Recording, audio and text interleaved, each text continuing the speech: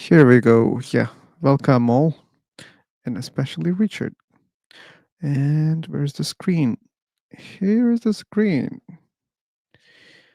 Let me mute the notifications.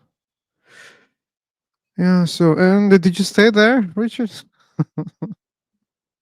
And Phil, you should also put the link of your channel in the description or in the Okay. welcome message. Yeah, we have a problem in the welcome message nowadays. What was your name? Uh, I just remember your voice. Okay, Yeah. what's your name? Oh, Tyrant, you are. Okay. Yeah, There's another account, right? Like I blocked one of your accounts you did and for no just reason. for no reason. I believe there was a reason, but anyway. No, there Okay. was not. Okay, if there was no reason, then probably there was just a mistake. Okay. But anyway. So yeah, the welcome message is problematic nowadays. It doesn't allow me to put the full message. Oh, I have to cut it. And I believe these are the most important parts yes, they for the are. people who join. So yeah. So how are you? I'm fine. Fine. What's about you? I was asking you, but I'm happy that you're also fine. Yeah. Okay. Here's Is a. it live on YouTube? Yeah, it is. Yeah, Oops. I think you have a YouTube channel, right? You cannot be live on YouTube if you don't have a channel. Sure, if you're not joining someone else's live. Yeah. Hey, Because anarchist. I'm Hi. also a YouTuber with 2 lakh Jesus Christ. subscribers. They not see that it says it's on YouTube. And that's our problem, Jess. Oh man. They don't see. And you know what? Like, look, this is the main page. Here, this is the title. Prove God live on YouTube. So Has 200,000 followers on YouTube. who says that? This guy. It's me 2 lakh followers. I don't Two understand. lakhs means Let me 200,000 You see. in just this search, day. Phil O. you just, Sober. How many people are Is that your talking at the channel same name? time? Guys, you guys, just guys. search Crazy Man Saurabh, then you see my channel. Saurabh, you have a channel about what? Yeah, I'm just providing news, like controversial news, and I put my thought on that. I'm Okay, I found sorry. your channel. I found your channel. Yeah. Oh man. But now I'm not working on that because my study is going on, and I so I'm busy. Okay. Okay, your study is on and you're busy, but still you're here. Maybe he's just. Because English, I want to improve my communication skills, so I'm here. Oh, Yeah, okay. Fair Okay. enough. Yeah, guys. Let's don't go other topics. So we have a specific topic in this room, and there's only one topic: God's existence. So if they're believers, mostly I prefer believers because with the non-believer side, there's not that we can talk about much. So only few questions: you believe in God? If the answer is yes, then which God? Then why you believe in that God? So that's the whole concept in this room for the people who don't know. And this is live on YouTube. So whatever you say, whatever you show, whatever you type, it will be seen on YouTube. Okay. Yeah. sure. Okay. Anyone who's interested in? Sure thing. I believe in God. but what's it called again? I think it's called agnostic, right? When you don't know in which God to believe in. Oh, not exactly. So yeah, when you don't know whether God exists or not, that's agnosticism. So you're an agnostic, and you can be a believer and you can be a non-believer while being an agnostic. So can you say I believe a God exists? Yeah, I do believe that God exists, but Okay. I just don't know which one it is, because there are many Oh, different religions and many different people saying different things. But then I again, I believe see. that a God must exist. Okay, this is not like agnosticism. This is like theism. So you believe in a God, but it's not like from the religions, or you don't know which God. Like, when you say I believe a God exists, then what do you mean by God? Because you're saying that it's not like the religious gods. I understand that. I believe in a divine creator, like a being that shapes the universe, and Okay. that's what I call a God. Okay. This is called theism mostly, if I'm not wrong. Why do you believe These, that there is such a God? Wait, I just looked up the term theism. Not Yeah, the. theism. Yeah, I found it. I found it. Yeah, and yes, it pretty much encaptures the idea. Okay.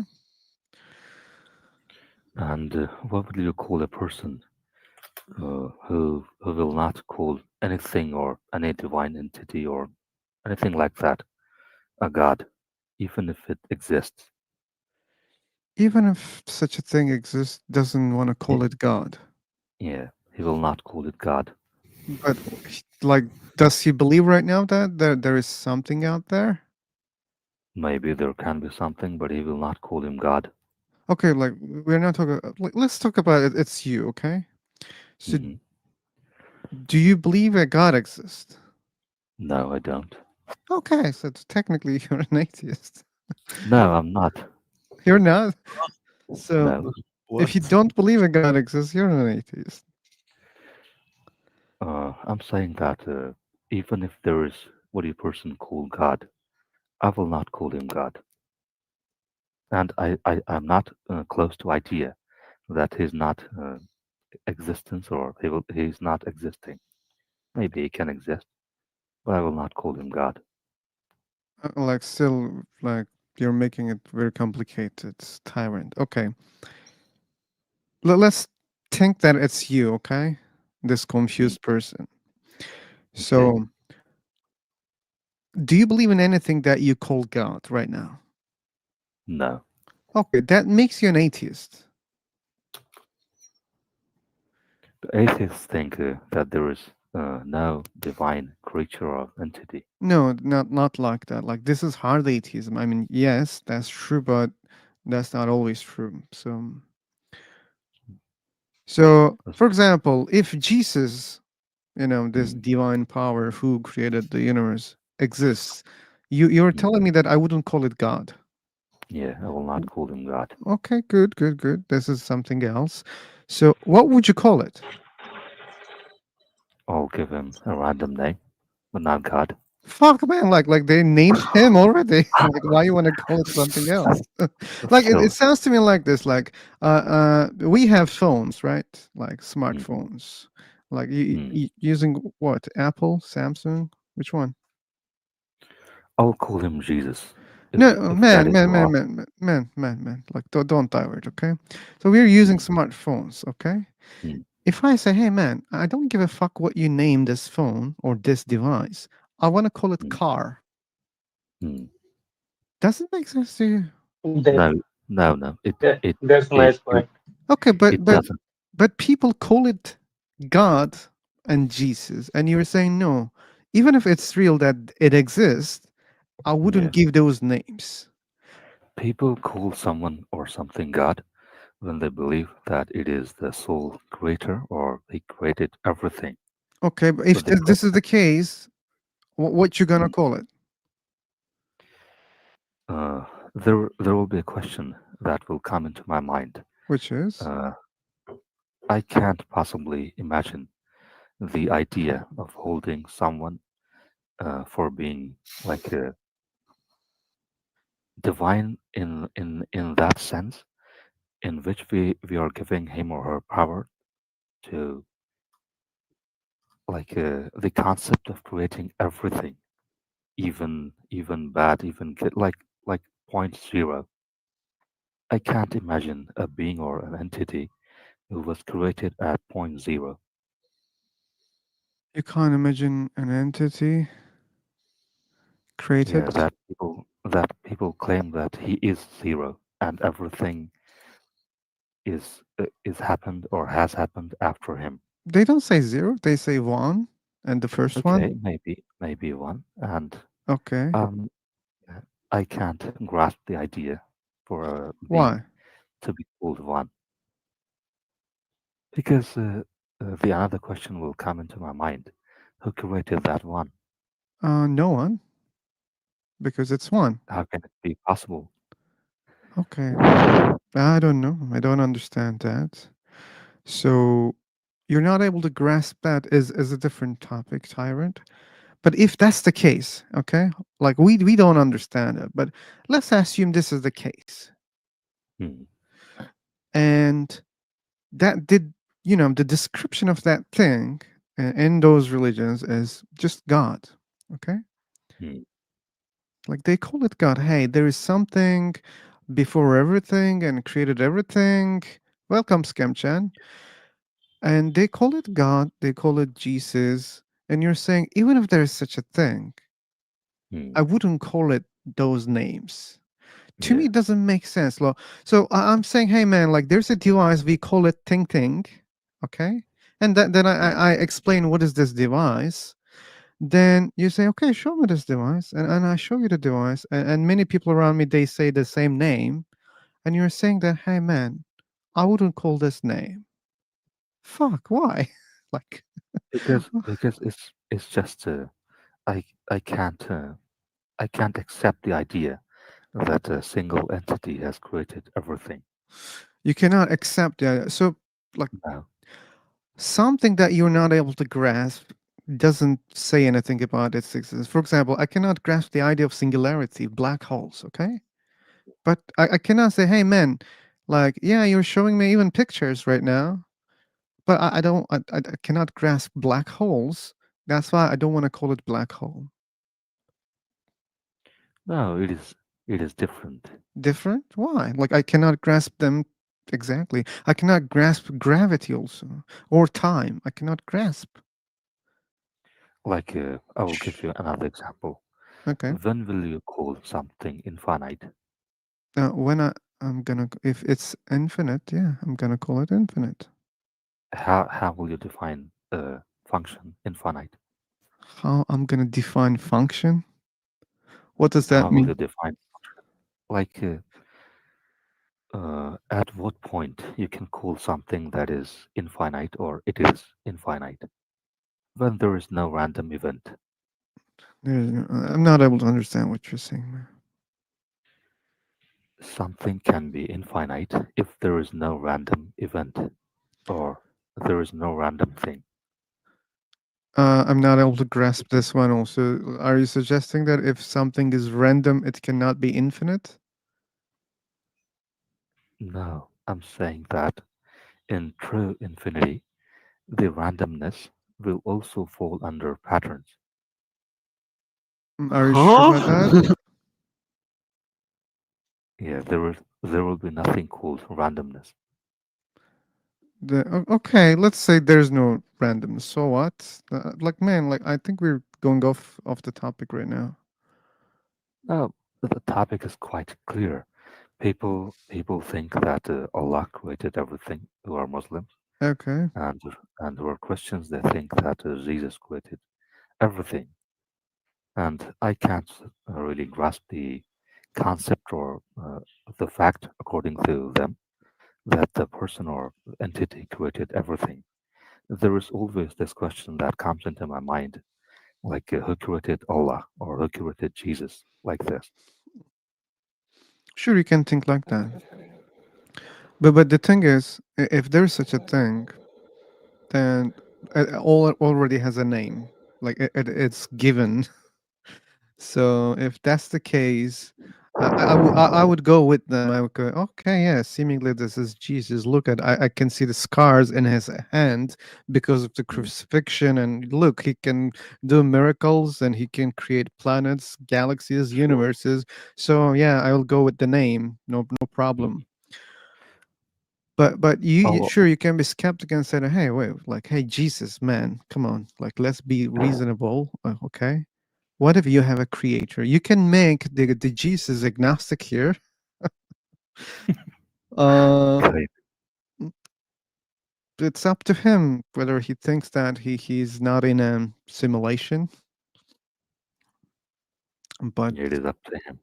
yeah, I understand. I understand your concerns. Like, there is no way to get rid of this level of skepticism.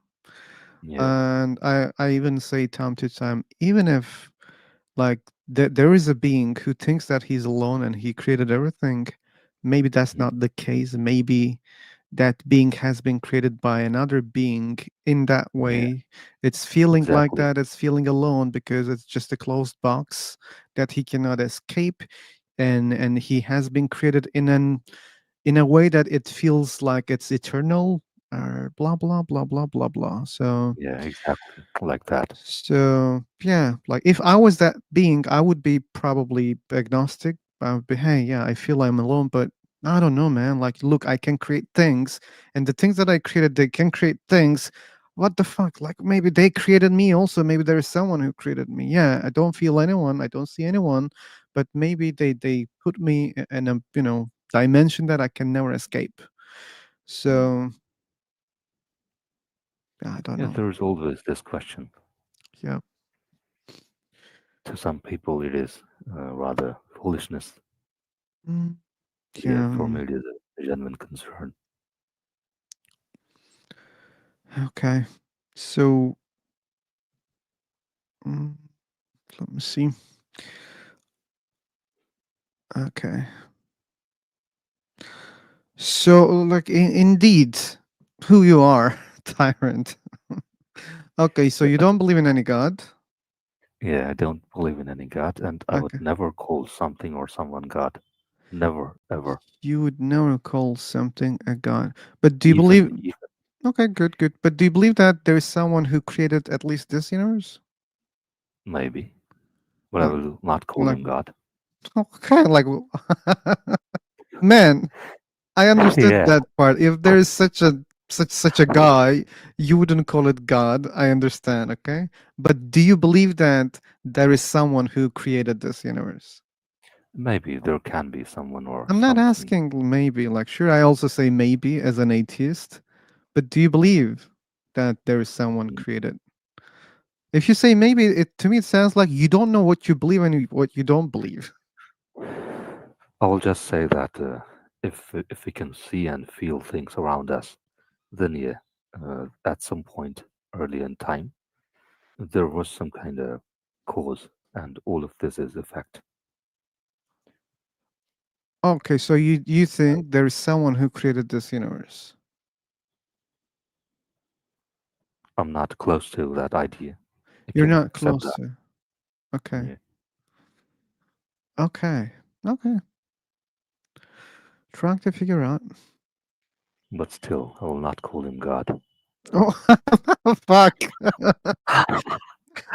Yeah, yeah, because I Okay. can't. Like, I may not be showing, like, intelligence that much to you, but I got that part at least, okay? You wouldn't call it God, okay? You don't have to repeat. Yeah, I'm it is sorry like that I this. look so stupid to you, but I cannot change that. You wouldn't call it God. Wait a second. Um, here is he wouldn't call it God. Okay.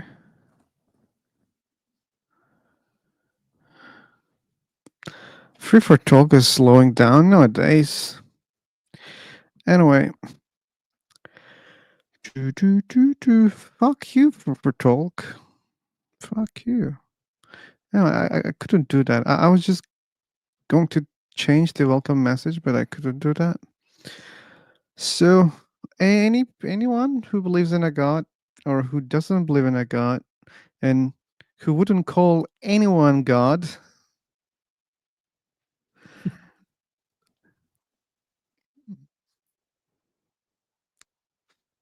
Richard, you're still on the vacation, right? I hope. Oh no, I'm still working full time. Trust me. Oh, Oh god, I went to work today. It's really? Saturday and I still went to work. Fuck. And then I misunderstood you. Like I thought you were in a vacation till the New Year. I'm Oh, daydreaming. Fuck. I wish I could live in that image. I wish I could be on vacation You until did, New man. Year's. You did, That would man. be amazing. You did it, man. In my mind. Oh my god, someday I'll pull that off. Someday. Okay. Someday. Someday. Okay. Okay. No believers. Believers. Problem is clear. I'm surprised.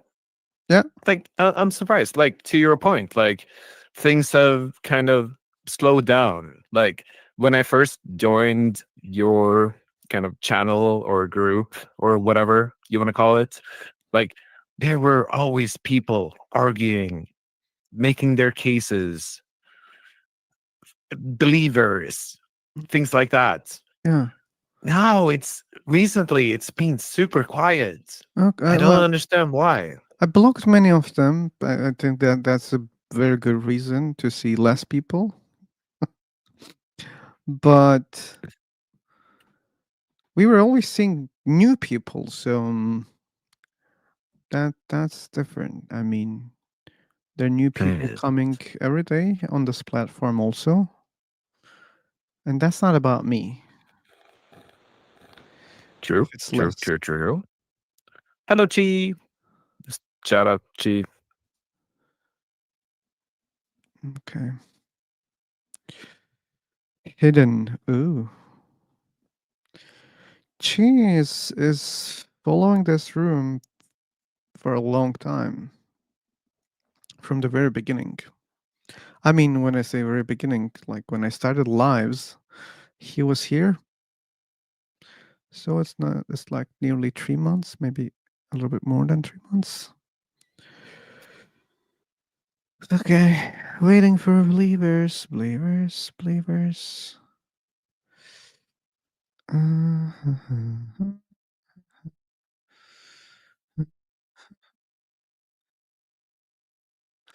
Hello, Christian here. God is a tough subject. Many seem hard to prove, so here I am. The problem being of the question, why doesn't God reveal himself?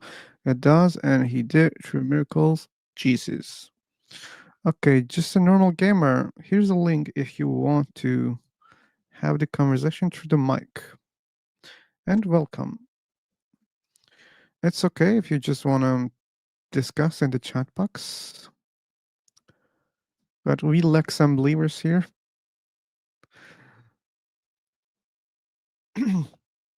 Yeah, many listeners.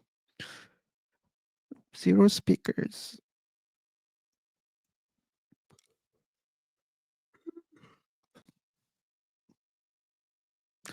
Yeah, that's a good warning, Jazz. Thanks. It's a good warning. Okay. So if DM is you, you should consider rejoining if you think you don't want to share your name here. So if it's okay, just say okay in the chat box.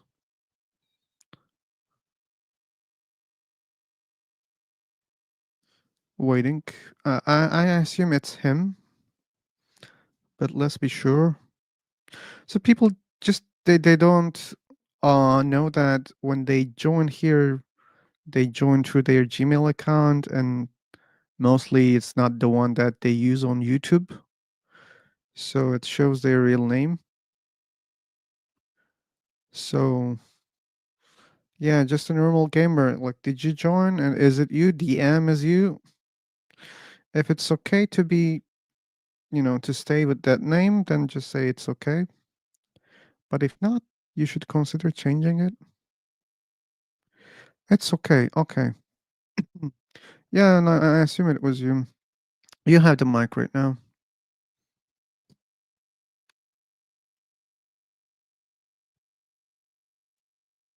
Mic is on the top of your screen. Oh, sorry. I'm so dumb. Wait a second. Now you can unmute yourself.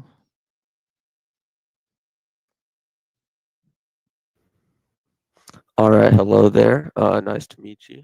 Hey, man. Good morning. Good morning. Good morning. All right. So, I already gave a little bit of convo in my chat there. I was just waiting on a link, but let me hear your argument first after what I just said. An argument for what? All right, hold on. Let me just look through my notes that I have. Okay, so my argument is that hold on. So the problem of people who um the problem being of the question, why doesn't God reveal himself? That's the main argument many people who are not believing stand of. So God today, he still does miracles. The problem is that he can't just reveal it to everyone. He can't reveal himself to everyone, and he has to do it individually, like a door-to-door But salesman, Damon, so like I didn't have such a question. So why should I, argue about this Well, topic? I just asked you for a question. That's my Mhm. problem here. What was the question? I asked you for your argument. For my argument for what exactly? I mean, your titles literally try to prove you're God, so explain to me why you think God doesn't exist. Uh, because I don't see good evidence. That's why. All right. So there's perfect evidence in many books in the Bible. You see in Matthew's, which is the first book in the New Testament. It goes through the genealogy of Jesus, starting from Adam and Eve, because in Genesis, Why God should why foretold should I care about any book? What it says? Like, if I read Lord of the because Rings, why should I think that it's real? there is the evidence. Even Like, books atheists are not have evidence. confirmed they atheists have confirmed the crucifixion of Jesus many times. Okay, that doesn't make him divine. Like, you can crucify any person anytime. That's possible. But All coming right. from death is not possible. That's why we don't believe as atheists. We believe you can kill any person in any way, any cruel way, and that's why it's believable. Like, a name called Jesus was crucified. It's something believable. But if you say that, you came here on a flying donkey, I would say, wait a second. No. If you say I came with my car, okay, yeah, I believe in that. Okay, so cars did not exist at that time. Okay. So I I don't know don't. what you're trying to point at I'm there. trying to point that, like, in real life right now, if you tell me I came, like, let's suppose we had a meeting, okay? We have a meeting, and you're saying, hey, I came here with my flying donkey. I would say, hey man, like, you're just bullshitting right now. But if you told me you came with your new car, I would say, okay. I would believe, like, it's believable. So when you say atheists believe that Jesus has been crucified, it's okay. Why? Because we can do that, right? It's possible. But saying that someone came back to life after 3 days, this is something that we don't buy. Why? Because we don't see such things. So my question is, why do you think billions of people believe in it? Why do you think billions of people believe in Muhammad or other gods, other religions? Because Muhammad and other people who have started other religions, such as Joseph Smith, have all relied on idolatry in order to prove their points. Uh, but billions of people believe that Muhammad split the moon, so should we believe in it? No, because Jesus is the Messiah, and he came and said, "No, I I don't am." care. Like, forget about what he said. Like, your argument is billions of people believe in something, therefore it's true. And I am saying no. I don't buy that also because billions of people believe in other things No, also. my question That was, was why not do a you think question, that was people a believe in statement. it? My question was, why do you think people believe in it? People love Not religions. People love the idea of God, idea of afterlife. People love, the things that they don't understand. The people love magic. Okay, people love mystery. People love gossiping. People love exaggerating. That's what humans do all the time. It is true. Yeah. all right. Well, can we at least try finding some common ground? Because I'm not a lot about putting people down in arguments. We need some common ground here. Okay, we can. So, can we start from somewhere here?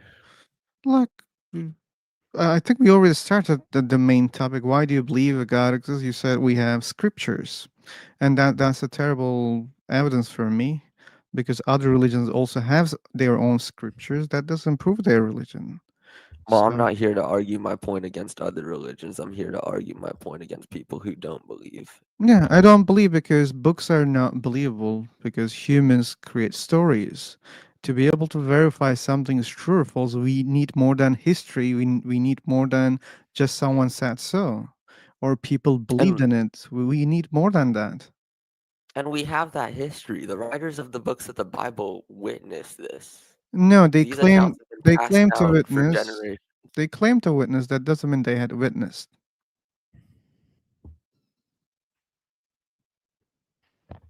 Okay, I see a lot of negative stuff in the chat. Look, I'm a generally nice guy Where in the chat? Here or on YouTube? on YouTube. I'm literally just practicing for debate here, so take it easy on me. Okay, let me see. I think Color is smoking. Scam, come on. Damon, you're doing great. Keep it up. Thank you, thank you, Yeah, you're doing fine so far. thank you. And we have David. David, like I mostly like 101. So, but let's make an exception, okay? All right, I think I gotta go in a bit here, Oh, so I thank you okay. for your arguments. Thanks for joining. This has Bye bye. been very good practice. Okay, was not bad. Yeah. And have a blessed day, sir. Thank you so much. You also. Thanks. Okay, David, you have the mic right now. And David, do you also came from YouTube? Okay, you unmuted yourself. I hear some hiss. Are you talking? If yes, please type yes. Uh, okay, you're not audible. Yeah, we don't hear you.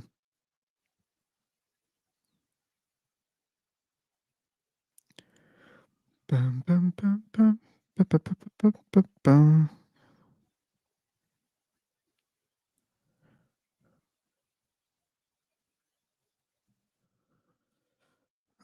Jess.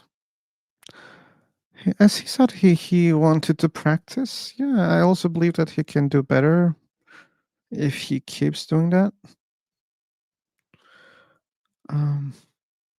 And we don't hear you, David. Still hiss. Maybe some cable issue.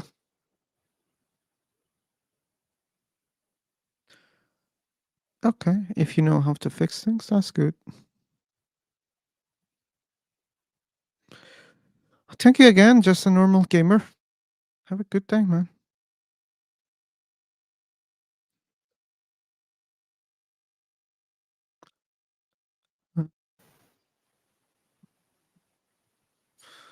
Come on, guys. Come on. Do not go hard on him.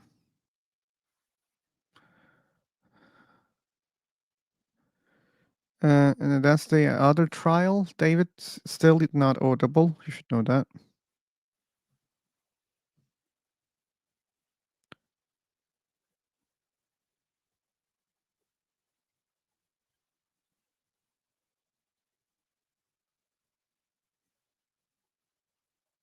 Yep. I want to share something with you. Yeah, I want to share. Hello. Hello? I actually just now I've been with a group of Muslims. And that Okay. was my mistake. That was And your so mistake? yeah, that was my mistake. Yeah. I Oh, don't know if it's a mistake or not actually.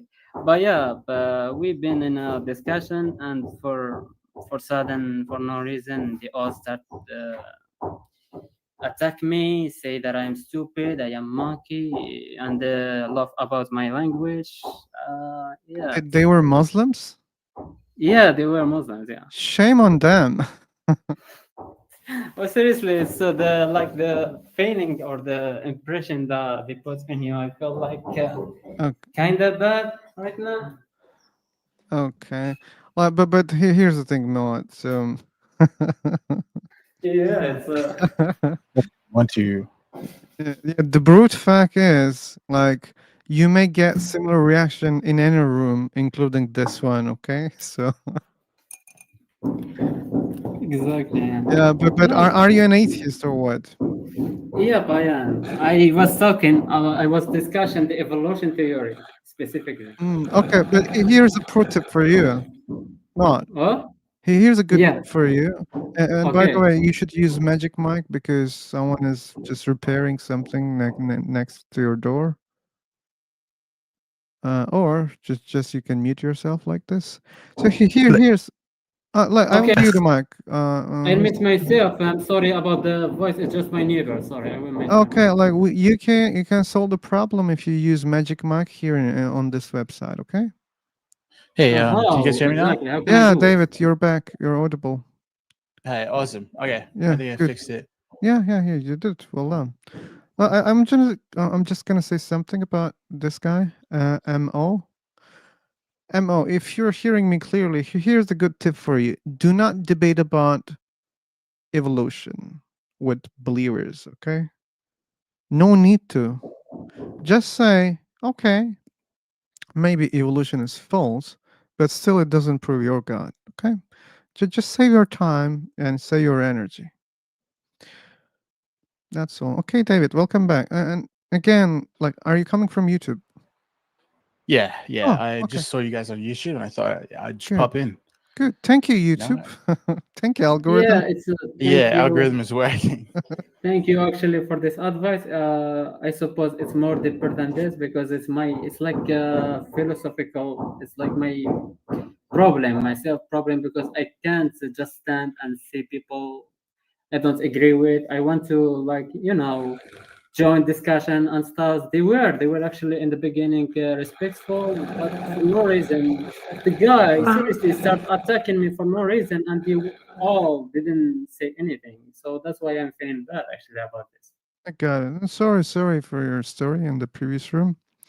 But just like don't be so sensitive about when it happens. Like it happens, okay? Here on Free for Talk, on other platforms, in real life, it happens. Just try to save your time and energy, okay? And you can still be on the track. David, could I ask you where you're from?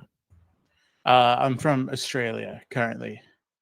Australia. Let's Yeah. go. What city? What about you guys? From West Australia, Perth. Wait. Perth?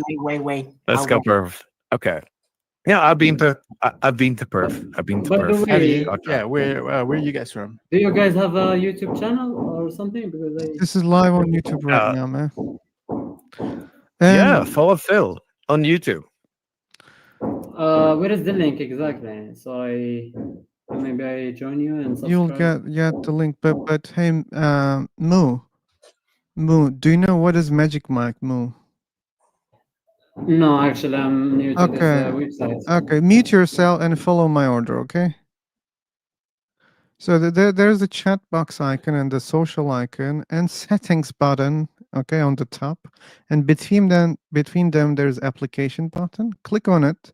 You will see Magic Mic and turn on Crisp. Okay, that's all. Okay. That's all. Okay, guys, let's go like without diverting from the topic. So, David, you're a believer, I assume. Yeah, I'm a Christian. More Okay. specifically, I'm Seventh-day Adventist. I don't know that. I mean, just I heard that. I know the name, but Yeah, well, it's a denomination of the Protestant Christian. So we follow the Jewish Sabbath, where it's from Friday sunset to Saturday sunset, as was studied back in those times in Israel and the times that historically was from the Bible. Other than that, we also believe that Jesus is, part of the Trinity and is God. And we believe pretty much all the other things that the Christian churches believe, that the Bible is the inspired word of God, and it's written through many people, and it's historically reliable. okay. So you believe in Jesus because Bible is historically reliable. Yes, I believe in Okay. Jesus because historically the Bible is a text made of many different manuscripts compiled together, all written by people inspired by God, but all having different perspective on the same story and same narrative. Okay, but how can you say something is reliable when people claim that, hey, you know what, this book is inspired by a god or divine being? How can you rely on that book after you hear that claim? Because there are other books, they also claim that they have been, you know, inspired by God, but they're not the same God. Well, yeah, I understand what you're saying. Well, it depends upon what book you're talking about. If you're talking about the Quran, they said that it's a divine book that was given to them by God themselves through the Prophet Muhammad, and it was from one person. So I would say that that's unreliable because we Why? don't know where Muhammad got it from. Whereas the Bible gains its reliability by having so many authors, but they all say the same thing. I think Okay. that adds more to reliability to it. Also, the Torah, which is the first 5 books of the Bible, was originally an established text in the Jewish community and was studied and accepted by many of the people in the lands during that time. It wasn't like thousands of years after. So you're saying that if many people are making the same claims, then it's reliable. Well, how do you know someone like Abraham Lincoln existed? I mean, there's no like I don't know we that. I we cannot don't prove know you don't it. know him personally, but you gain context from what you have around you at the time. There's eyewitnesses, and that's the same with the Bible. Jesus had eyewitness testimonies firsthand from him, from people that saw him. But there are people who claim that, or there are people who wrote that, but that doesn't mean this is true. That doesn't mean it's true, even when there are many people or many books claim the same thing. And why? Because we don't know whether it's possible or not so far. Like, we know people can exist, people exist, humans right now, they exist. We know that people existed in the past. So when you claim Abraham Lincoln, any figure in history, we don't need to go and be skeptic and say, hey, what if he didn't exist? No, we don't do that. Like, we believe, okay, yeah, they existed. But when the supernatural claims involved, why we should believe that it's true? Because books we have a lot of stories and a lot of, fantastic creatures. Like, we have books talking about dragons, we have books talking about unicorns, we have books about talking aliens, right? Why we should believe in it? Like, if we see multiple books having similar topics, does it make it true? No. Yeah. Okay. Awesome. So to answer that question, why believe that it's true? Well, first of all, you didn't dispute whether or not Jesus is historically historically if he existed or not. I think it's very uncontested that Jesus did exist and did walk among us, but the real question is whether or not he was God. Because from the historical texts and manuscripts, it's very widely recognized, even in the atheist community, that Jesus did walk amongst us. It's just whether his claim is if he was God or not. And now you're talking about how we have, fantasy novels and books and literature like that, but the manuscripts from those times, especially in a time where reading and writing was not very acceptable, the literacy style that we're seeing in this is not in the same way that you would have a fantasy novel of this day. These are real places with real people, which has real historical events happening alongside these miracles that we're seeing in the Bible. It's as if you were to pick up a textbook from the time. You wouldn't say the textbook is unreliable because it's written in that style where all the information isn't in some hyperbole fantasy world. You think it's not fantasy world when you claim miracles? Well, it depends what you think is fantasy. If we Miracles knew are first, let's just fantasy for me. say hypothetically we knew that miracles were possible, that we could scientifically prove it, you wouldn't claim for it to be fantasy then. So how do you know that anything is fantasy or non-fantasy? You know? Like by just testing those things, right? Well, how we do that? Like we just look at the claims and then we test, and if it doesn't match, then we don't accept the claim, right? So you're saying that if miracles are something, yeah, that's the question. We don't know that. You just believe that they were something in the past. Why? Because you just read it in the books and you trust what people say. That's all you can do. We cannot go back and test any of them. Right now, we cannot test. That's why we don't believe. And again, when it comes to questioning the existence of Jesus, I don't have a problem with it. I believe Jesus existed. I believe Muhammad existed. I believe other, figures existed. Moses, Abraham. No problem. Okay. The problem is the stories coming with them.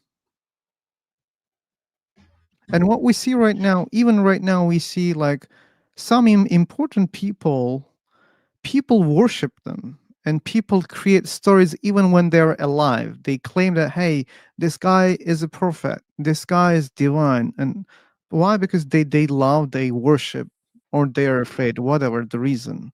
We see that people can do that even right now. And it's not so,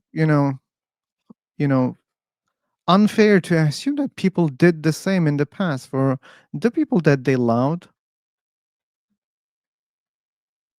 Well, the Bible says that there will be many false prophets that come in his name, in Jesus' name, and do wonders and works. And I don't dispute that at the time there were a lot of other religions and there was a lot of witchcraft and things like that of people doing miracles and stuff. But the Bible is reliable in my understanding, as it is a collection of thousands of manuscripts of eyewitness testimonies.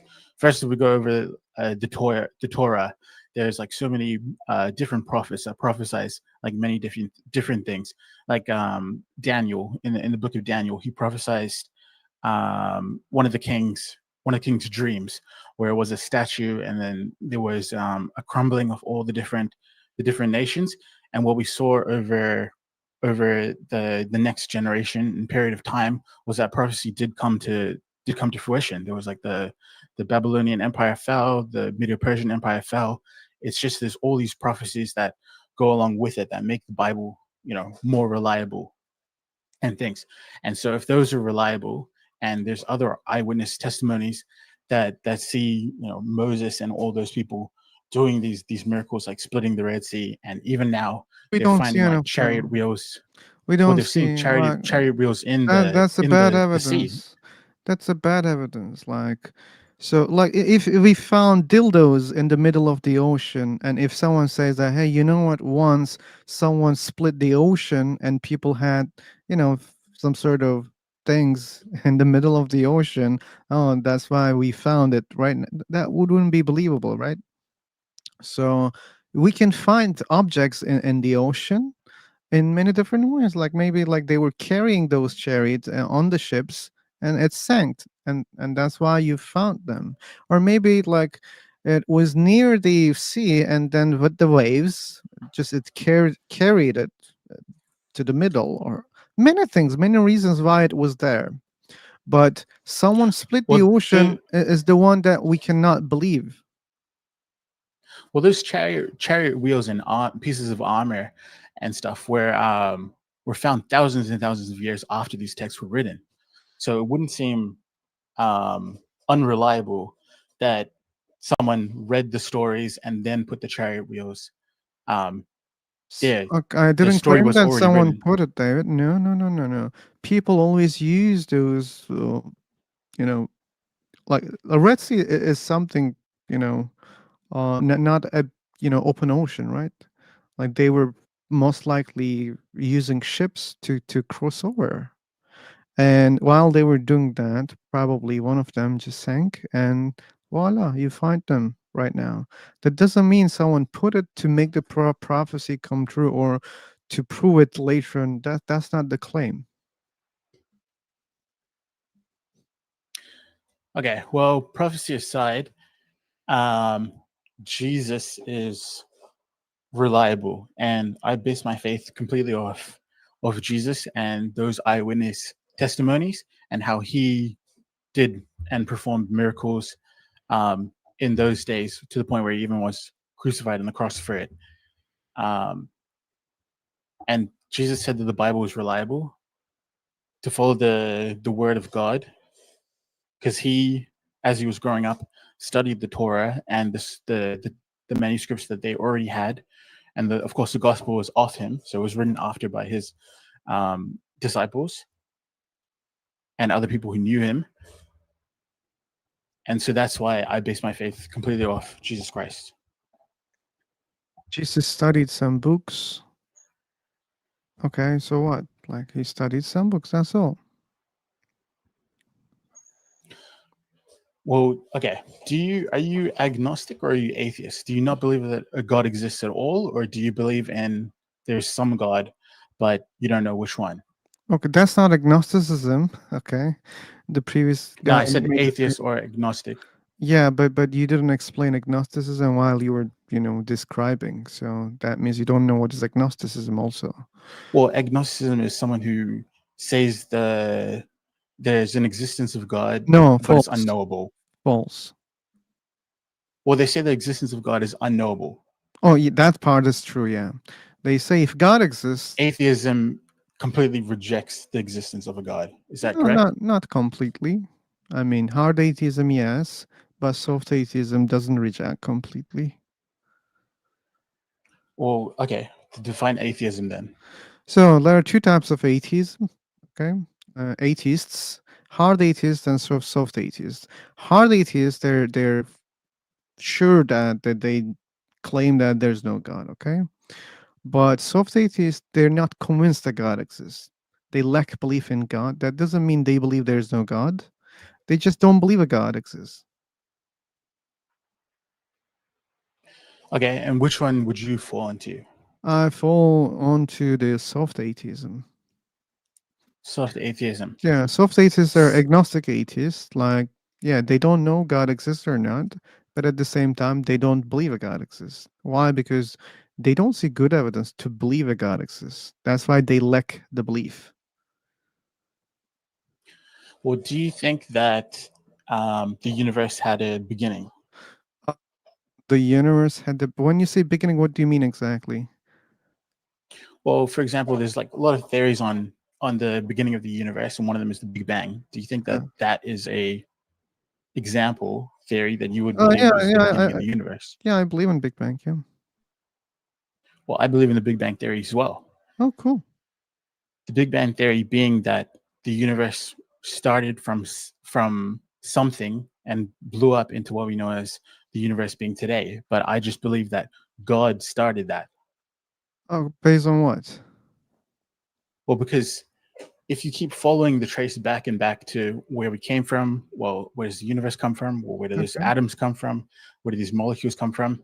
You will just keep going back up the tree, wondering where more and more of this happens, where there has to be Oh, an infinite, but you don't. there has to be an infinite source from it.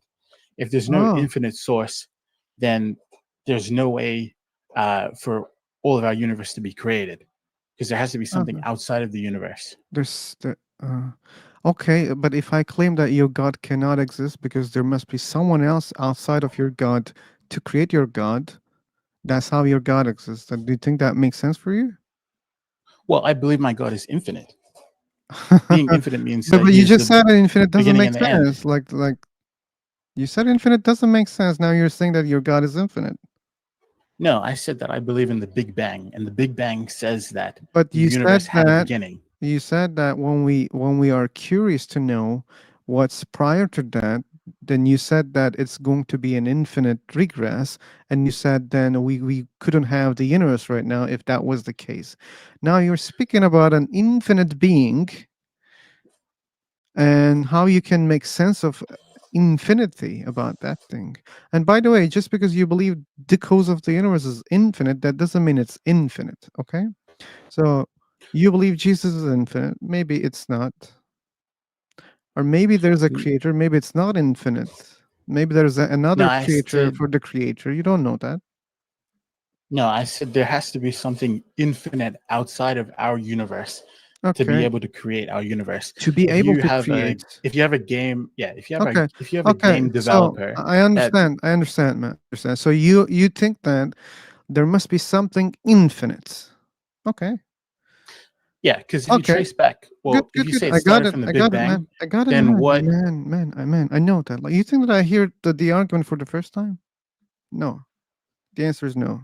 If that's what you what do think. you think was before the what do you think was So before the Big Bang then? here's the thing. Like, we don't have to assume that there was something before Big Bang. Okay. So what Big Why Bang not? says that, why I'm explaining. Uh, Big Bang is the expansion of the universe from a single point. Okay. It doesn't say there Single was point of what? nothing. Like, everything in one place, just dense in Well, what a existed point. before that?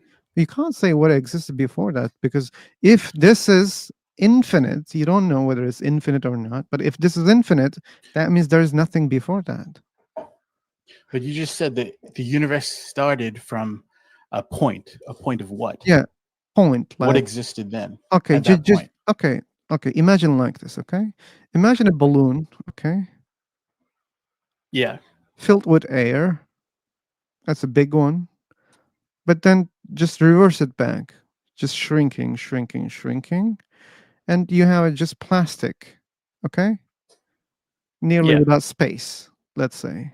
So singularity is that thing, and it started expanding, and now you say it. Oh, it's a balloon. Yeah, we call it universe. But when it's just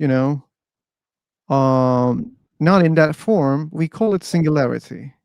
So it's the same thing. So what if it existed always? Yeah, but in your analogy, the balloon shrinking doesn't take away from the fact that the actual material of the balloon always had to have existed. Oh, we don't know that. Like, energy cannot be created and cannot be destroyed. So it's to me it feels like it always exists. Yeah, energy cannot be created nor destroyed in this universe. So Okay. that's why Good. I believe strongly that there has to have been something infinite outside of our Why? universe that Why you make time, it space, and outside? matter does not touch.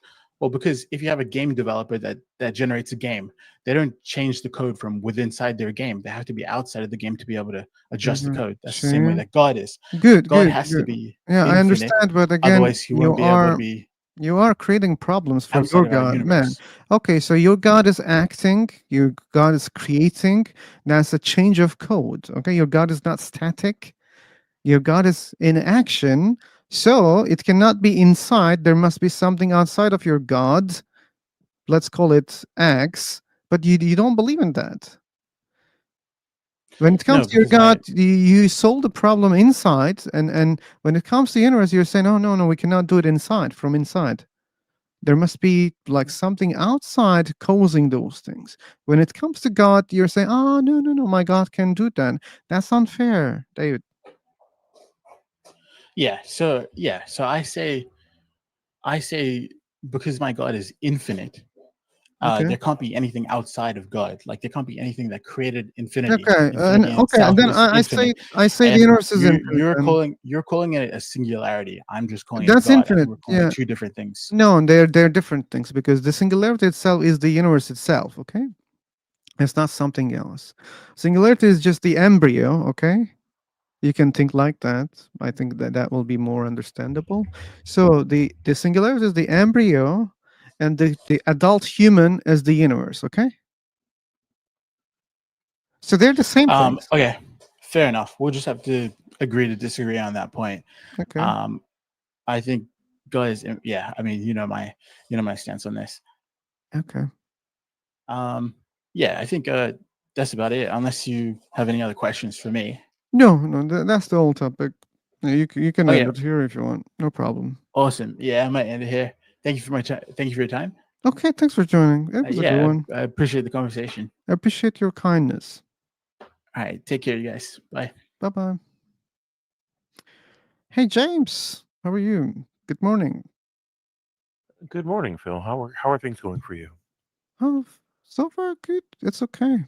I was busy before the live. I was trying OBS.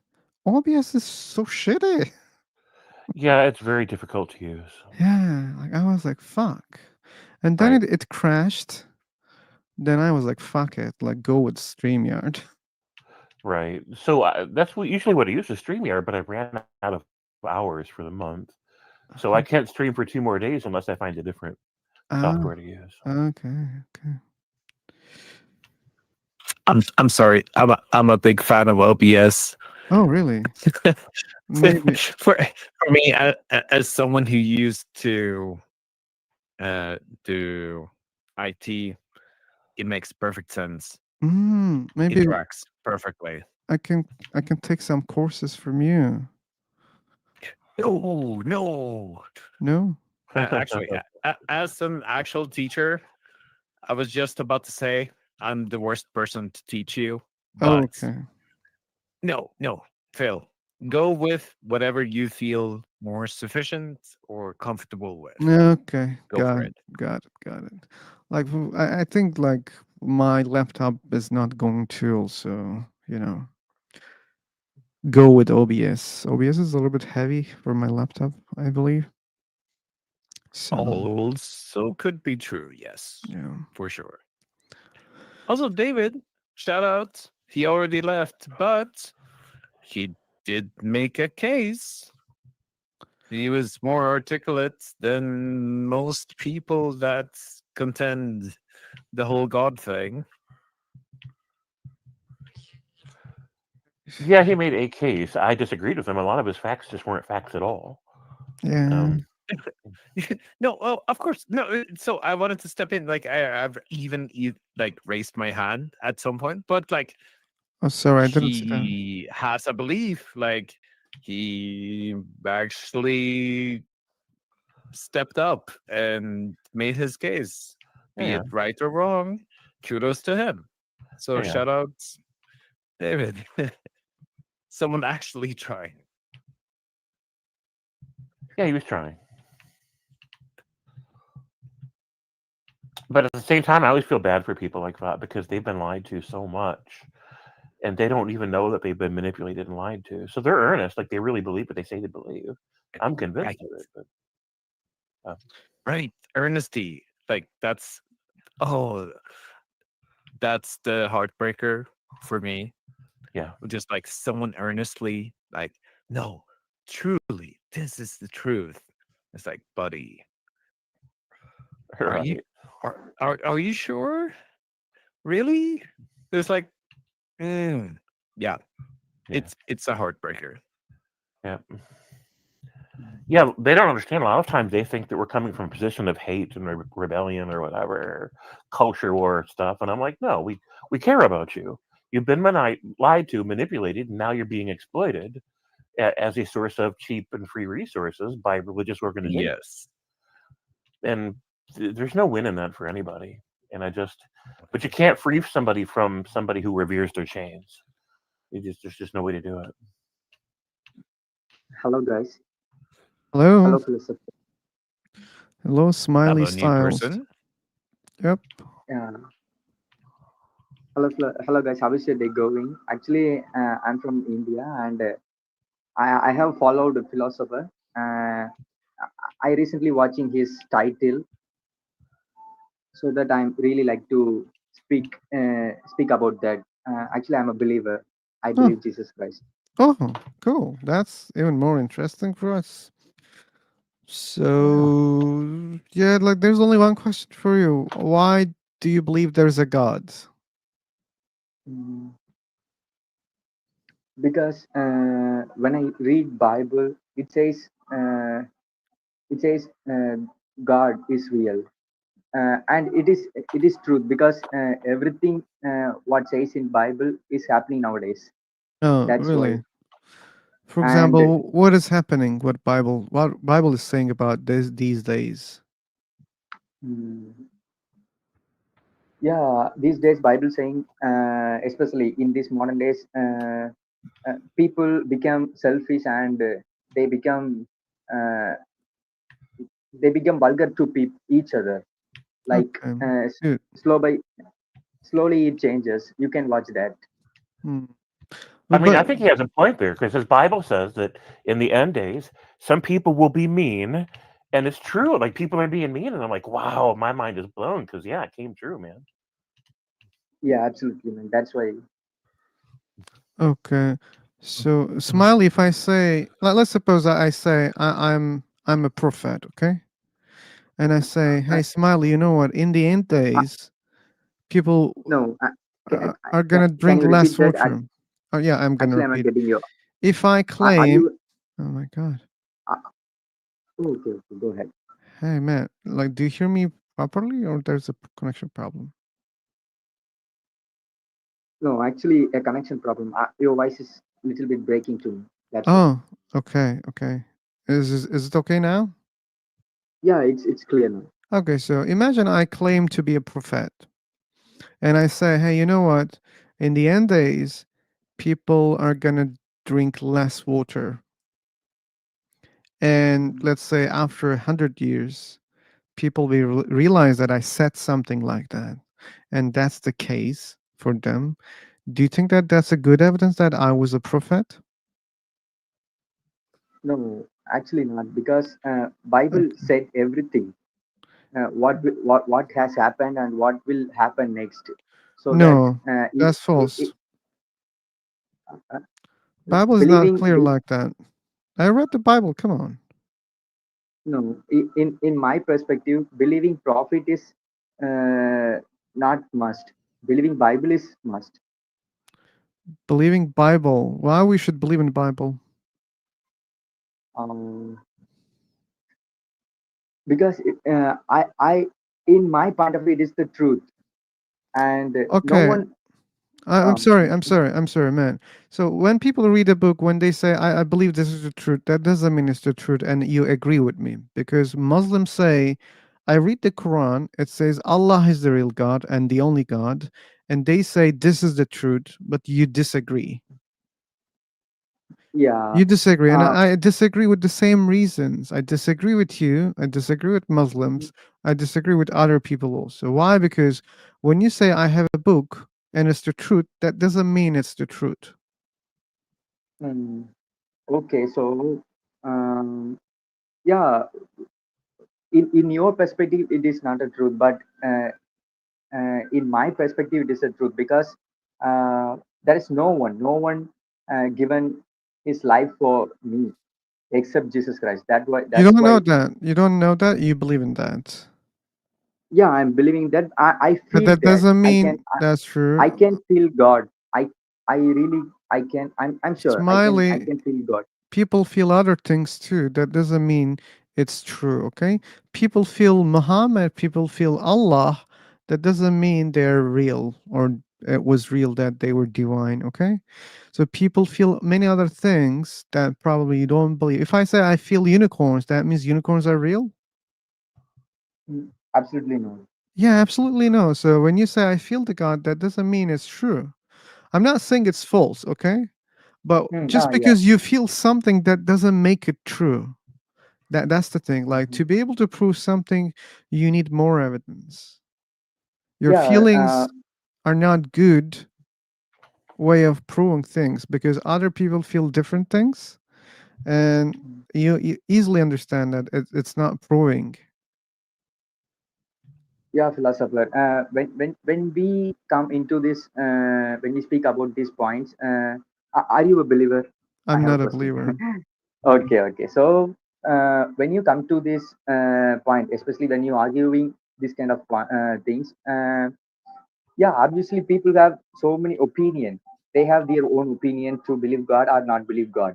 But uh, in my point of view, yeah, I will believe God, because there is another thing, another uh, yeah, absolutely, there is another thing who rules us. You believe in that also? That doesn't mean this is Yeah, also true. because you can determine your life. Okay, that If doesn't you, mean if, someone else determines my life. hmm, Can I ask Okay, a question?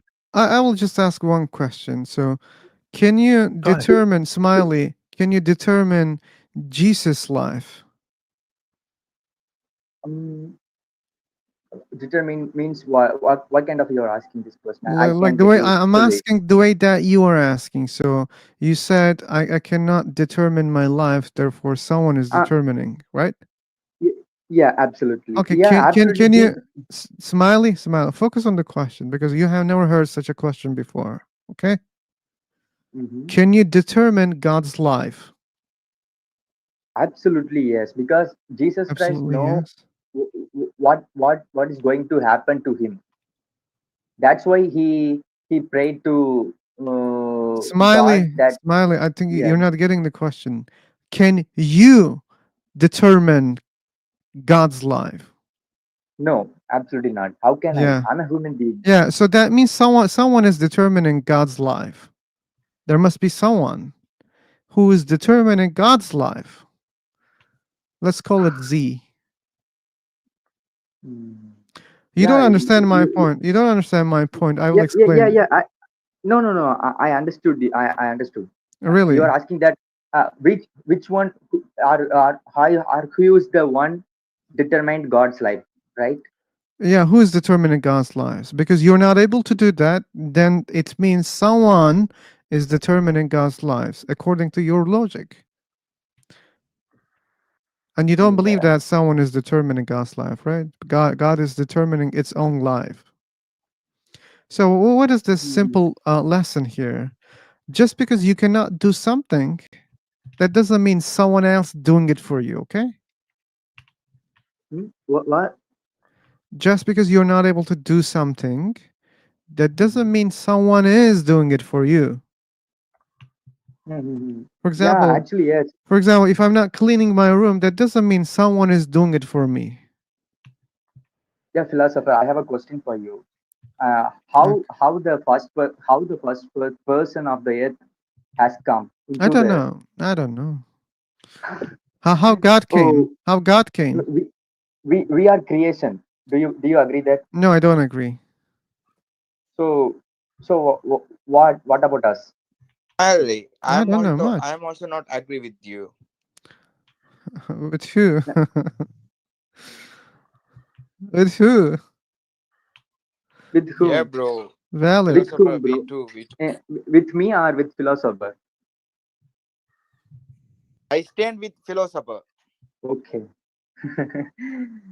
Okay, man. And the sweetest thing is he is my friend. With your friend. Okay, cool. Yes, but he's in your side No in problem. this. Okay, so um, the thing is, um, you don't know who created you, right? That doesn't mean someone created me. So how the first person has come? I don't know how God Give, came. give some logic. You Give, believe give, logic? give some logic. Who created your God? No, bro. God has no creation. Then we don't have creation. Oh, how can you say? But Exactly, How yeah, can you say yeah. God exactly. is If not you said, created? Mhm. How if you how said, can you say God is not created? if you say we have no creation or something, but why people are doing intercourse? Why people are doing intercourse? Yeah. What do you mean? What is the reason they do that? What is to make a baby, right, bro? So what? Sometimes, for some people, most people do it because it feels good. Mostly that, yeah. Yeah, actually, but the thing, the intercourse is for only to make, not only, but Smiley, intercourse is. smiley. Hmm. People will be talk all the bullshit, man. But the thing is, in my point of view, philosopher, don't get me angry or something, okay? In You are my such a flirt. in my opinion, the thing intercourse is one, the sex is only for to make a baby. That's No, why. Uh, uh, no, man. Like James already answered. Like not only for the baby. Like people do it for pleasure also. Okay. yeah, people do it for pleasure also. But the thing is, if you are not wearing a cap, Okay, man. it We know what obviously make a. happens. So what? So what's your point, man? What's your point? Yeah, my point is, we are creation. We The are first person. Christian. Okay, good, good, Yeah, good, yeah, good, good, good. Very good, very good. Then tell me, who is the father and mother of Jesus? yeah. Are you asking me spiritually or uh, like worldly? Like God, you believe God exists. God created everything, right? Yeah, man. At the And same time, yeah, yeah, your question is man, related man, with two things. man, Yeah. man. You should tell me, who is the father and mother of the God that who created this universe? And the thing is, there is no father and mother for God because we are not able to get the knowledge of God. You how like you cannot claim something if you cannot get knowledge of something. Okay, so you don't know means you don't know. Okay, don't make claims. Uh, So if okay, and that's the same case for me as an atheist. Okay, I don't know how this universe exists. Okay, therefore I don't claim that there is no cause. I don't claim that there's a cause. Okay, I just don't know. That's all. The bro, same goes bro, for like God how is. humans exist. I don't know how humans exist. That doesn't mean someone created us in the first place. We don't know how we exist. That's all. Okay.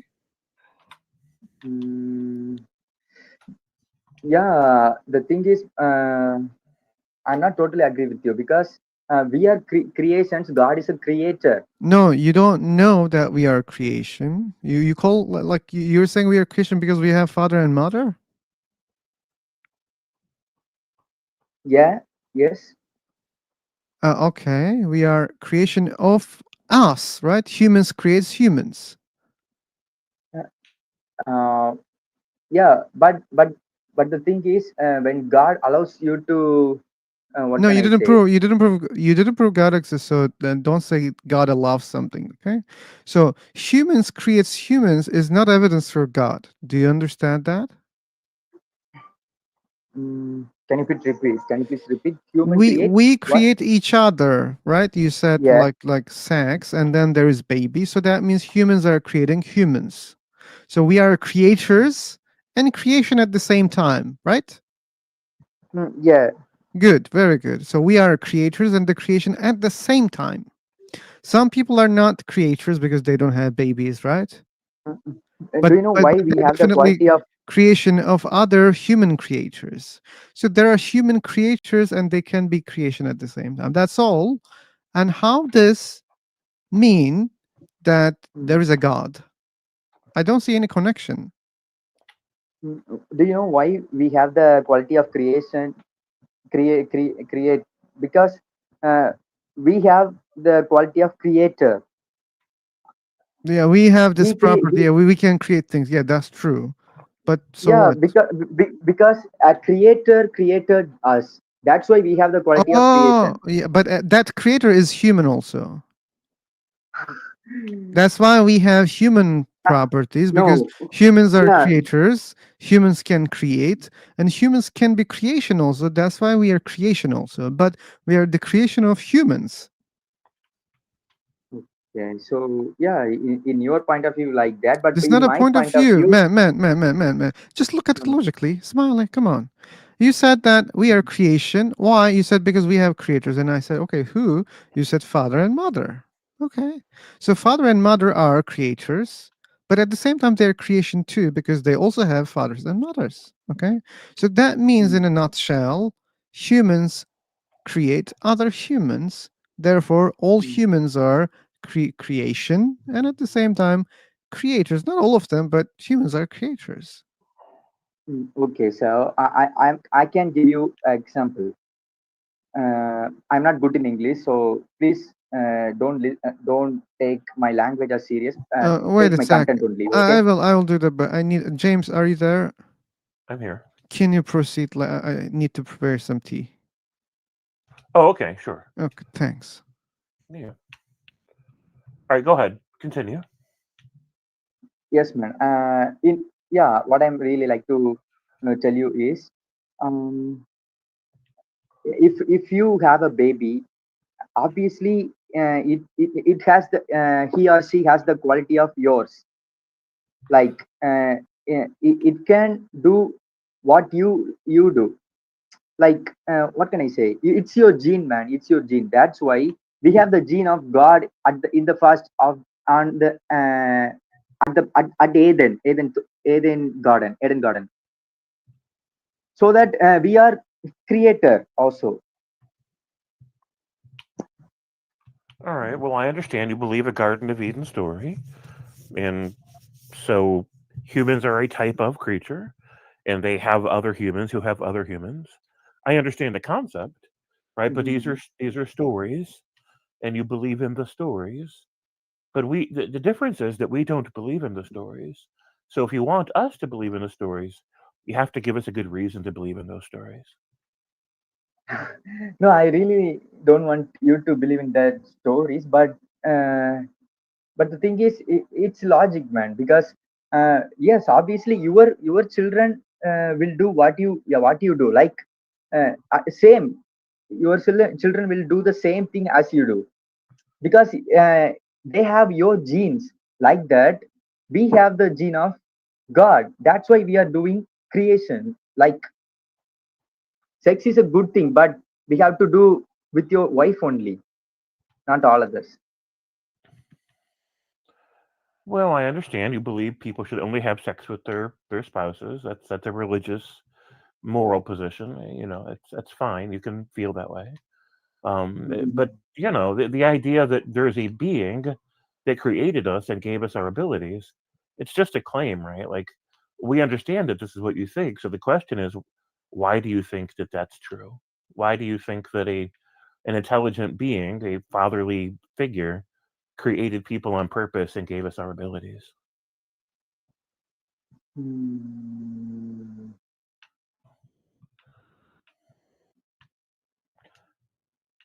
I mean, because like other animals exist, right? And Hmm. they don't. And if they're supposed to have the same traits and abilities as whoever created them, then we would ask ourselves, why don't all the other animals have the same abilities if they all have the same God? Why? Because God created us His image. And you believe that because the story said so? No, man. It's also a logic. Well, I mean, I would imagine beavers probably think that there's a beaver god, right? And dogs think there's a dog god, because everybody wants to be special, right?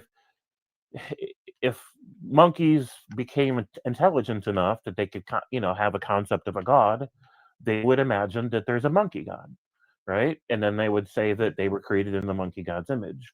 But this is just a way of placing one's own self in the middle of the universe so that we can feel special and make the universe be all about us.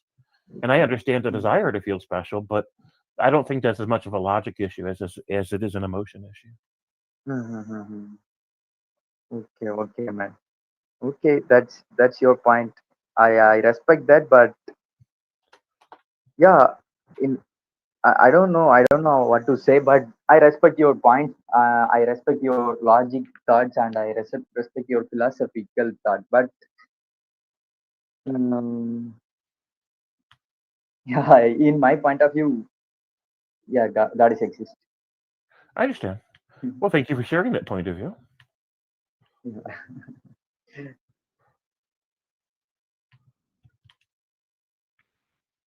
And I can really tell you one thing. You can do one thing. Like you can open your mouth and ask if there is real God. Just show me your face or something. Show me something. I have to feel you. Like you can ask something Oh like, man, I do it every yeah, day. I say, oh, please send me 1 kg of gold on my table right now, and he never sends. the thing is 1 kg of gold, bro. What can I say, bro? But like, if you Honestly, really want, if you that's what really I do. want God, Good. if you really want God, you have to ask Him, show me about yourself, but not a gold or something, man. Why not? Like that's a good Your way. intention is your intention is getting gold. It's different.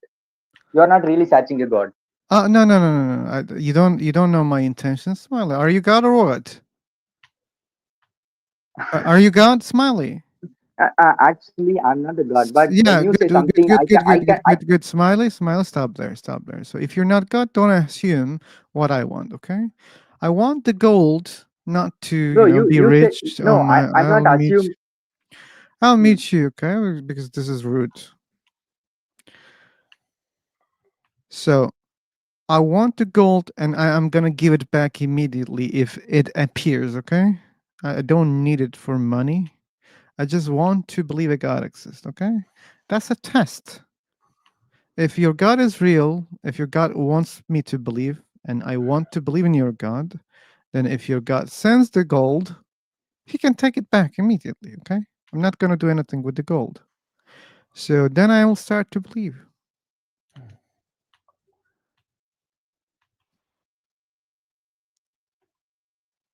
Okay, actually, I'm sorry for interrupting you. Uh, That's okay, man. Don't yeah, worry. I can meet people. I'm not. What can I say? I'm not judging you or something. That you said that from your mouth. You are asking gold to God.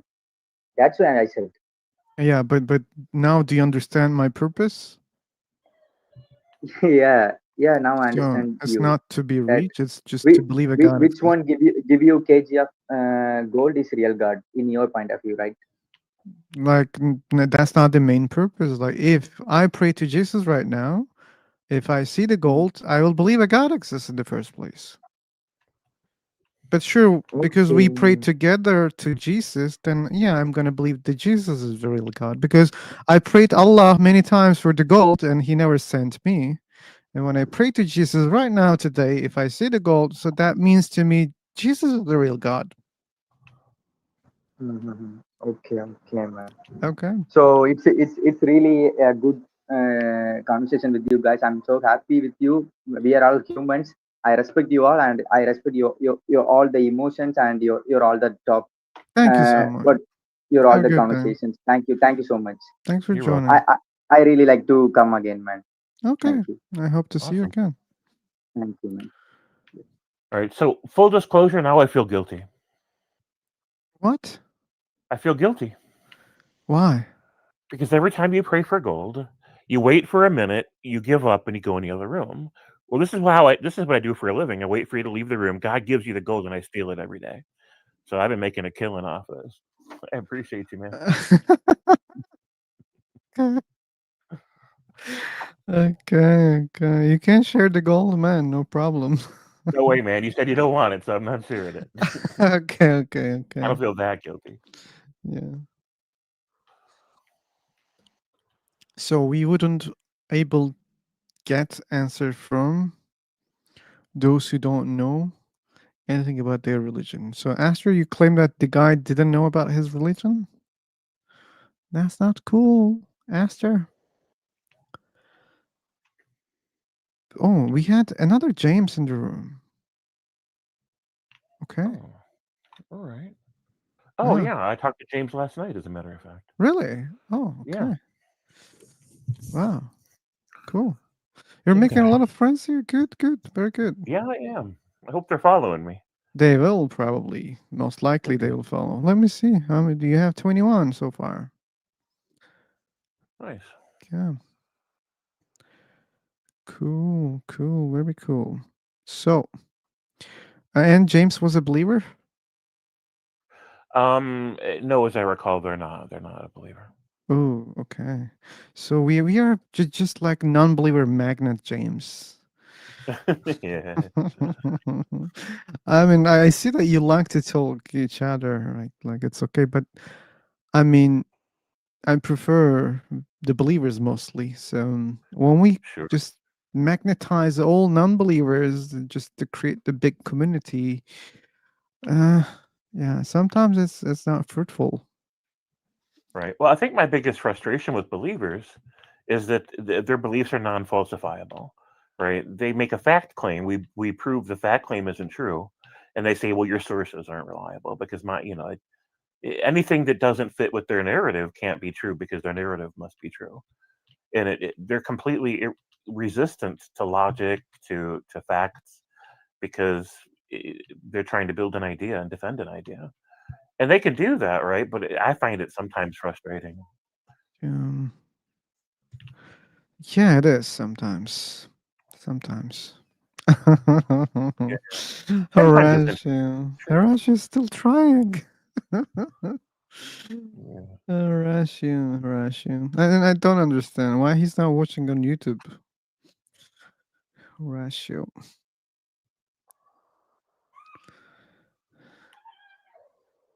Okay. So everything is cool until we learn something with facts. Okay. Wanted to listen. Interested in your debates following here and YouTube now. Good. Yeah, follow James on YouTube also.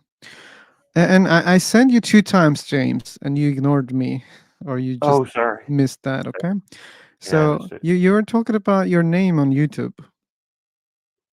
Oh, yeah. Yeah, and I sent you a suggestion. Oh, you did? Is it in the comments? It was 2 times, but you didn't see. But anyway, I always forget to look at my comments. I'll go look for them. yeah. Here's I'm typing again. Okay. Here's my suggestion.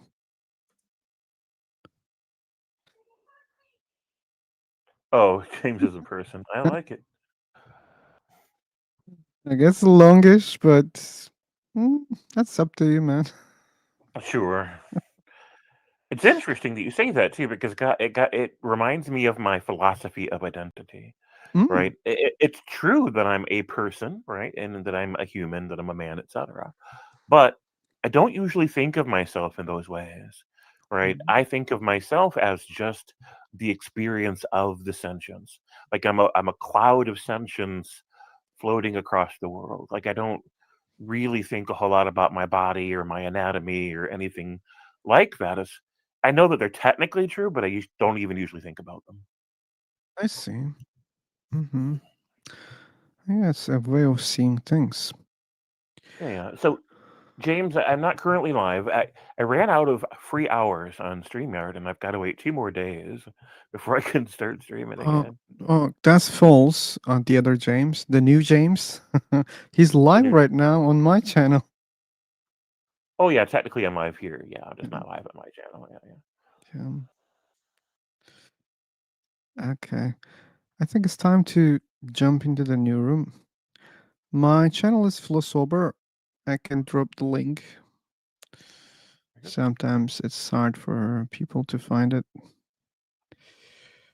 Here is the link. Link. There you go. Yeah. Oh wait, no, yep. So there's Okay. Phil posted a link to his YouTube, and I posted a link to my YouTube over there in the Yeah. chat thing.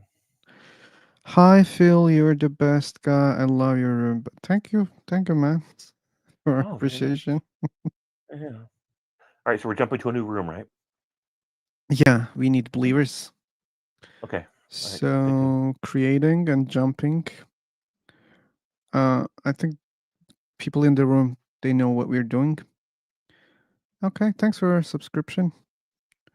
You're fine, and we're jumping into other room. Vampire's Blood. You should know that. Jumped in seconds. Yep. We're here.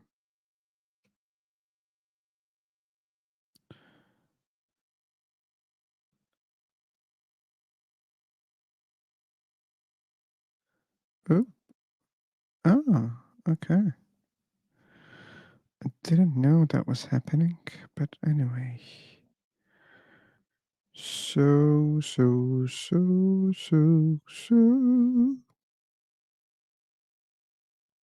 Here's the topic. Okay.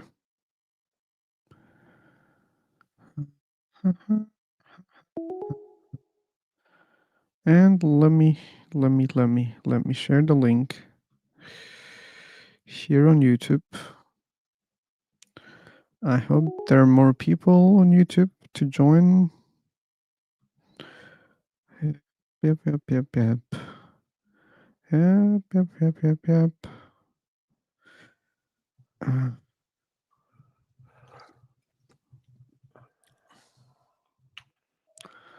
Oh, fireman the philosopher.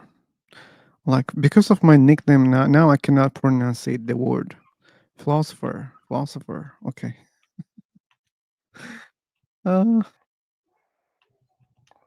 Yeah. We are gonna have a fireman in the room.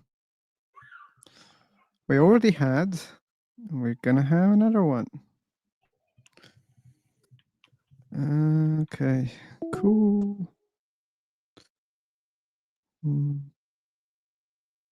Okay, let's see. I think these are not firemen. These people. Okay, let's wait for a little bit more.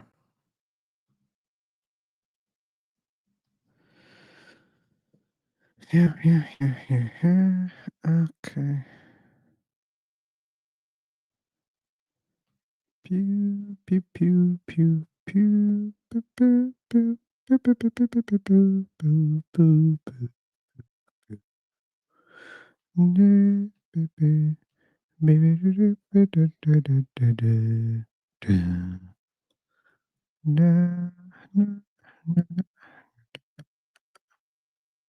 Okay, we're still waiting. The fireman, like, you need a Gmail account to hop in the link. You should know that. And Google Chrome is the best for this platform. Other browsers are not doing well. You should know that. And please be sure that if you really care, I mean, some people, they don't realize that they join with their, main accounts, which they use their real names. Some people don't like it. So be sure that you know which account you're using according to your preferences. Some people are okay, some people are not. So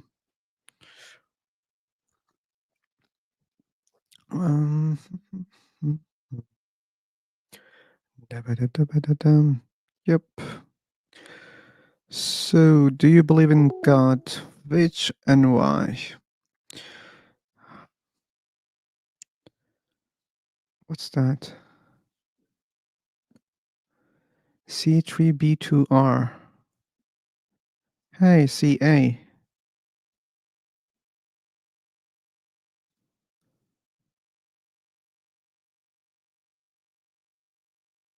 Okay, yeah.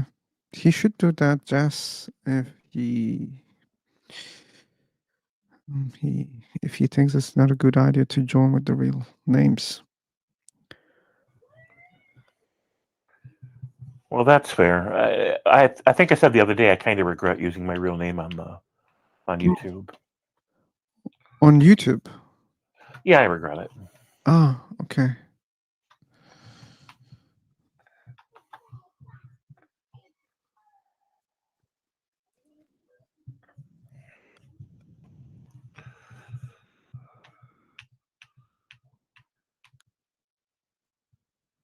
Okay.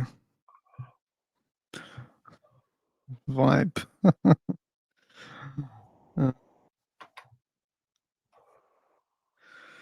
Oh, like he was here via the name. He was in the chat box many times. I have seen him here.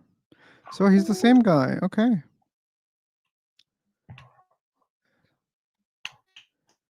Okay. Fireman, is it you?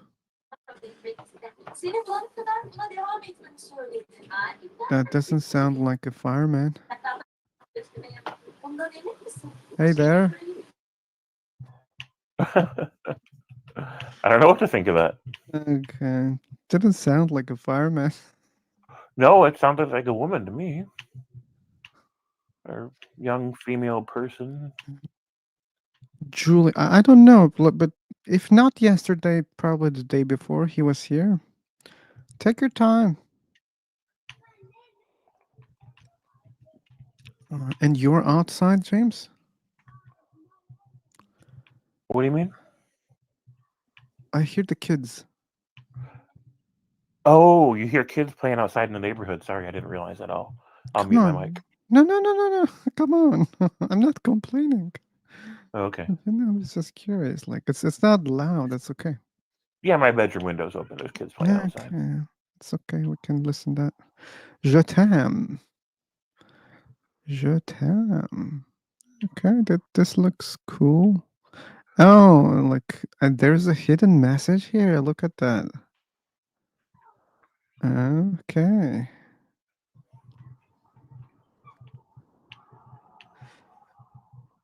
So, Muhammad. Guys. Hello, Muhammad. Yes, brother. Hello, how are you? I'm okay. How about you?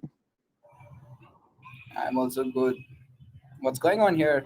Are you discussing any topic? Yeah, we have one topic, God's existence, and you should know that this is live on YouTube. Okay. So, how is life? There's only one topic in the room, which is God's existence. Oh, okay, sorry. And Okay, this guys. is live on YouTube. You should know that. Keep it up. Okay, keep it up. Bye-bye. Bye. Take care. Okay. Yeah, I think some people don't read the name of the room before they join it. Yeah. They don't. Yeah, that's the problem, James. Like, I hope we can have more followers on YouTube so that we don't, bother ourselves like to find speakers. Unfortunately, we have to deal with these problems. Yeah. Sir. Hey, sir. Sir. Hello. Hello. Oh, you're the fireman? No, I'm not the fireman. Oh. The fireman chat. Well, I was gonna give some, hopefully some better arguments and like to go down James's line that was here before. It's not that I'm necessarily like a believer, but if you want to curb me out because I'm not a believer, I can understand that. It's okay, man. No. We're not very rigid about, the concept. So I'm okay if someone is pretending. Well, I mean, that's how you get you go hard against yourself. Hopefully you build better ideas. But so with the when that person gave up Eden, like the Garden of Eden, or like talking about Genesis, how many Christians would you say have like read Genesis by themselves? I think most don't really read the Bible, and they just read the parts that their church tells them to read, or they listen to Okay. their church read it for them. Sure. What percentage would you say? Would you like? No, obviously you can't give any objective percentage, and when Yeah, so I mean, even I'd be completely guessing. I'm sure there are some churches or some niches within Christianity that do a lot of reading, and I think there are some that don't do any. And so I don't know. Like I just, what I'll say instead is that it is common to find a Christian that you can point out certain things in a Bible that they've never seen before. They've never heard of it. They didn't know it was in there. And so this seems to indicate to me that there's not a whole lot of reading happening on their own, that most of the verses that they're familiar with are just the verses that the churches want them to notice.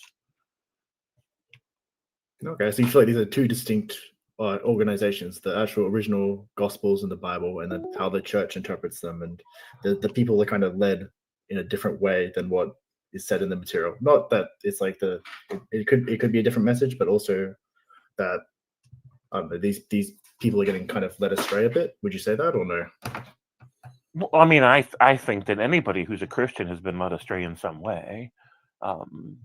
But you know, it's not. There's so many different kinds of Christianity. So, like for example, there's a guy I follow on YouTube named Reverend Ed Travers, and he is a beautiful soul, metaphorically speaking. Like he's just a wonderful guy, and he talks about love and compassion and forgiveness in a secular way, right? It's just the concepts themselves. He doesn't anchor them in dogma at all.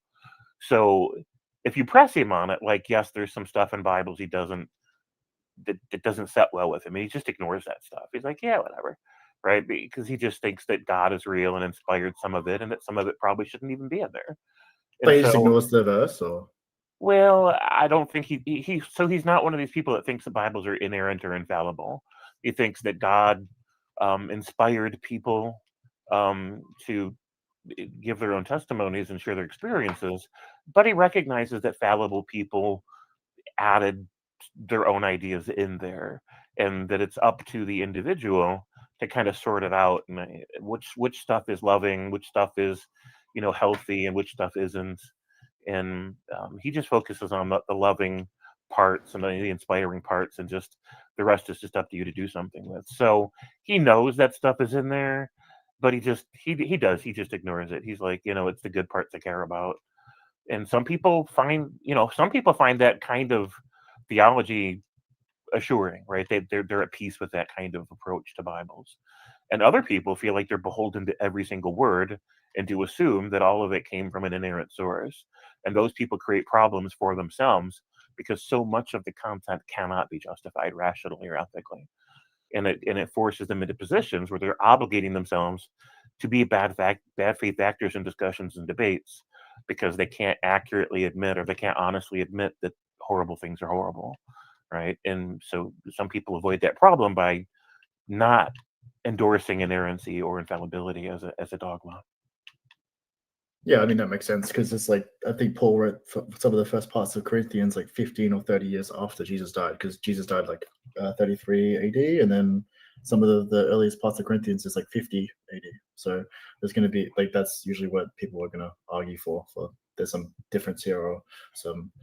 But so to go on, I'll go actually further to actually like a religious argument. So if someone says like there's models in Genesis that like describe a huge amount of like human behavior, and do a really good job of describing models of the world, would you say that what would you say to that person to convince them out of their worldview?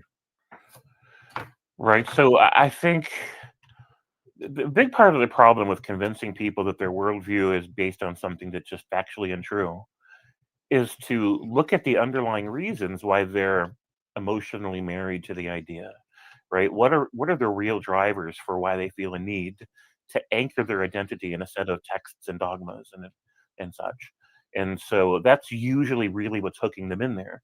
It isn't just that they have an idea about history that isn't true.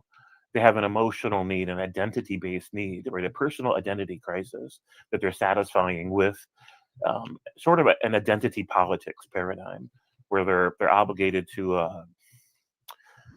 to a framing of identity that's rooted in certain traditions, certain cultural paradigms, certain dogmatic obligations. But until you can really find out what their emotional drivers are that are anchoring them to that and help them resolve those drivers, there's really nothing you can say. Well, it sounds like you're talking about how like people interpret Genesis as like the start of like how James interpreted, like how this is where the start of humanity started, or like the origin story.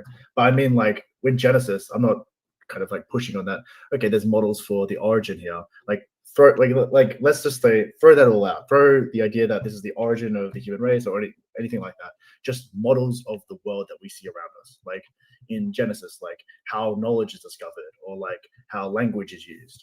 That, and if those models are in Genesis and they model a huge amount of human behavior, and then there's like a Christian who believes this thoroughly, how would you just you're obviously going to contest the models. So we can go through the models for Genesis if you want a bit of them. I think. Would you be interested in that, or? It's up to Phil. I mean, this is his channel. If he wants to do that project, we can. Guys, you can go for a while, whatever you want right now. All right, so yeah, I think one of the most powerful things you can do with a Christian on these points is to have them consider other Christians, right? Because there are non-dogmatic Christians that take things as metaphors and moral tales and understand that these stories aren't literally true. And so, if the narrative between you two is that you're the outsider and you're the heretic, you're the heathen, you're the guy that's rejecting God or whatever, then they're going to have this sort of guard against anything that you say.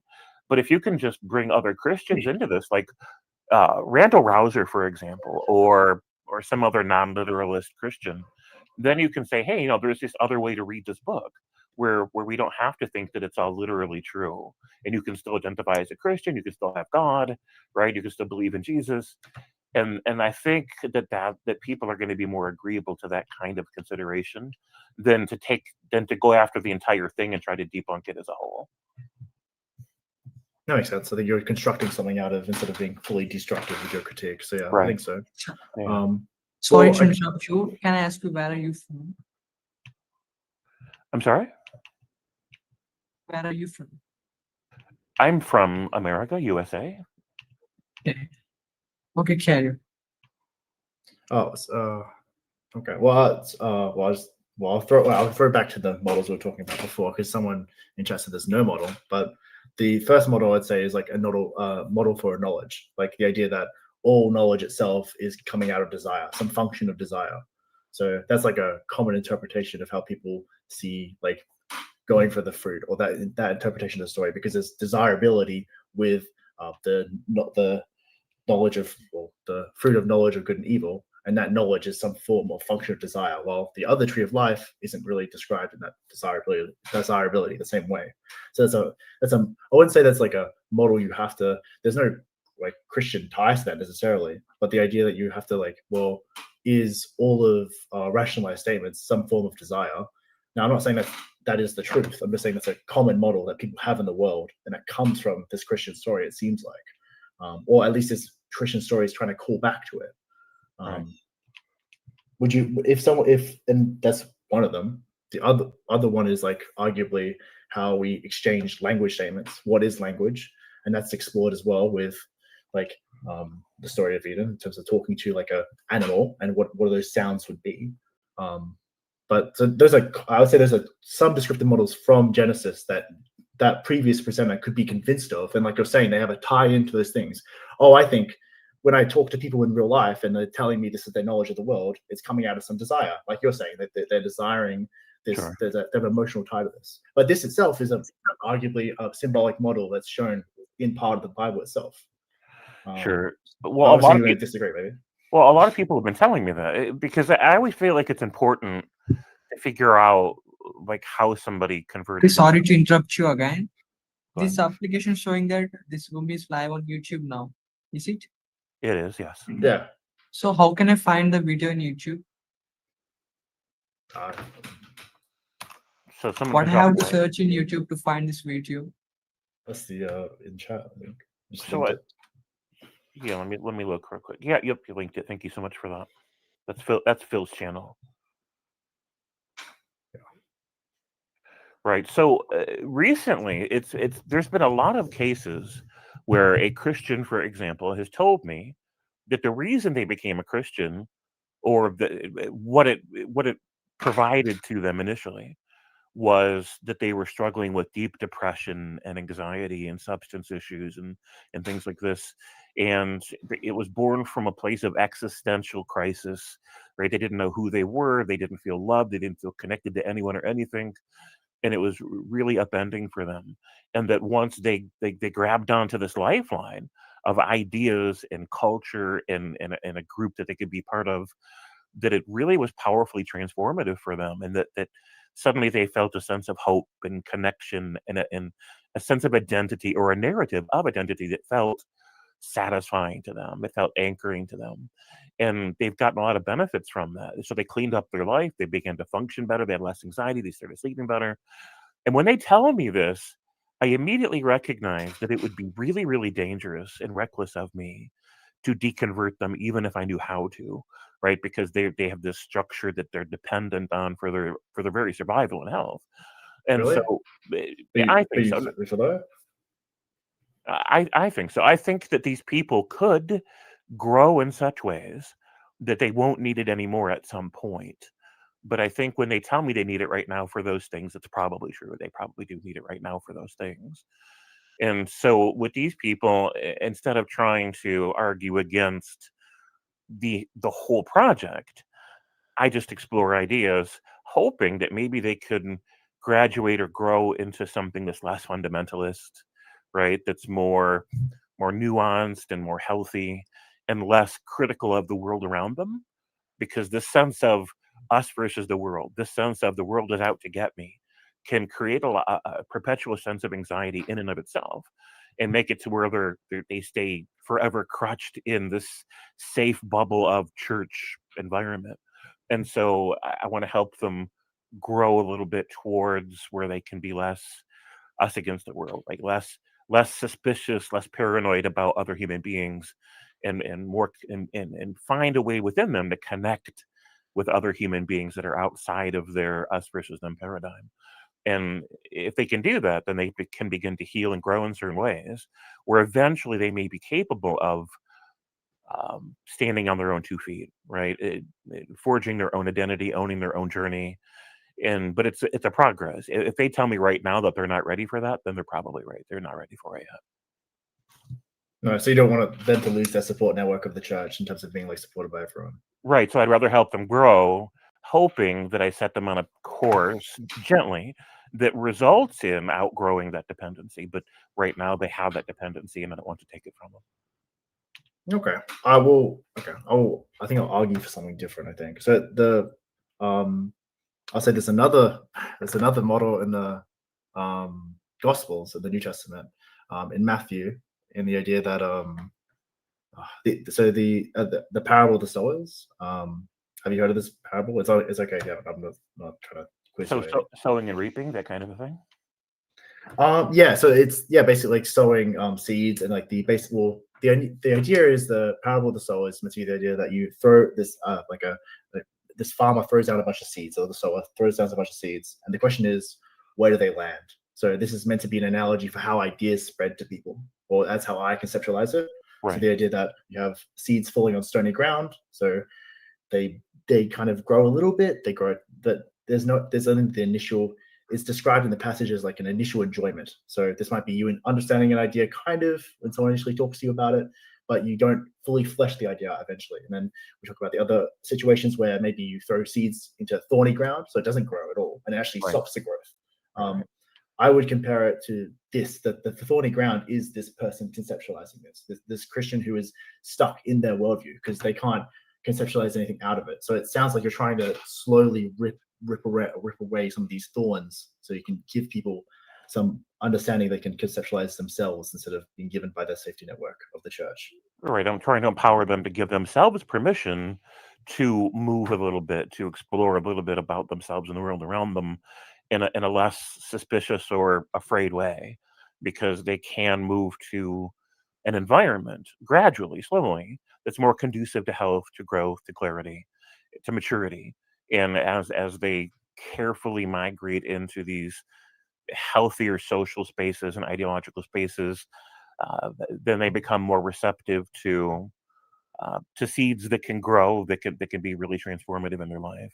But I recognize right now, as long as they're turtling up, as long as they're too afraid to move from where they're at because they're clinging on for dear life, that I have to just provide ideas that allow them some sense of security and empowerment to grow beyond where that dependency. It's a careful process, right? I don't want to be too upending, and so a lot of times when I hear people respond to me with fear, with anger, with a protective reflex, what they're telling me really is it's too much, too fast, too soon, right? We need to slow down and go a different direction with their growth, and then I always back off and we go down a different path to see if they're ready for that one instead. Okay. So I presented how it's ready. Okay.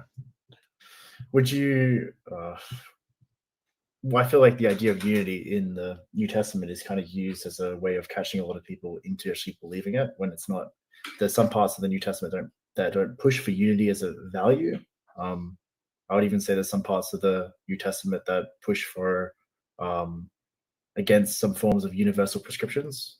I think that would be a very it sound like, but that doesn't sound what the normal Catholic or Christian perspective is. So I don't. Would you agree? I guess a question for you would be: would you agree that there's some parts of the New Testament that disagree with what people call the golden rule, as in a categorical imperative, as in if I do something, I want other people to do the same to me, or I want the same done to me as to others. This idea that I treat others how I would treat myself. Right. There are many examples in Bibles, old in the Hebrew text and Christian texts, where people absolutely do not advocate for the golden rule or even allow for it. And there are other times where they do try to abide by it. But it's like Dan McClellan, Bible scholar, says often, Bibles are not univocal, right? These are different men writing for different purposes to different people at different eras, right? And so they have their own ideas about God, their own ideas about morality and social order and things like this. And so the common attempt to harmonize these ideas, you harmonize the Gospels and you harmonize Christian stories with Hebrew stories, actually changes them. It fundamentally changes what you're hearing, because these different authors writing to different people at different times for different reasons, they don't all agree. They have different ideas about God, different ideas about morality. And this is why those contradictions are in there. But if somebody feels a need to harmonize them because their identity is rooted in the idea that it's all cohesive, because we are pattern-seeking creatures anyways, right? And the pattern that they're seeking is uniformity, it's harmony. They want it all to have one overarching pattern because that's impressive, that's powerful for them. And so when you point out that these different stories are not really compatible in their ideology, it's scary for them, because then if there's only smaller patterns, that's less grand, it's less impressive, and less moving for them. And so they're not open to the idea, a lot of people, that to discover that these stories are not univocal at all. So if they're not open to that project, then we just go down a different path. And if they are open to the idea that maybe these aren't univocal, then we can continue down that path and have a discussion about the differences of perspective. And the golden rule is one good example of that. There are some times where people are very pro-social and fair and equitable with others in these texts, and there are other times where they are absolutely not. So wait, would you agree that the Old Testament and New Testament are pretty distinctly different, or would you say very? This is the way it irks me when somebody says a term like Judeo-Christian values or something like that. I always cringe when I hear that, because Judeo-Christian is not a thing, right? These are completely different religious domains. Now, it didn't shift 180 immediately, right? Because the people that were writing these stories in the first century about Jesus, etc., they came from their local culture of Hebrew religious people. And so they were building upon those ideas, sure, but they were also departing from those ideas. And it was a gradual process, but it ended up resulting in a very different religion with a very different set of ideas that have absolutely no harmony or agreement with the original Hebrew religious ideas. Okay. Would you okay. Well, I feel like there's parts of Job that do fit with what I mean. There's parts where Jesus does recall parts of Job and Isaiah. Do you think like he's misinterpreting that, or would you say that these other parts, like other values, the other parts where Jesus isn't talking, like these values of like natural teleology in terms of like this is a natural purpose of life, and because like people argue obviously, the natural purpose of maybe a woman is to give birth and stuff. That's how people some people derive purpose. Would you say those parts are probably incongruent? Like the value setting part is incongruent, but maybe when actual people in the New Testament are referencing the Old Testament, would you say those are correct references as well, or you say no, those are actually wrong as well? Well, they have moments of synchronicity with those older texts, but they're not consistent, right? So their overarching ideas ended up being very variable. To give an example, a lot of people misunderstand the Genesis story. The scholars, and when they explain it, it's a very different story. It's a story about gods, plural, a council of gods, that talk amongst themselves and end up deciding that they want to terraform a world. They don't. The story of Genesis is not the beginning of time, space, energy, matter, the universe. It's not that at all. The universe already exists. The gods exist. They're in the universe. Our world is just a watery blob of it's a formless and in the dark. They terraform it. That's what the story is about. And when they do this, they create a garden on this world, and for their own glory, for their own honor, for their own pleasure, so the gods can enjoy the garden. It's not for us; it's for them. They create man out of the dirt, because he's that's the material that's locally available and that's going to be relevant to the setting. They create a man in their image because he's an image bearer for the gods. He represents them, right? It's their way of kind of marking their territory. This is our garden, and we've created this man from the dirt that resembles us because he's like an idol. Man is like an idol that represents the gods. That's what we are in the story. And so humanity in the story only exists because we're supposed to take care of the garden that is, and it's the God's garden. It's not our garden.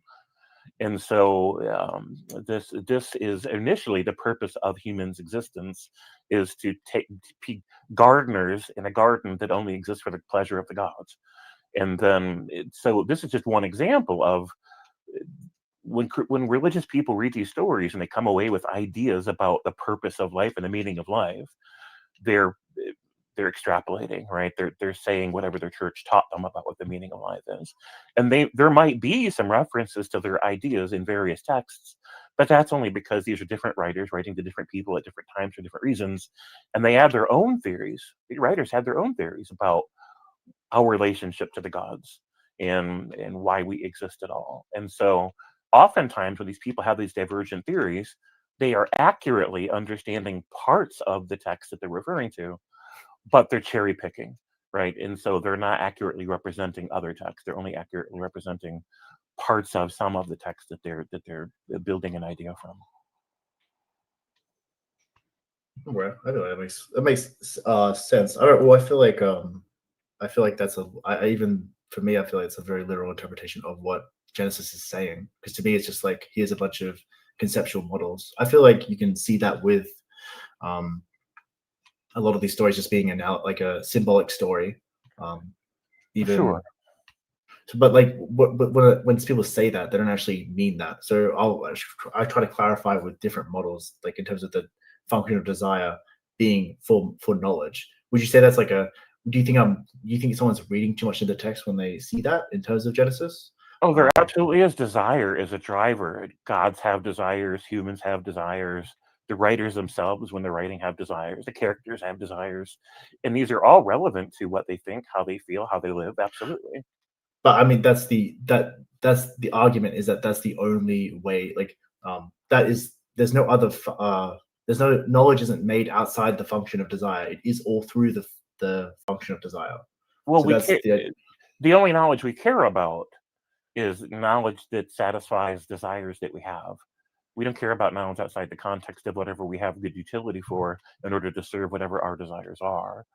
But when in the process of looking for knowledge and gaining knowledge to serve those desires, we do accidentally or incidentally collect knowledge that we don't care about, trivial knowledge. We learn 10 things in the process of reading a book, We may only find use for one or two of those things to suit our interests, but the other 8 or 9 data facts, well, they made it into our brain. We're never going to use it. We don't care about it, but there it is, right? So, but at the same time, when I read the story of Genesis, for example, I get something different out of it than most people, I think, get out of it. What I think happened, because I understand that they took some of these ideas from other older religious cultures and created a new story with it.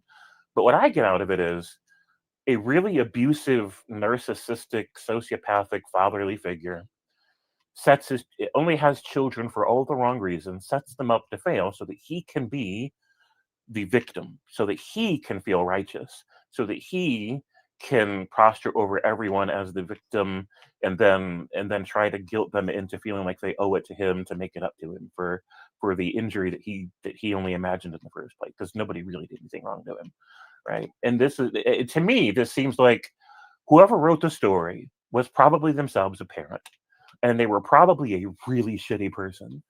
And in order to vindicate themselves, their worldview as a narcissist and a psychopath, and how they've treated their kids in real life, they create a story out of pieces of other older religion stories as their inspiration. And in this story, the ultimate parental figure behaves in exactly the same way, reasons in exactly the same way, is horribly abusive and manipulative in the same ways that this writer is.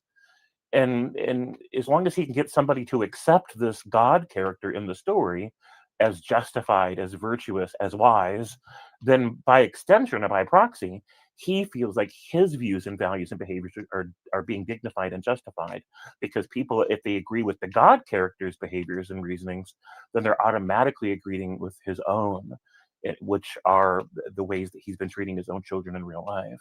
This is my theory about Genesis, about whoever wrote it, why they decided to write that story, because it does represent the way somebody looks at the world.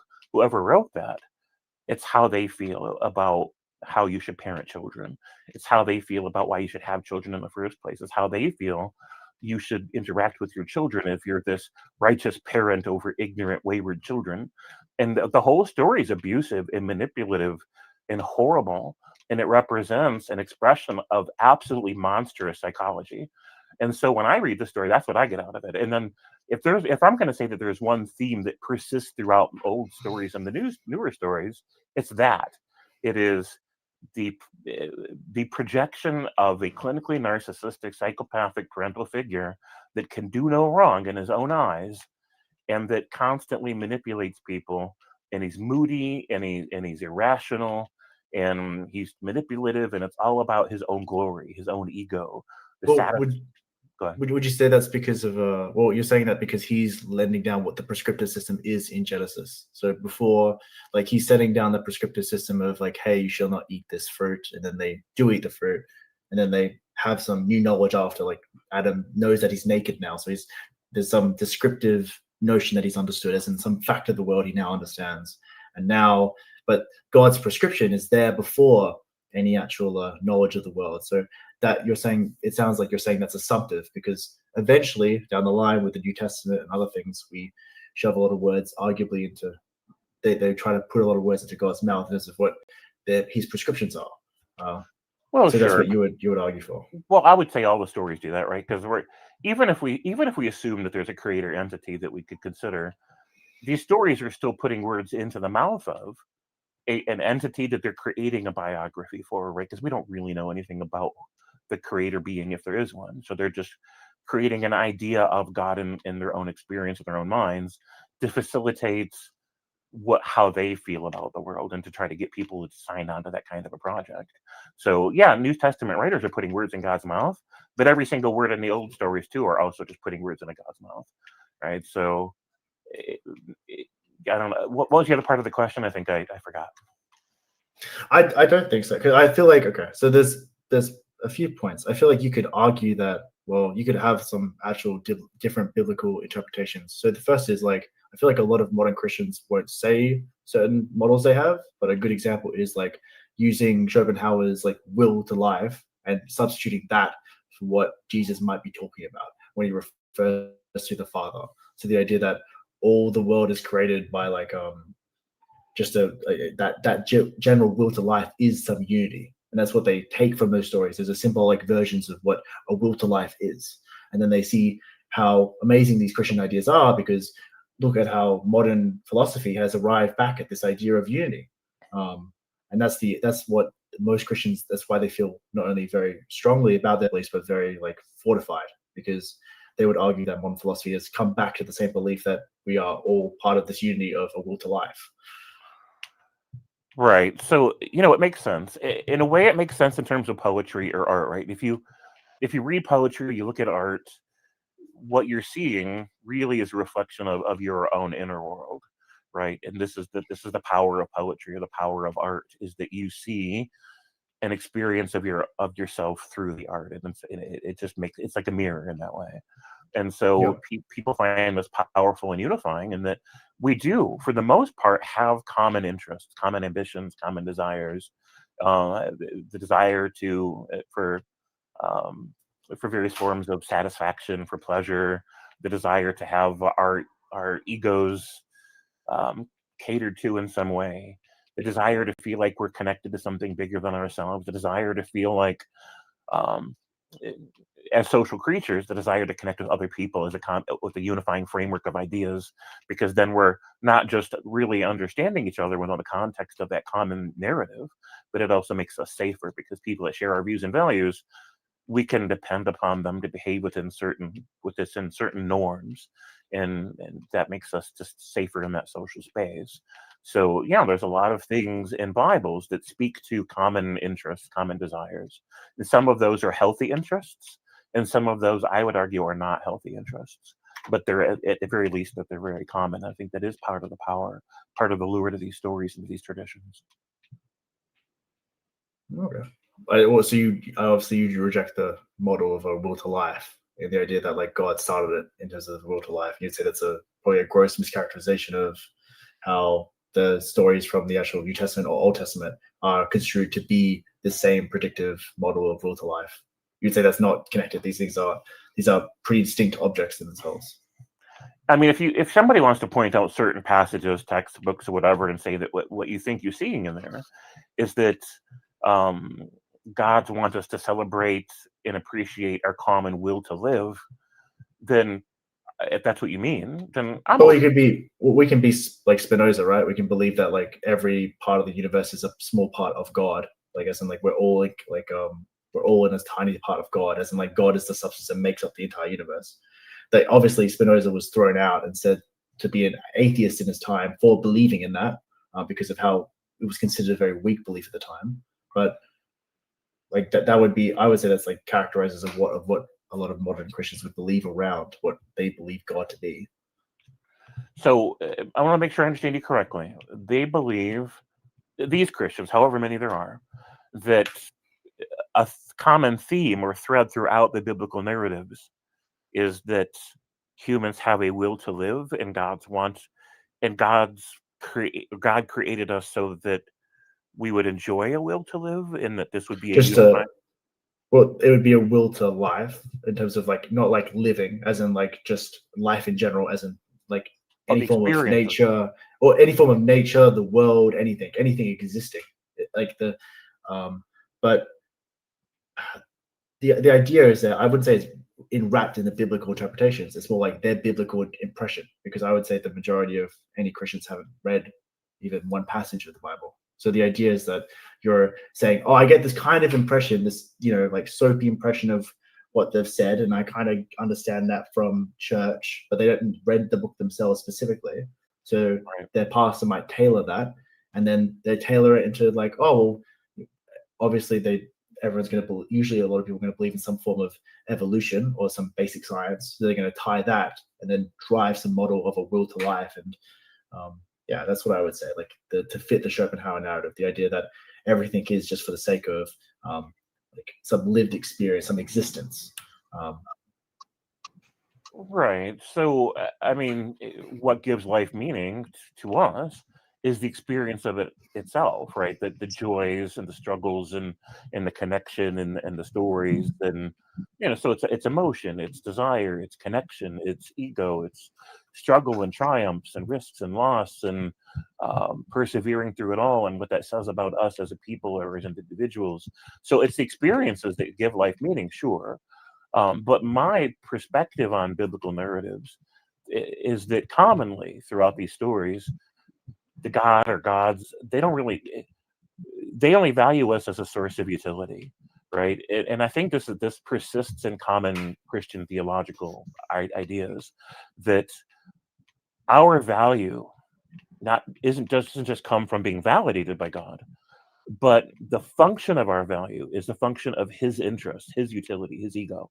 So if we prove to be sufficiently useful as a utility for his ego, then we have value and we should continue to exist.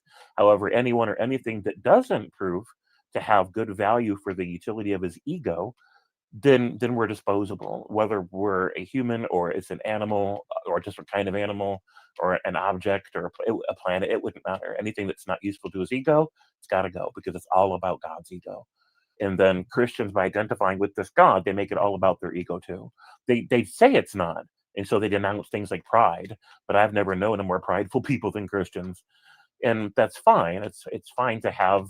I don't think pride is in and of itself necessarily bad, but I think that they're not being very self-aware about it. Like they don't recognize their pride as pride. Excuse me, gentlemen. Mm-hmm. Can y'all hear me? Yes. Yeah. Okay, this is Fireman, the philosopher, and I figured this was a good time for me to butt in. I didn't mean, I don't mean to be rude, but I was just, okay. I was listening to you guys' conversation, the tail end. I wanted to jump in there when you talked about the meaning of life and things like that, right? Mm-hmm. I think, because I've talked to a few atheists, some of y'all different in y'all opinions and beliefs. Sure. But you seem to believe that life is great for everyone. I mean, I don't. Because one guy say, "Hey, you were lucky to make it to the sperm. I mean, the egg cell, and do this." And I was like, "Well, sir, I think you're being biased. That's your opinion. You feel like it's a good thing for you, but that doesn't mean that everybody feels like that." And the conversation ended on me saying that that's why people unalive themselves. If that was the case, then you wouldn't have people that do that. Right. So now, which would lead me to my question of, okay, you come here, you're born, you catch hell. Not to say you even have a good life. You catch hell, however, and I mean hell loosely, not like fire. You know what I mean in a worldly term, meaning a hard time, right? Mm-hmm. You come to this earth, you're born, you catch hell, and you die. What was the purpose? I think this is a great question. Right. What was the purpose? So do you have an answer to that question? Do you think you know what the answer is? Well, as a theist, I think I do. But I'm asking the atheist from the atheist point of view, which is what I just said. We come here, we born, we die. But I just added my own little spice in there by saying catch hell, because that's really the part that I want to focus on. Mm-hmm. The side of life that's not great for everyone. Right. And that's one of the things right there that I need an answer for. Because you talked earlier about the meaning of life, but you talked about it in a good light. Oh, well, life is just so great and it's such a gift. But I'm talking about it from the other spectrum. What if life is not so great? Or you ever saw the Animal Planet, right? When a deer is born, then next thing you know, a lion come and eat the deer that was just born. Mm-hmm. And everybody's like, wow, man, the animal kingdom is violent, whatever word you may try to say. Yeah. But yeah, it's life and it's reality. So I like to deal with reality before I deal with any religion. How about that? 2 + 2 is 4. Mm-hmm. I believe if we can start there, we can get to an understanding. So therefore, the question is still posed to the panel and the audience. If you're born, you come here, you catch hell and die. What was the purpose? And give me your opinion as an atheist.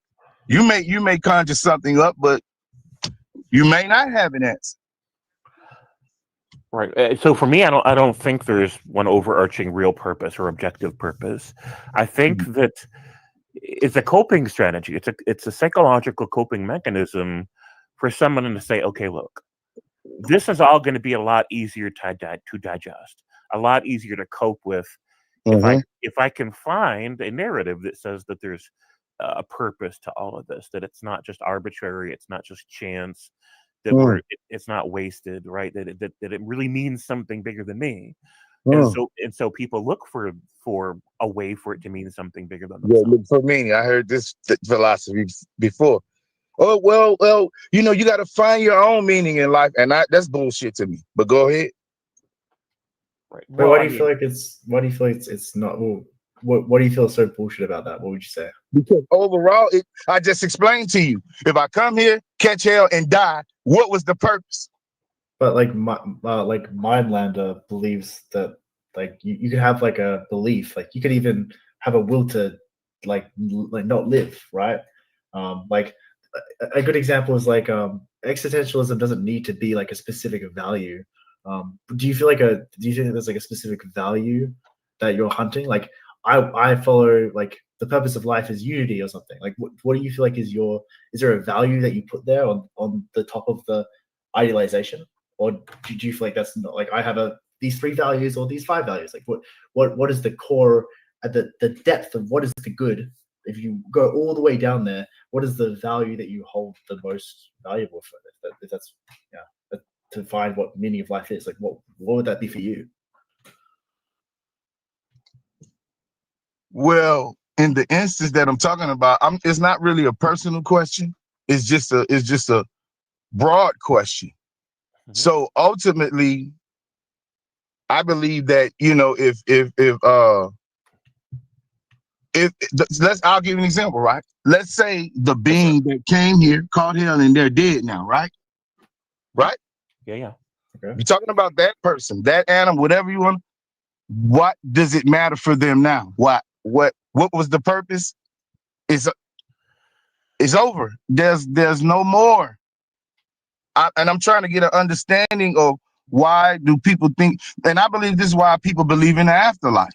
See, to me, it's the same hypocrisy on both ends, because they want to believe that there's something after this life, there's something better. And I'm making the same argument with you, but you're still searching and yearning for a purpose and a meaning, and there is none.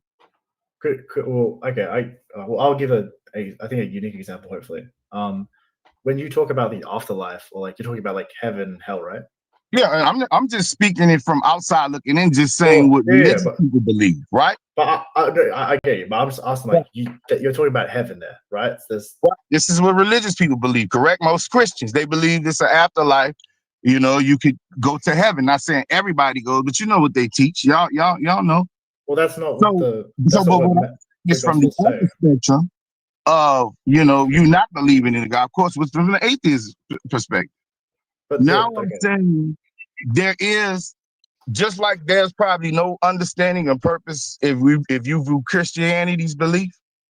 I'm saying there's no purpose from this end either, because of the fact the analogy I just gave you, and I'm gonna say it again. You come here, you catch hell, and you die, and nobody has been able to tell me yet why it matters after that point.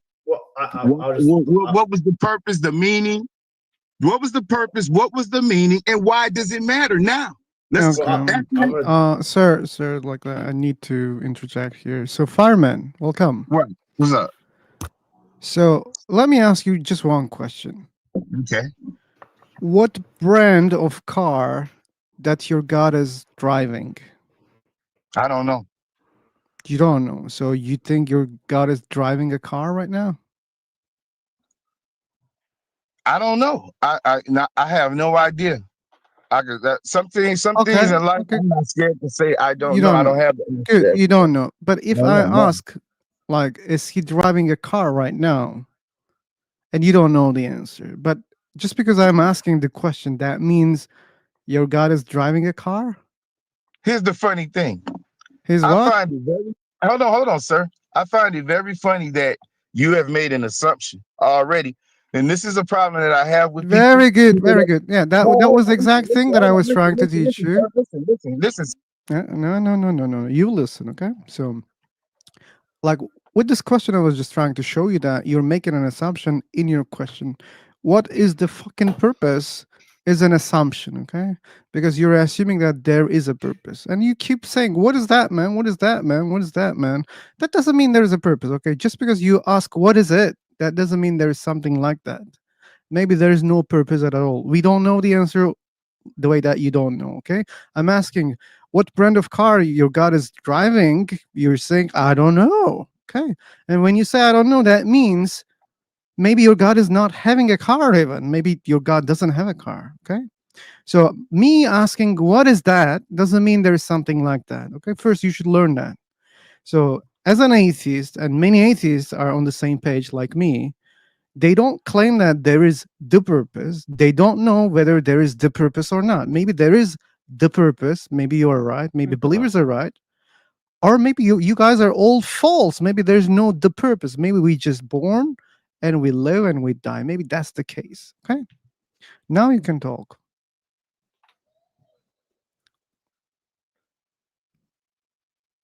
Yeah. Oh, and what?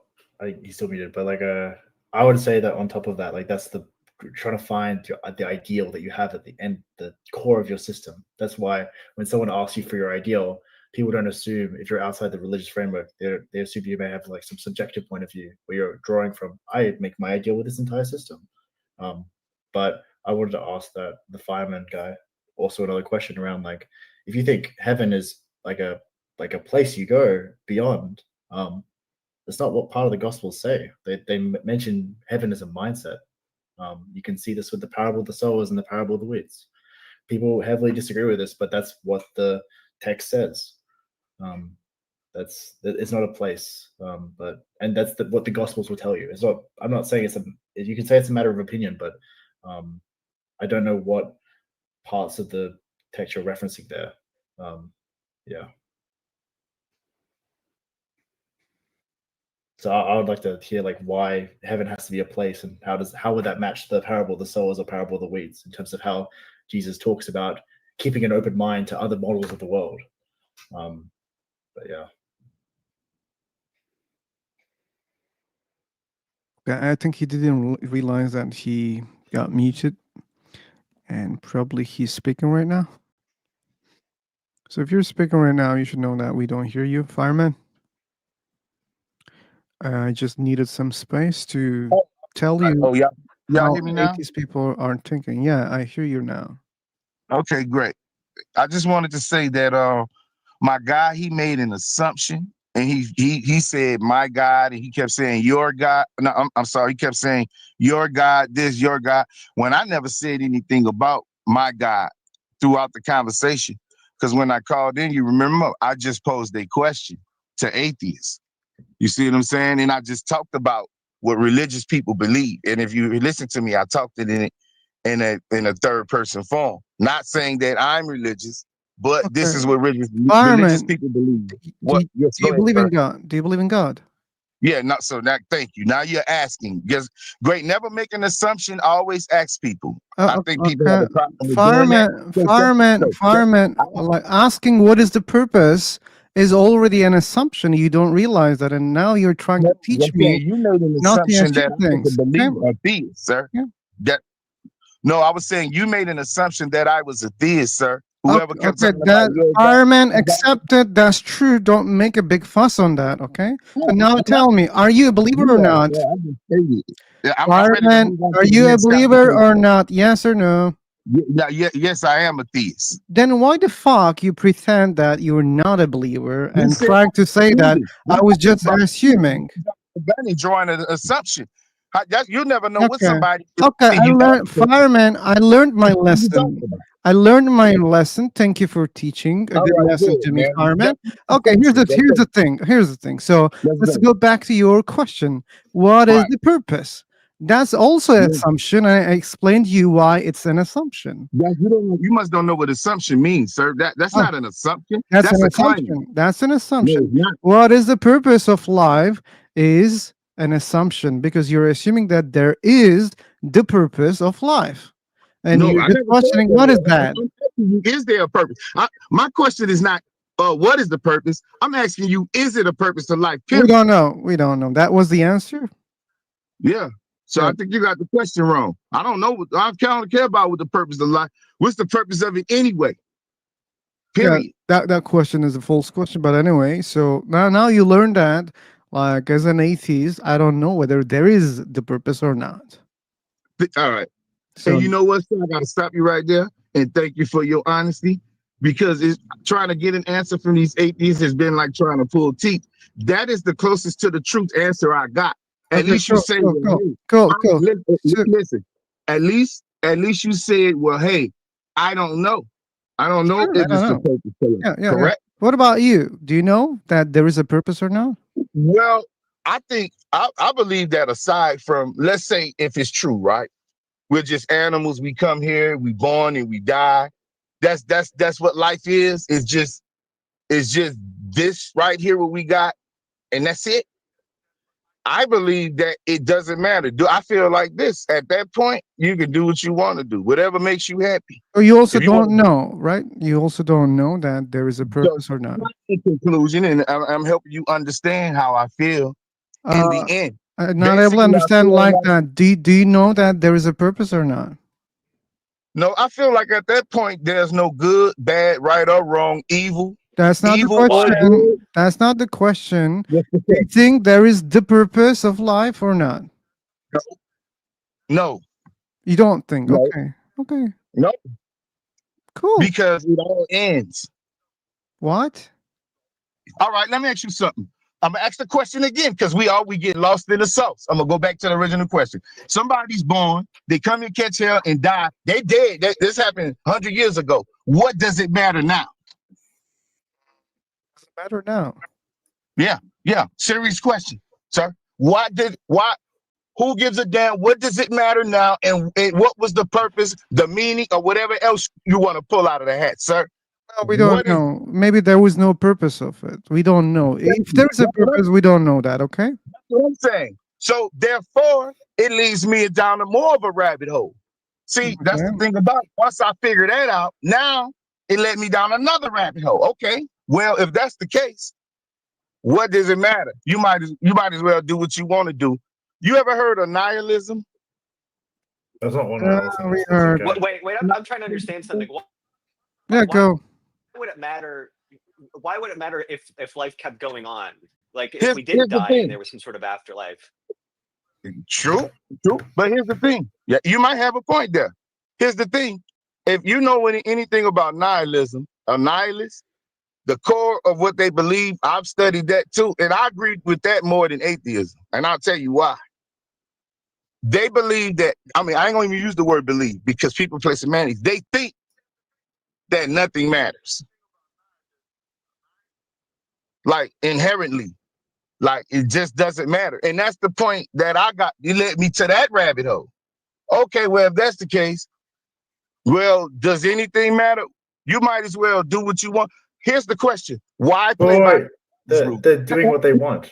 Now, Like, here, that's pose this question and I'm done. Yep. If that's the case, why play by anybody's rules? Why play by atheist rules? Because atheists have rules and beliefs too. Why play by I'm gonna mute religious this rules? guy again. Why play by anybody? No. Okay, man, you're making a lot of noise. Okay, that's just a noise. Okay, we don't have rules. Atheism don't have rules. Okay, you don't have to follow any fucking atheist. Okay, don't follow. If atheists say follow my fucking rules, fuck him. Okay, don't follow his rules. Okay, there's no such a thing. Atheism is not even a belief in many cases. Like many atheists are agnostic. Okay, they don't claim that there's no God. Okay, that's not a belief. They lack the belief in God. They just don't believe a God exists, and they don't know even whether any God exists or not. Okay, so we don't have any rules. It's not a belief. Okay, so don't just muddle around. Okay, fuck. It's so hard with him. And this is a panel where you are supposed to prove a God exists, fireman. And why are you keep asking just questions like? And who gives a fuck which one is better, atheism or nihilism? That's not our topic, man. If you believe a God exists, if you want to prove a God exists, I will give you the mic one more time. Well, he's. It sounds like he's trying to say that if you don't believe in the descriptive claims of the religious stuff, you're not going to believe like that. They're intricately connected. The prescriptive, like I'm advocating for you to do something. Well, that's connected to the descriptive fact that God is here. Because outside of if Jesus isn't God or God isn't, like the Father, like why do I care about any of these prescriptions? And that's what that person sounds like they're trying to deal with. But they're saying, well, but the thing is with the nihilism stuff. If that person's doing what they want, that's not a nihilist, right? A nihilist has no purpose at all in anything. They can't find any purpose at all in anything. Like, and you can arguably talk if you talk to a nihilist and they talk to you, it's like, well, you're talking to me right now. You're doing an activity. Why are you doing that? It doesn't make sense. So that's but it sounds like you're talking some form of like person who's like following their own desires and not caring about anyone, like some extreme selfishness. That's not, I don't know if that's nihilism, but I guess that's how people colloquially use it sometimes. No, that's not nihilism at all. It has nothing to do with selfishness. It just isn't nihilism. Just there's no inherent meaning to anything. Anything, yeah. So why would that mean that they wouldn't have a conversation with you? Because why would you do that? Because they want to. I don't know. I mean, but that's them following just because things don't inherently matter doesn't mean things don't matter to them. On more of a subjective level. Right. Of course it matters to you. That's the whole point of my conversation. If you have a deer were in you going to get to that? Because it was taking you so long to get to that point. If you have a deer in a wild and a lion attacks it, of course it matters. Was it right or wrong? No. But of course it matters to the deer. See, I'm truly a philosopher, sir. I'm a deep thinker, and I study ideologies. And if you know, you've heard that before. So, of course the deer cares, but inherently, what does it matter if he does care? And that's really the question that I've been posing to atheists, and just period point. Mainly because if that's the case, and there's no inherent meaning, and it just ends one day. So it leads me down a rabbit hole of why. I'm trying to understand if it doesn't. Listen, hold on. No, sir. What's the difference? What's the difference if it ends or it doesn't end? What does that have to do with inherent meaning? I'm giving you an example right now. Okay. Let's take somebody that decides. I'm gonna go hardcore with you. Let's take a mass shooter, right? Yeah. He decides to go out and do what he do, right? Yeah. 30 victims, right? Yeah. Could have been you, could have been your son, you could have been out there. Oh, I missed it by 5 minutes. I would have been. So now, why should he care? I don't know. I don't know. He might be a crazy person. He may not care. Let me answer. Why would he? Paul, why he should care if he wants to live, okay? If he enjoys other things in the life, we're gonna meet this guy again, okay? You're asking a question, just let people to answer, okay? So if the person wants to live, if he enjoys the life, if he likes to do things in this life, that's why he should care, because if he do such a thing, most likely he's gonna be in the fucking jail, okay? So it affects his personal wants, you would say that? Right. And now let me tell you this, sir, since you're so smart. You do know they got people that don't give a damn about living. And you do know they got people that don't give a damn about your jail or your society, sir. See, that's the problem with a lot of you atheists. You're biased in your thinking. You think everybody thinks like you. What if that person don't give a damn about none of that? Why should it matter to him, sir? Floor is yours. Why should it matter? Like, it doesn't have to matter. Okay. I have a If question. they decided to do something, they're gonna do that. You cannot change that. Okay.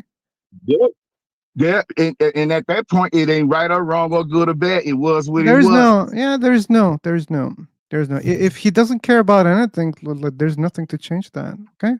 Is there inherently good or bad or right or wrong, sir? Morals. No, we don't have. See, that's the part of my We don't have such kind of things. As I said, like atheism doesn't have rules. Okay. Like, do you remember that? You have morals though. Do you remember that? Yeah, and morals are rules, sir. Yeah. If I say, hey man, like there are rules in the society, don't do that, you're gonna be in the jail, and he says, hey, fuck you, man, like I don't care, then I can't do anything, okay? I cannot See, say what people anything. don't understand is morals and rules and laws pretty much go hand in hand. I don't understand how people don't understand that. That's another thing. Right? That's another Pretty thing. much, Again, for the most atheism doesn't part. have anything to say about those things, those examples, okay? So do you believe in good and bad, right or wrong, sir? No, I don't. You don't? Yeah, I don't. All right, well, good, because I have talking to some atheists, and most say they do. So it sounds like sometimes people want to disagree for no reason. I It told seems you. like we may agree at some point. I told you, fireman, there are no rules in atheism, so that's I why like to ask you people, can see different kind of atheists. because listen, people will say things until I pose it into a question form, and for some reason they change their mind. Let's see if No. you'll still hold, let's see if you'll still hold that same stance after I ask this. Right? I come to your house, sir, and I rob Wait. you. Listen. What's the problem? Well, I was gonna ask you a question. Like, okay, do you believe that like your prescriptive statements, like you advocating to do something, is in the same realm as like just descriptions of the world? So, like, say that like I believe in like Jesus or God or any of these things, like that being a descriptive thing in the world. I think that's a thing in the world. I know to be has certain characteristics and stuff. Is that a moral claim to you, or is it just a descriptive fact of the world? Hold on.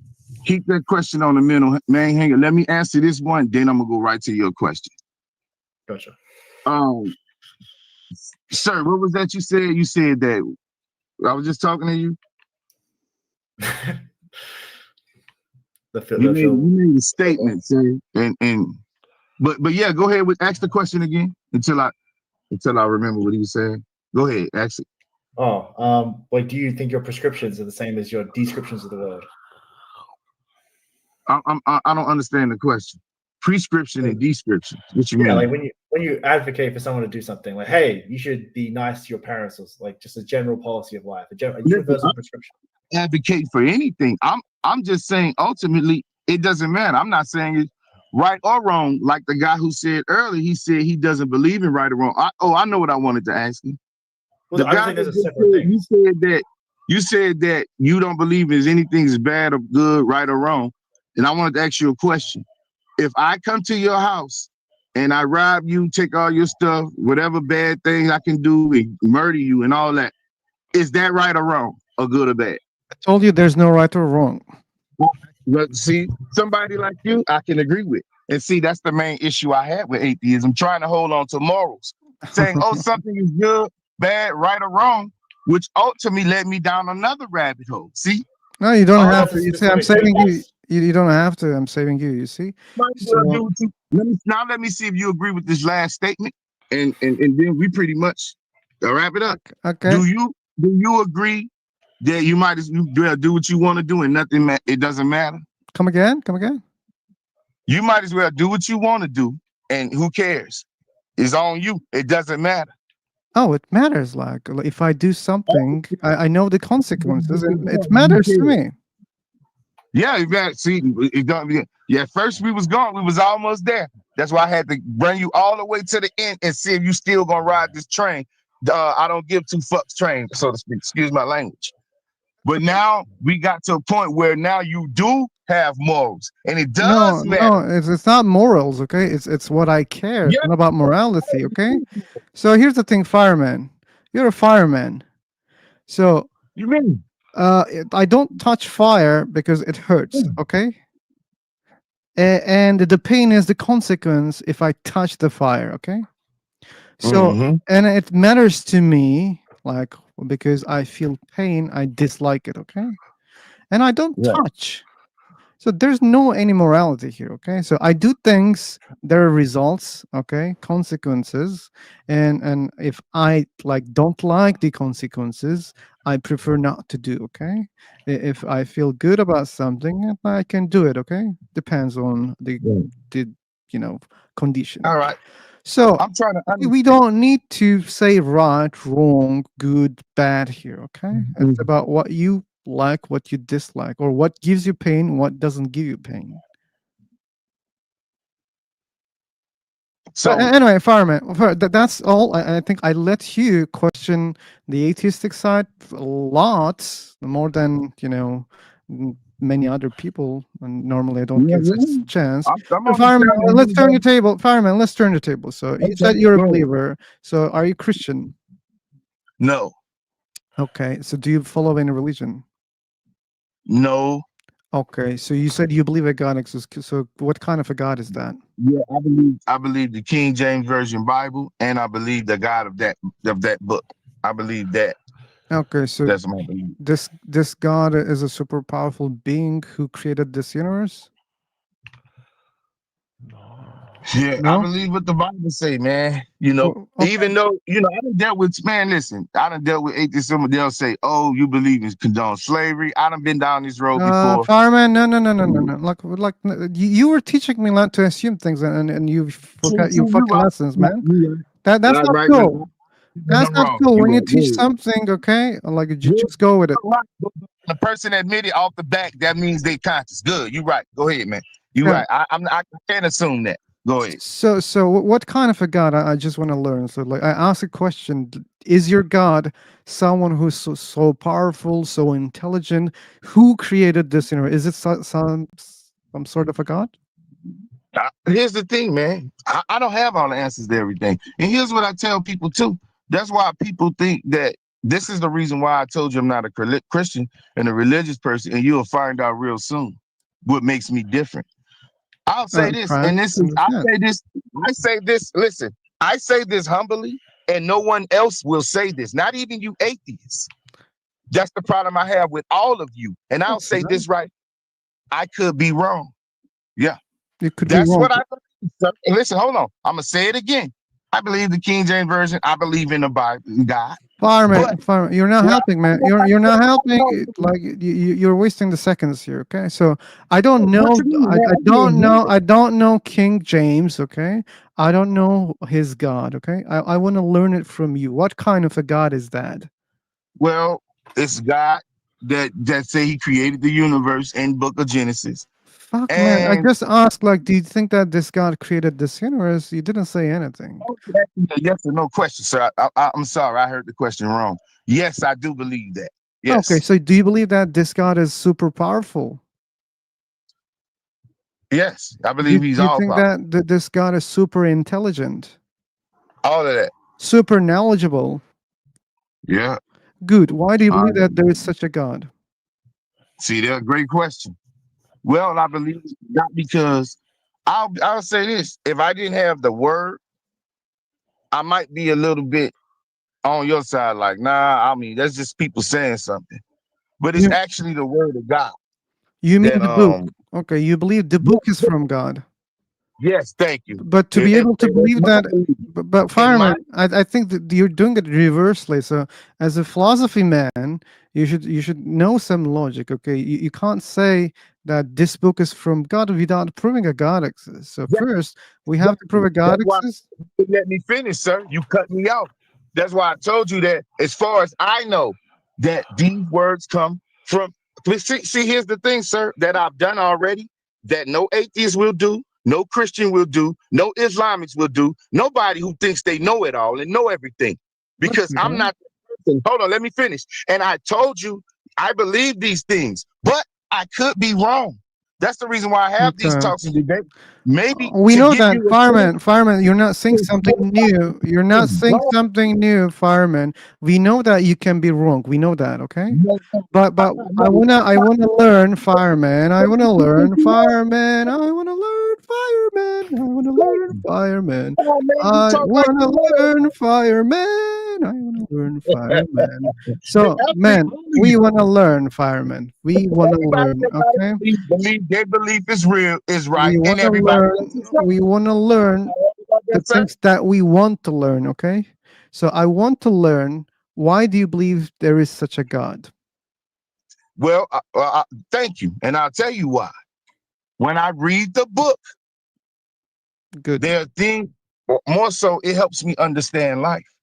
And I'm glad you asked me that question because I don't know if you'll get that answer from a Christian. They might give you some fairy tale mumbo jumbo. But I'm gonna tell you the reason why I believe it, because it helps me understand the world that I live in, and I haven't seen anything else to counter it, which is why I leave room for doubt when I say that I could be wrong. So don't you know that there are many people on this planet, they read other books and they understand the life through those books, and they believe in different gods. So that means those gods are also real? Well, I think you made an assumption right there when you said they understand the life through they. That's what they claim. That's what they claim. Fireman, I took your word as true. That was my point. I believe that you understand. Okay. Okay. No. Wait a second. Let's chill down. Okay. I took your word as true. I didn't question your belief. Okay. I said, okay, yeah, if he understands life through a book, that means it's the case. No problem. Okay. And when other people tell me the same thing, I do the same. Okay. I do not discriminate. If a Muslim says, hey, you know what? I make sense of this life. I get every answer of the questions that I have with this book. And I say, okay, probably that's how he feels. Okay. So, but this doesn't make that God true, same as your God. So when you say, like, I understand the life through this book, that doesn't make your God real. Like Hindu people, they find a lot of different philosophies in their books, and they think that their God are real gods. But that doesn't mean, again, those gods are true. So the way that you believe that your God is real, or you believe that that God exists, just because you understand the life through a book, is the same for other religions too. And that leads us a conclusion that then all those gods must be true, but they're contradictory. That leads a contradiction. You should see that. Man, it seems like you're talking from a script, man, instead of having a one-to-one conversation with me, man. No, You're just saying things, you're regurgitating things that you've learned over the years. Now you're complaining, man. Now you're complaining. No, I'm listen, talking man. about I'm talking about fireman. Yeah. Fireman, I'm talking about reality. Yeah, everybody think they're talking about reality. Okay, then like disprove. Okay, there are believers from other religions. They read their books. They think they're learning life through those books. Are you saying that this is false? You say they think they learned. You took my words. Yeah, You wouldn't have said that until you talked to me. Oh, they say they're learning life through. No, you mean that's their religion? Well, for whatever reason, that doesn't mean that they're. I gave you that's my personal reason. You got to have a conversation okay, with me. fireman. Then I don't believe that you learned to life. You're lying then. I'll give you an example, right? And listen, this is me. This is not no Islam person. Nobody else feels how I feel. I'm giving you my personal reason why I believe in that in the scriptures. And what I'm telling you is it helps me understand life. I'm not talking about nobody in Hindu and help them understand. They never said that about their religion. I'm saying it about mine. And I'm saying that I believe that the words in that book can help me understand life. I'll give you an example, right? That book says the love of money is the root of all evil, right? And I totally believe that. Like in no other book, nothing else I ever read ever condemned money and talked about it like that. In that light, because in this world, you know, the more money you have, the more you esteem, the more you're exalted. You know, the more prestige you have, the more you're like a god on this earth. You know, the more money you have, right? So I totally agree with that scripture, and that's why I know that it's true. I could have just read that scripture alone, and I challenge you to show me another book that condemns money and calls it and puts it like that. Go ahead. Where's the rule that says that if someone condemns money, he's the divine person? Is there any rule like that? Sir, okay, I'm telling you. What makes condemning money divine? You're saying that I read this in a book, and I think that this is a good thing. This is something divine. And that's just my personal opinion, sir. You don't have to agree with how I see life. Okay. I see it as a place full of greed. Sure. And You see whatever. it that way, sir? It's really difficult to have a I conversation know. with you. I know, Paul. Sorry. Sorry for torturing you, Paul.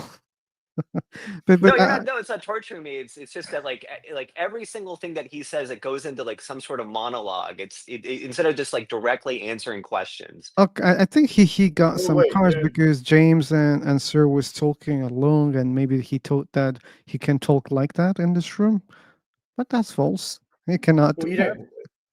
You don't. Well, you obviously like Powell disagrees, and you disagree that there's probably models in the Bible that this person can take from their lives, right? You don't like say there's like a book out there that has like amazing models of the world, like really descriptive, like anything else you can find, like this is like I like 30 years of human behavior is explained by this like specific book. Would you not like I feel like that's what that person's trying to describe. They're trying to highlight that. Would you say like that's that they're trying to present that as like to you? If you found a book like that to you, would you be like, oh, okay, I'm actually? Well, you're pointing out how that even if you found a book like that in your life, you wouldn't find that divine, right? You wouldn't find that religious. No, why? Well, why would you think that's divine? Like, I mean, anybody can make observations like that. Yeah. Like people can observe, and by the way, like the rules that we have in society is that religions call moral rules. That they're just all experience that humanity had, right? All throughout it, they observed, they understood what benefits more for themselves, and they said, "Hey, we should do this." And there are people who can observe, still observe, and they can write a book, and you can say, "Hey, look, like it's working in the society and it's benefiting." Okay. But that doesn't make him God, or that doesn't make those people God, just because they were reading the society well. Yeah, but you understand like a lot of people are using this idea of God and like role play, don't actually believing in it. They're just role playing around it. Do you think that's like insane, or do you think that's like actually true? Do you feel like people do you think there's like good amount of Christians who don't actually believe there's like a God out there, but will just follow the prescriptive nature of it? I'm not able to understand your question, man. So like people won't believe the descriptive claims of like, oh, there's a God, but they'll believe in the prescriptions of it. Like, okay, I want this action, or it's like how to interact with people. Like even that other person claimed that he read the King James version of the Bible. But like if you read the part of the Gospels around heaven, again, heaven isn't a place. But again, everyone believes heaven's a place. So I don't. How do you deal with that? Like, sir, Even you guys probably believe heaven's a place. So I don't understand. I really don't understand Yeah, I what you're don't like. saying. Yeah, why would we It's like- deal with how people see heaven? because the majority of people have a view of heaven that is in some beyond afterlife thing, but the Gospels don't describe it that way. So it's a really weird world of like these people believe these conceptualizations that aren't in the book. So a good example is like heaven itself is a conceptualization in the mind in terms of like how you see other people's knowledge. That's what's said in the parable of the sowers and the parable of the weeds.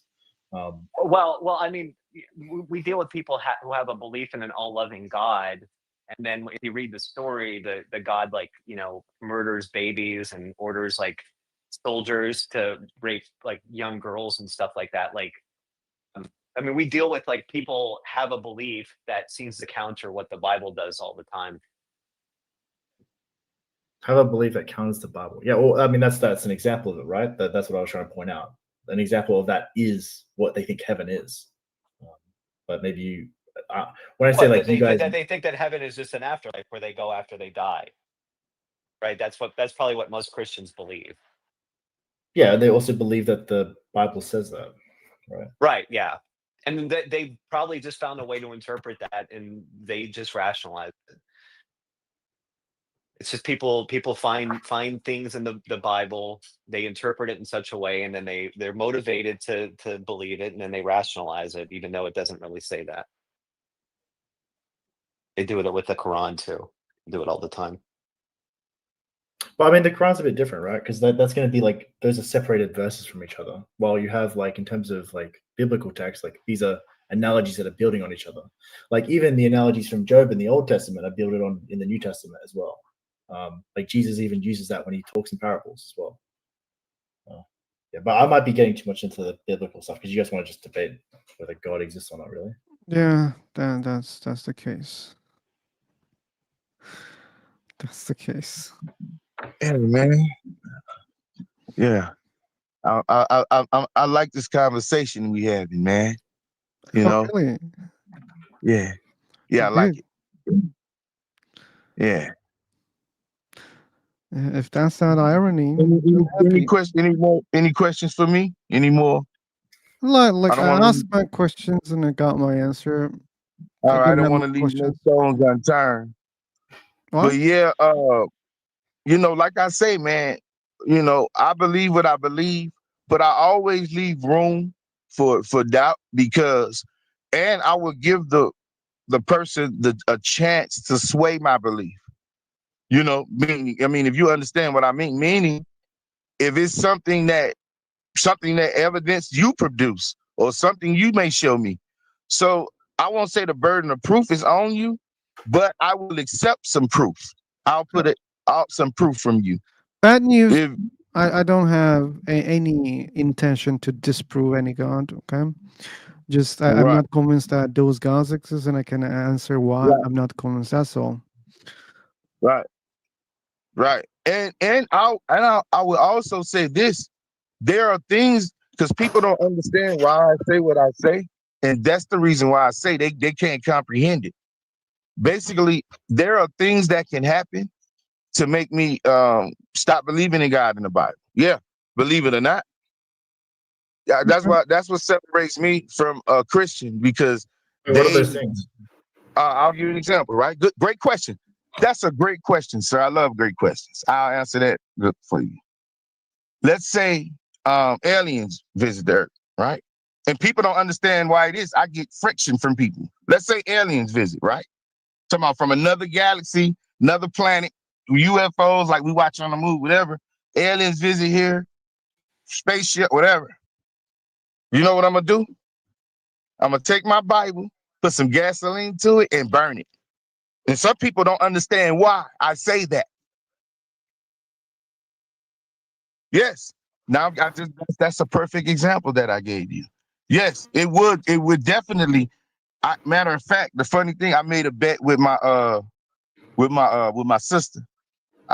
She believes something called zeitgeist or something. I don't know if you ever heard of that.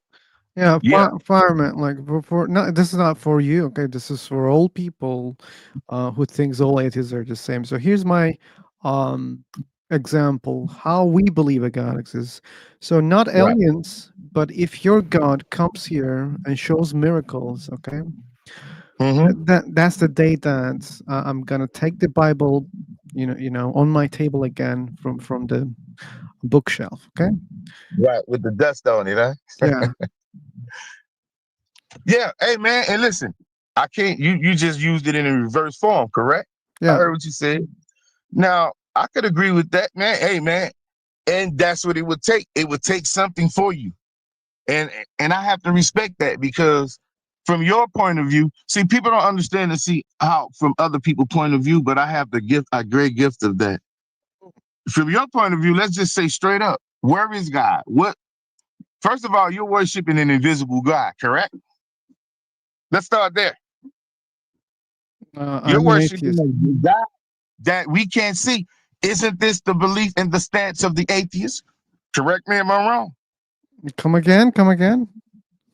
Basically, you would say that a Christian or believe whatever is worshiping an invisible God, correct?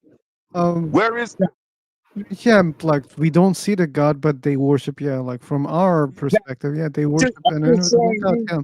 that I can put my feet in your shoes and understand your perspective and why you believe. Because I was an atheist before, sir, whether you know it or not. So I kind of understand a lot of the thought process. So what I'm telling you is, yeah, but go ahead. What was your best argument? What was your best argument for atheism when you were an atheist? I'm gonna tell you what it was. I know whoever you are, you're asking some great questions. I'll tell you why. I was young, about 13, 14. I was in the game. I didn't believe it was a God, and I didn't believe that nothing mattered, and I was wild as hell. I had guns. Okay, so you were just an atheist when you were like 13. These street people doing all, man, that was me. So you didn't have like an argument. I'm telling you what it led to, because I felt like wasn't nothing. It didn't matter what I did. Didn't matter. Fuck it, so to speak. I just didn't give two fucks about anything. Okay, can you explain why it would matter if you believe in God then? Like, why does that change? Why does it all of a sudden, if God... Yeah, great. Another great question. As far as I'm concerned, this the fear of God. So, and the love. You know, I think that goes hand in hand. A father that chastises his child is just as good as any great father. Okay, so, why is that any better? Why is that better than a father loving his son in the material world? Let me ask you, and both the father and son dies. I mean, how is that any different? You're raising a child. Do you let them do whatever they want to do? I don't know. You're not really addressing the question. Yeah, if you're using that as an analogy, what's your question? My question is, you seem to say that a belief in God means that there is some sort of purpose, like things matter or whatever. Yeah. And you say, and you said it was because like it's like the love of a father and like the fear and all that sort of stuff. So I'm just saying that, okay, how is that any different than in a material world? You have a father who loves his son and the son fears his father as well. Like, I'm just trying to see what the difference is there. It really is no difference.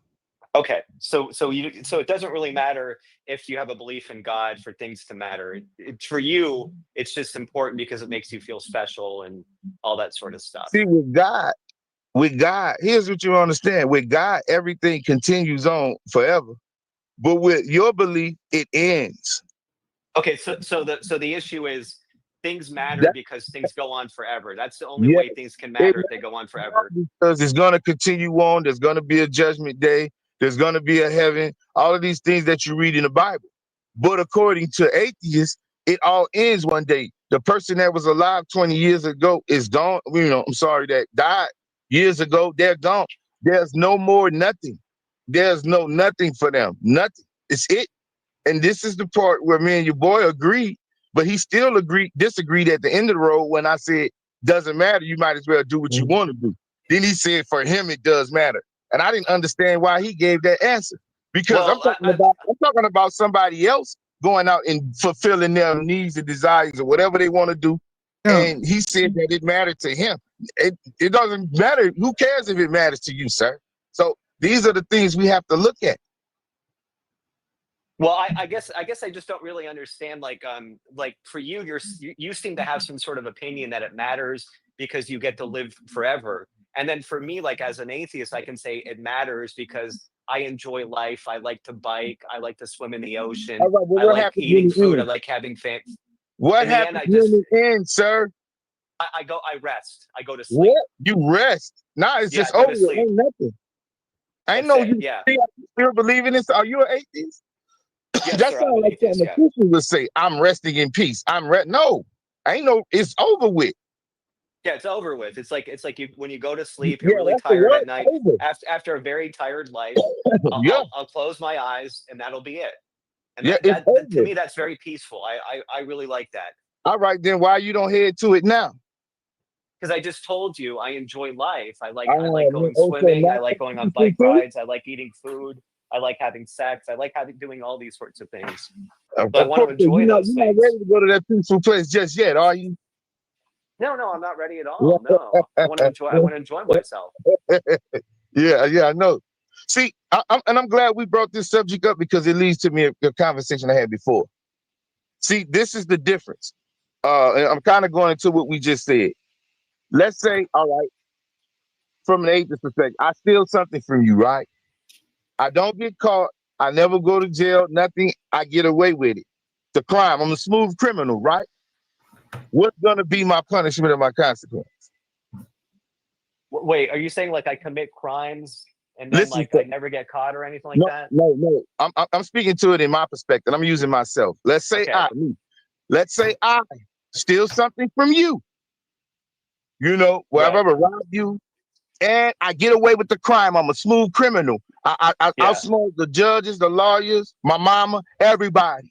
I got away with the crime scot-free. I never get caught. What's the consequence for me? There's no consequence. Maybe you'll have some guilt, or maybe you'll have some shame, but there's things that happen in life. I have no control over it, and I'm at peace with that. Like Now, there's just things that I don't have any control of. There people won't receive punishments for things that they did that were bad. That's just life. you do know that no, some people don't care about shame or guilt, right? You do know that, right, sir? Yeah, I know. Yeah, I don't have any control over that. I can't worry So, too much about that. because sometimes atheists talk like we living in a world full of sunshine and rainbow. I've never met an atheist who believes that or has ever even said that. You know that there are psychopaths out here, people that don't care. So Yes, yeah.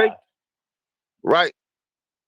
Right. That would be more of a problem for your worldview, though. That's more of a problem in your worldview, not mine.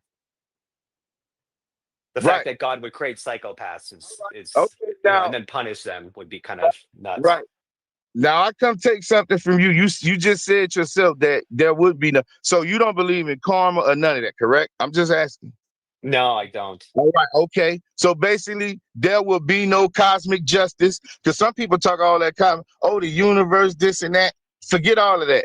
There will be nothing, no retribution, none of that. It was what it was. It's just like a lion killing a deer in the jungle. Ain't no rhyme or reason. Ain't gonna be no karma. So the difference is that I believe that nobody gets away with anything. I believe that we're gonna be judged for our actions. I say that you can fool your mama, you can fool the judge. You don't have to teach us. Hey, fireman. Say something that we don't know. We know that this is your belief, okay? No, I just broke it down in another way. It sounds no, you're just repeating like the common beliefs that people have. People believe that God exists. People believe that afterlife exists. People believe that there'll be complete justice. We know that. Like, for each believer, we know that. Okay. Which leads me back to my first point. You might as well do what you want to do, because like you said, there's no consequence anyway. Fireman. I just told you earlier. Oh, fireman. Please don't. Please. Policeman, please. Okay, I don't want to mute you. Okay. Fireman, I don't want to mute you. Come on. So please don't say false things here, okay? I said clearly, like, I care about the consequences. I said it clearly, okay? I can't even get 3 words out. What?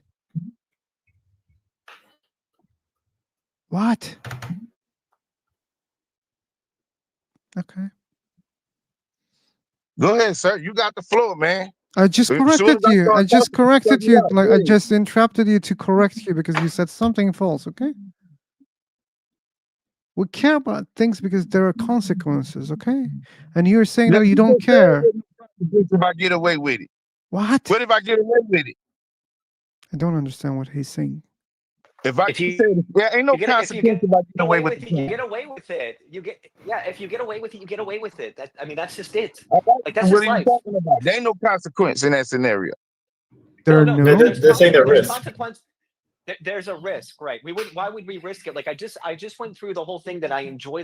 I enjoy going swimming. I enjoy eating food. I like hanging out with my friends and family. Why would I risk that? Why would I put that at risk to do something I don't even desire to do?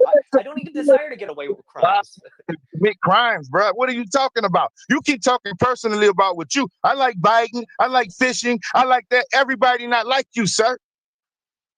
A lot of people like to live. They like to do things. Right? They like to go on trips. They like to play video games. They like to eat. They like to do all these things. If they commit crimes, they put themselves at risk. There's consequences for it. So that's why you probably shouldn't do those things. But people do those things. Rainbows and sunshine. See, here we go. I never said it was rainbows and sunshine. Here we go. Well, I'm telling you, they got people that commit crimes, sir. Everybody is not out riding, biking, and fishing and sitting on rainbows. You're right. People are outside committing crime. That's just part of life. Everybody, but yeah, there are people. Thank you. Or we wouldn't have prisons, sir.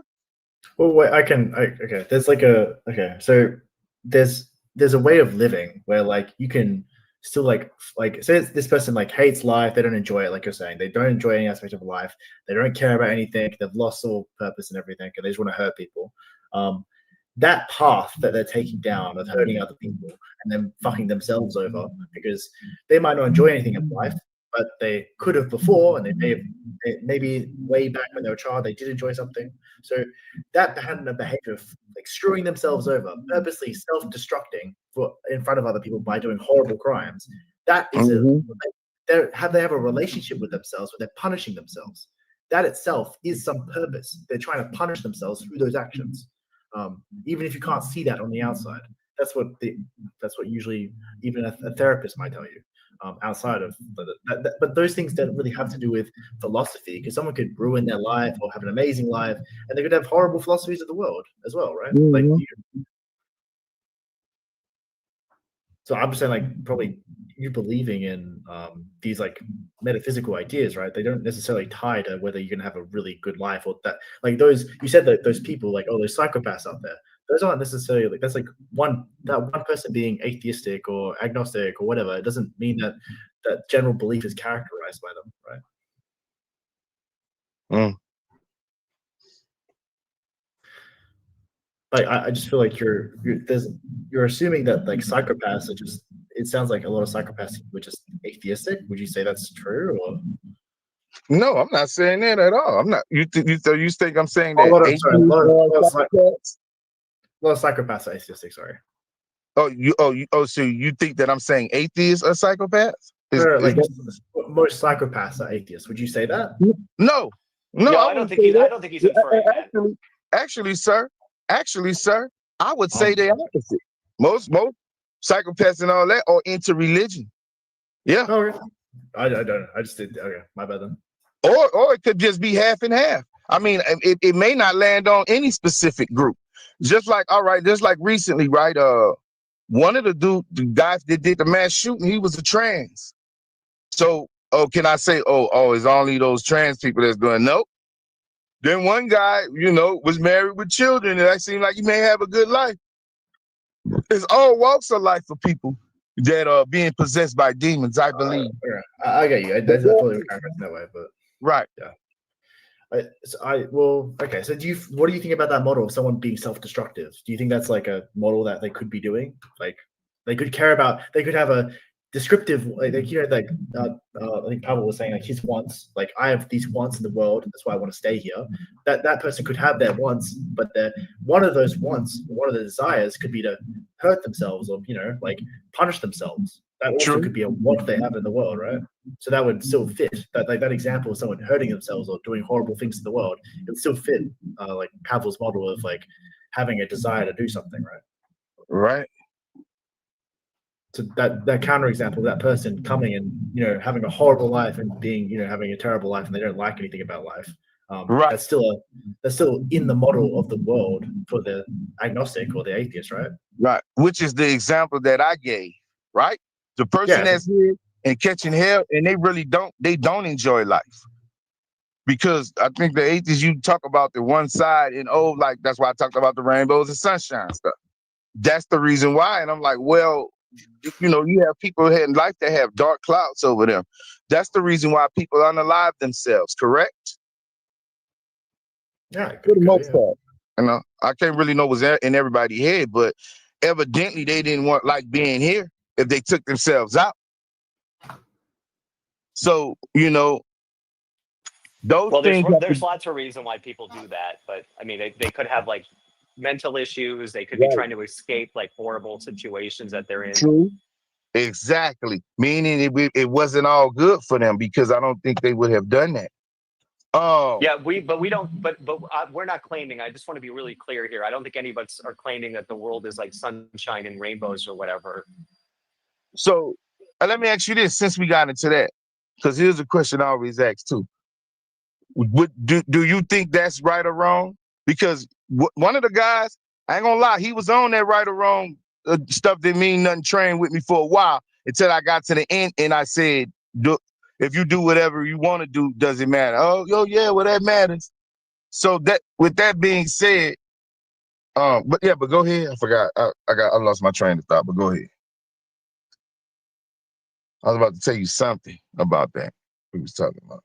That happens. While you're trying to remember, I want to just say something. So, like, well, when you ask those things, well, it sounds to many people like it's only for the atheistic part. Like, you should understand that, like, the planet is full of believers, okay? And the things that you mention, okay? The people see the hard life and they want to end. It's more in Right. believer's side, and you shouldn't ignore that, okay? Maybe you're not, but when you're talking about these topics, please don't talk as if it's only about atheistic part, okay? So like the planet is full of shit. We accept that. As Paul said, I agree. It's not sunshine, okay? So and seemingly religions are not able to solve the problem because many believers they do the same thing, okay? So that means this must be out of our topic, okay? Because when we see the same things in both sides, that means it's not about that thing, okay? And it's not about none of them. So I'll ask you this: do you think that's right or wrong? Would you have a problem, or do you see that as something? If somebody decides to unalive themselves, or Fine, would you be like, "Hey, it is what it is. I feel nothing." yeah, I What think say you? you're not only forgetting what you're thinking, you're also forgetting what I said before. I said Okay. no. I don't think there's right or wrong. Okay, these are Yeah, just you just did say that, labels. but now in the end, you did say that it matters. So you do believe in right and wrong. When I No, said should a no, no. person, you Like went down that road, when bro, I but then you say when I say something matters, I didn't. When I say something matters, I didn't say right or wrong matters to me. Okay. because at first you were saying that something matters until I got to Something that part. matters doesn't mean right or wrong matters. Okay. Like why you're taking it in that way? Okay, I ask the question again. Maybe just like I said, a person you might as well go out and do what you want to do. Is that good or bad, right or wrong? I told you there's no right or wrong in my worldview. Okay. All right, then that's a better answer then. Which meaning that it doesn't matter. Oh, well, Ultimately, wait a second. Wait a second. Hey. Fireman, I think like I do you don't see like I don't think that you were an atheist, but if you were an atheist, you were a terrible atheist, and luckily you're a believer right now. I'm happy for that. Okay, please stay on that side, you please. should Okay, be. please stay, please You stay should there. be. So here's the You thing: should be. what people do matters to me, fireman. It's not because it's right I or mean, wrong. Okay, yeah, I mean, it what does. people Yeah, so do. it's a right or wrong to you. Okay, God, why I'm not able to speak, man. Hey. I'm here for nearly 4 hours, man. Like I'm doing a lot of things to make this stream. So just let me, okay? If you say something, if you ask something, let people to answer, okay? Give them some space. We're giving you the space. You also give us some space, okay? So when you say, "Oh, it doesn't matter," no, that's false, man. A lot of things matter to me. What I can't say go do whatever you want, okay? Because what people do matters to me, okay? But if I say do like this, do like that, it's not because I call it right or wrong, okay? I look at things whether it harms me or not, okay? If what people do harms me, and I'm gonna say no, don't do that, okay? Because it's harming me. It's not about right or wrong, okay? Because I want to have a better life, okay? I don't want to feel pain. I want to get pleasure, okay? I want to feel safe. All those things, okay? And what people do always matters. Always, okay? Don't forget that. What people do always matters. I can't say go do whatever you want, okay? I cannot say that.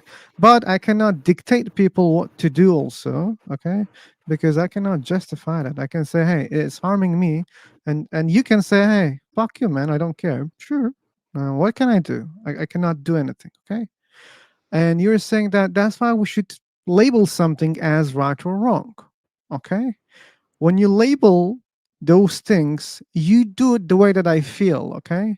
Like the way that I think. For example, I say don't do. Why? Because it's harming me. And I say do, okay, it benefits our well-being. When then we say do. So when I say don't, you call it wrong. When I say do, you call it right. Okay? But you don't understand why you're saying those things. You don't understand it. You believe that this is coming from a God, which is our main topic here. Okay? And I don't believe that's the case because when I look at the people, they say do, don't, based on what I said. Okay? And they say, no, no, no, it's written in my book. That's why people do or don't, because of my book. And I say, hey, man, books are written by humans, and most likely we wrote those things. Okay. Why? For the same reason, because we like something, we dislike something. Okay. And what you do is just, naming them right, wrong. Okay. That's all you do.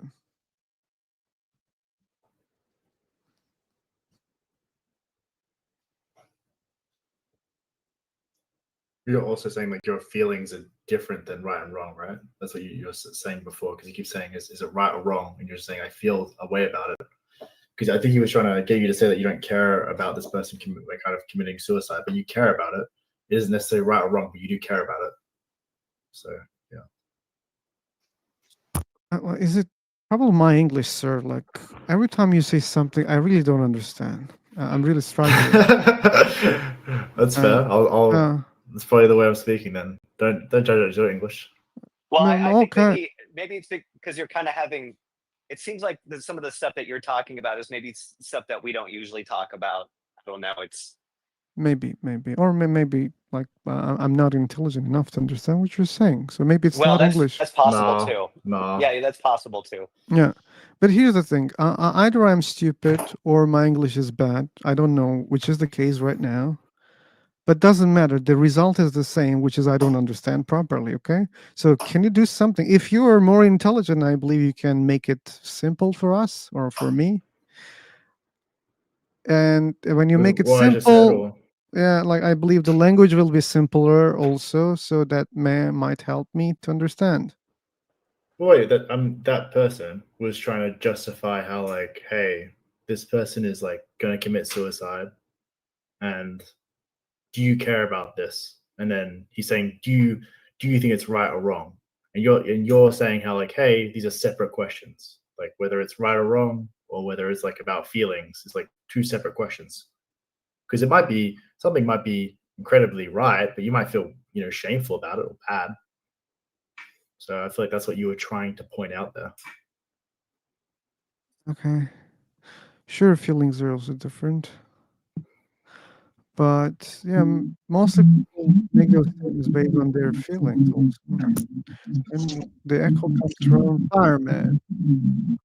Fireman, you change some settings? Because I hear myself right now.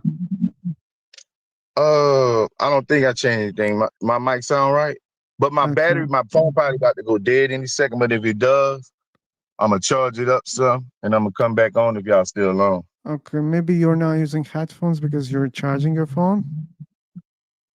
Yeah, I don't know. Well, Okay, so when you don't use the headphones, it creates an echo. You should know that. I don't know. Did the echo just start? Yeah, it just started. It's been pretty continuous, I would say. I don't know, man. Probably because my battery is down low. Maybe.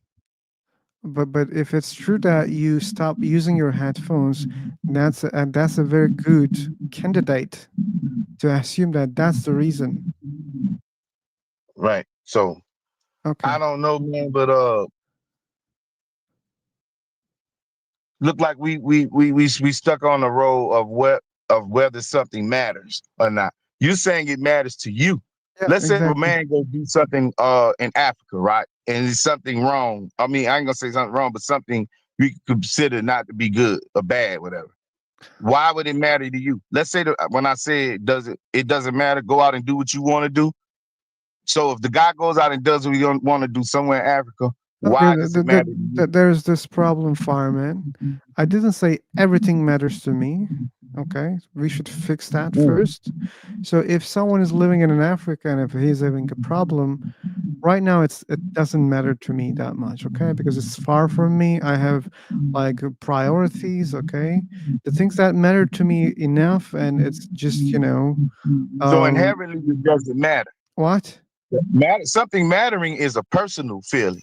That's a subjective feeling. You can say that. Yeah, like it matters to me doesn't mean it matters to other people. Or it doesn't mean that like there are people who think that nothing matters to them. So Yeah, like it matters to me. It doesn't have to be for someone else.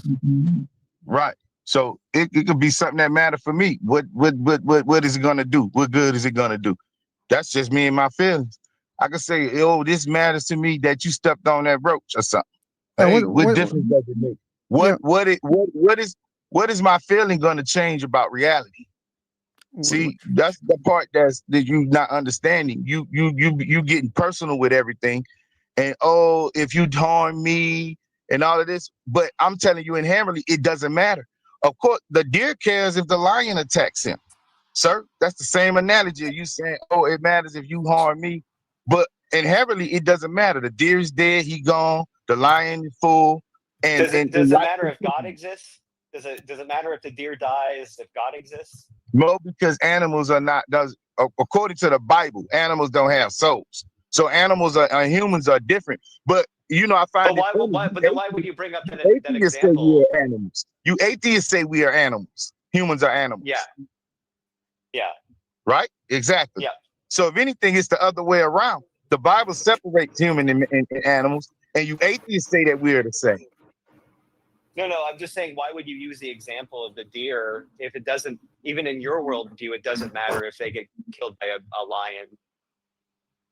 No, because he said that if somebody harmed him, like or do something, it would matter to him. And I said, of course it would matter to you, but inherently does it matter? No.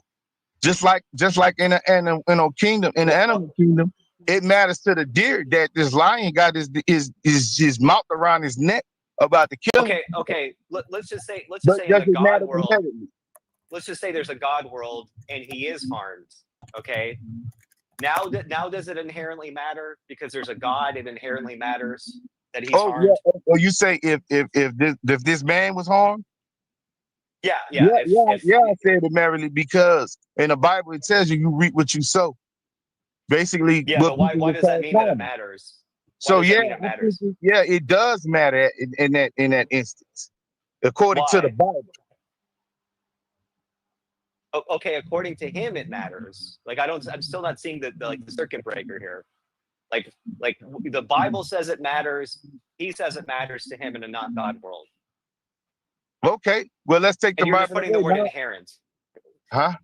You're just putting the word inherent in front of like meaning when it's like God world, and I'm just trying to see how do we get that word inherent in there. But I mean inherently meaning in general, not just your personal feelings or how you think, how you feel, what you feel matter. That's what inherently means. Means overall, does it matter? Okay, you know so overall for me and overall for other people here, you know, it does matter to us if philosopher is harmed. Yes. So exactly. Of course it does. You know, because that's y'all buddies. Just like a pack of dogs.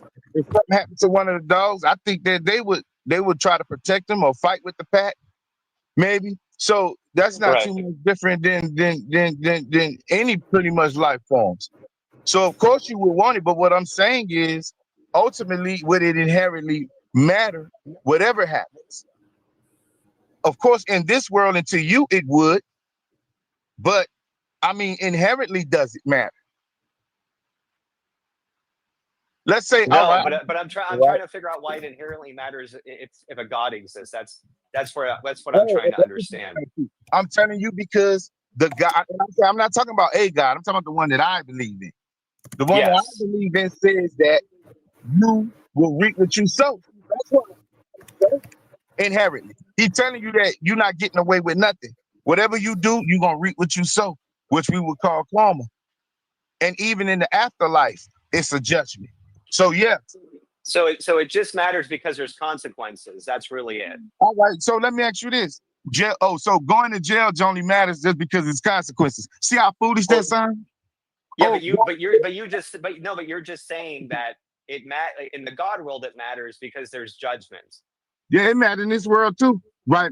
Yeah. So so why we got jailhouses then? Since mankind know how to do what's right.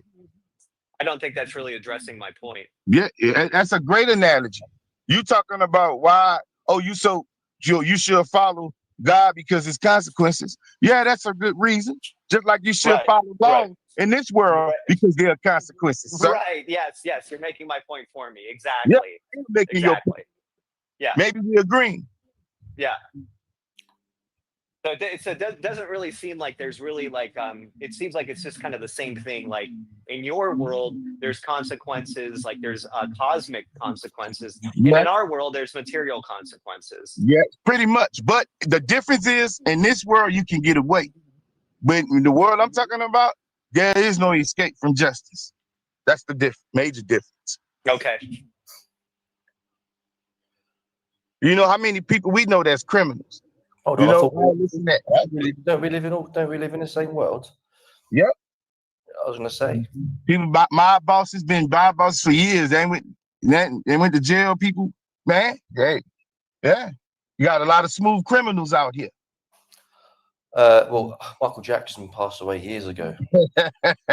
Yeah, that's my favorite artist of all time. That's the reason why I always quote his lyrics. Yeah, that's a good one right there.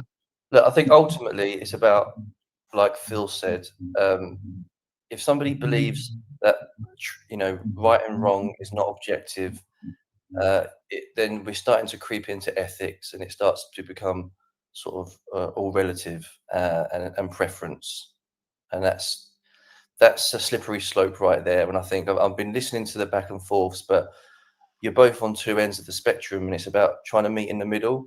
There are some things that we do agree with, because on paper you may say that somebody believes in their worldview that nothing is right or wrong, but they don't actually live that way in practice.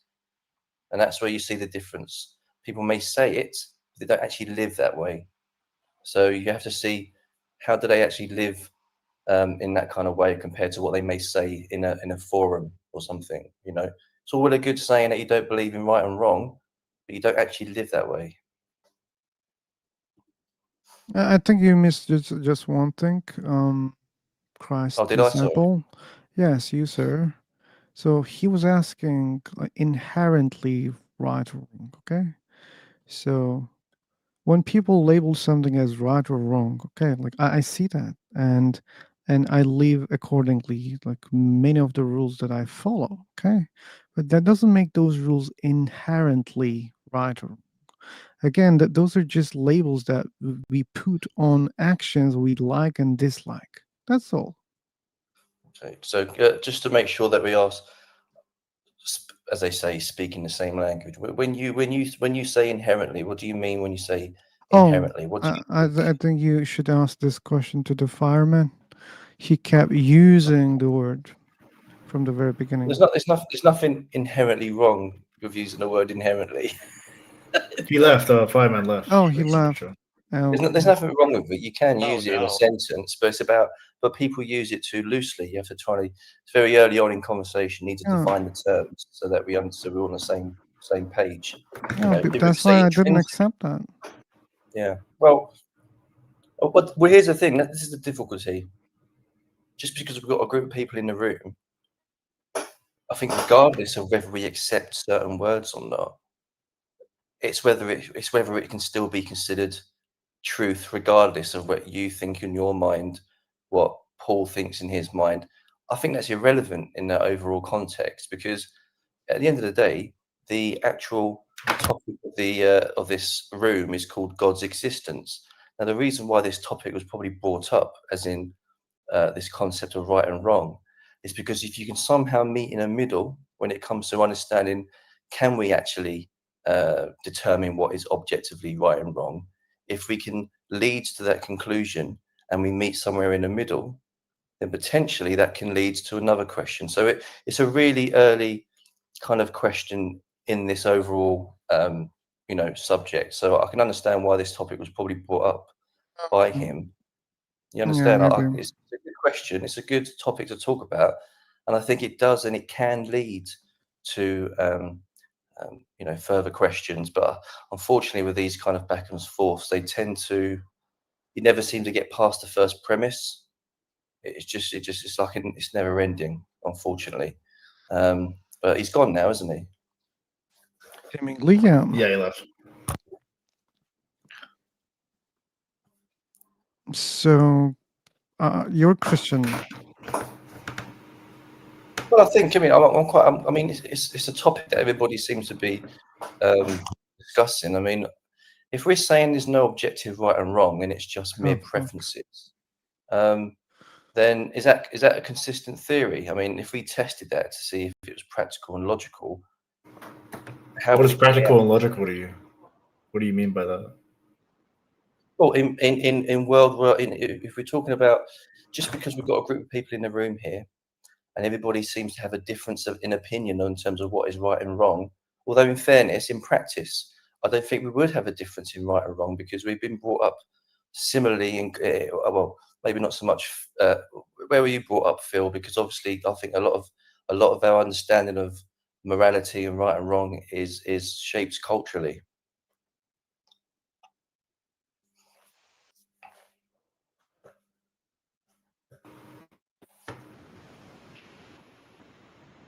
I assume Phil wants to center around the descriptive claims, not the other things. But maybe I'm wrong. Because the idea of doing what you should do or what you ought to do is a big different question than debating the descriptive claims, whether you believe in God or not. But Christians kind of link these things together. If you believe in Jesus, then that's all you. Or if you're a Protestant, that's all you need to get to heaven in a way. That's I'm not the really traditional narrative. interested I think this question really it doesn't necessarily hinge upon the Bible or the Christian God. Quite frankly, I think this can be this question could be laid out and we can come to a conclusion without even invoking the Christian God or the Bible. I do believe that there is enough to work with from a conversational point of view without even invoking that, because ultimately, if people can't seem to agree, so here's the difference: if the difference between right and wrong is preference, do you think that's potentially problematic? Well, I'll let Phil answer. I won't answer for him. Okay, this is not the main topic. I think the difficult is when you create a room saying God's existence, there's a lot of layers involved in that, and can't just seem to get to a simple conclusion or some sort of conclusive. You have to work with different questions and see where they lead to. So that's why I think this topic was, why everybody was talking about it for so long. I just think there is something there to be had as a conversation, but it's about whether or not we're willing to explore where it leads to. Yeah, and no, I asked you the question. I said, if the difference between right and wrong is purely subjective, do you think that's problematic? Yeah, I think it's problematic. Yeah, because it creates conflicts. Okay. And so do you think then that ultimately, if it becomes problematic, how do we overcome that? Oh, it's hard. Okay, so in terms of as a society, if they're trying to move to progress, even from let's say a humanist perspective, how would we move forward to that human flourishing if there's no if right and wrong is merely a preference or subjective? By convincing other groups verbally in the most humane way, if we can. Okay, but if there's no truth behind it at all, how can people convince what the difference is between right and wrong? Look, I didn't claim that they can be. I know we would attempt to, wouldn't we? So well, we can attempt. We can use our chances, but that doesn't mean it's going to be done. Okay. What's your solution, man? I don't have a solution. Oh, okay, great. So like religions, they don't give the solution. Like atheists, they already don't give any solution. So there's no solution for that then. Well, that's interesting because if we're going to work with because most of the West is becoming more secular essentially, so they're kind of rejecting the concept of God. That's when people feel that there is a decline morally in society, which is up for debate. But then that could be then potentially linked to moral relativism, and how in the end people can't really define what the difference is between right and wrong, even if we feel there is some intrinsic understanding of what right and wrong is. Because like I said, we may say in a room that there's no difference. How do we get right or wrong from the Bible or from God, though? What's the relevance of that? There's no relevance to the Bible at the moment, so I don't think that's Well, anything. but you just brought up the fact that there's like this moral decline in like the West because people stop believing in God, and I'm just trying to figure out like exactly what we get from the Bible that would help us like change this moral path trajectory to a upward. I think at the moment, I don't think the Bible is something that can be invoked in this debate. I think it can be brought into the equation later on. But right now, I mean, personally, too early. If I were you, I wouldn't bring it up either, because like there's stuff about slavery, sex slaves, burning women alive, virginity tests. Okay, but then here's the thing. Obviously, that's something that if okay, so you've brought up some things that you consider to be morally wrong, but then if there's no real difference between what is right and wrong, then who are we to say that those cultures in that time, what they were doing was wrong? Yeah, I'm trying to figure out why that wouldn't be a problem for you. No, well, it has to be a problem for everybody, because I think ultimately, if we are going, because I'm gonna try and work with you guys here and run with your train of thought. If there isn't a difference between right and wrong, and granted, I'm willing to run with that for the time being, then I think it makes it difficult for anyone to be in a position to start judging the Bible on what they consider to be immoral acts. Because right, and it's the same thing. The same thing would go for you. The same thing would go for you, right? It would be a hard thing for a Christian to tell us what's right or wrong when it pertains to certain things like slavery, burning women alive, virginity tests, beating slaves, telling soldiers to rape young women, like all of these things. Like, to me, I would just have a hard time like taking anything a Christian says seriously about right or wrong when there's stuff like that in the Bible. Okay. Well, you don't have to take anything, I suppose, from what a Christian says. It's about the society that you live in now, because this is kind of leads to what I was talking about before. If there are many people right now as we speak just walking around, just sort of essentially saying they don't really believe in their worldview that there's nothing really right and wrong, and then at the same sentence or the next breath, they said that they will start to claim there are things in the Bible that they morally object to, then that almost contradicts their first sentence. So I'm happy to run with the idea that there is no objective morally anything right or wrong. It's all subjective preference. But then my next question is, if that's the case, then who are we to then start judging some of the things that are mentioned in the Bible? Right. And that's a fair point, same... Paul.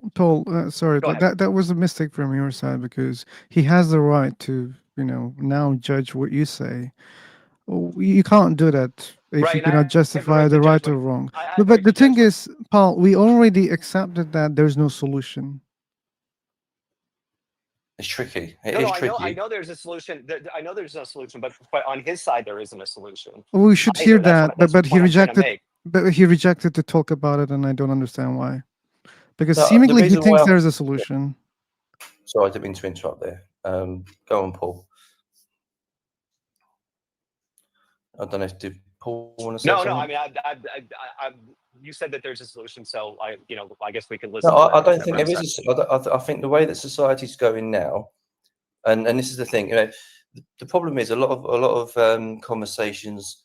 They will eventually, when there comes to a conclusion, it will come full circle. But I think in this moment in time, we need to look at how society's heading.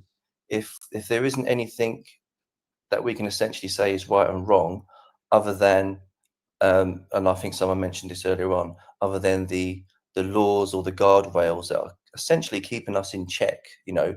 Basically, we won't do this or that, because this is the thing. This is where it becomes contradictory.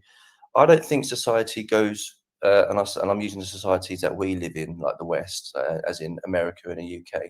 I don't think, for the most part, people have just been conditioned to not know the difference, or to know the difference of right and wrong, because society has shaped it based on merely the laws that prevent them to doing things wrong. I think that'd be unfair and almost disrespectful to our own species to suggest that people, the only reason they don't do right and wrong is because they know that there's going to be serious repercussions on Earth. Not talking about any afterlife, just simply from an atheistic perspective. Because I think what I'm trying to do at the moment is try to understand the atheistic position, the atheist position, which you could argue is a secular position, as in a society where there's nobody really believing in God anymore.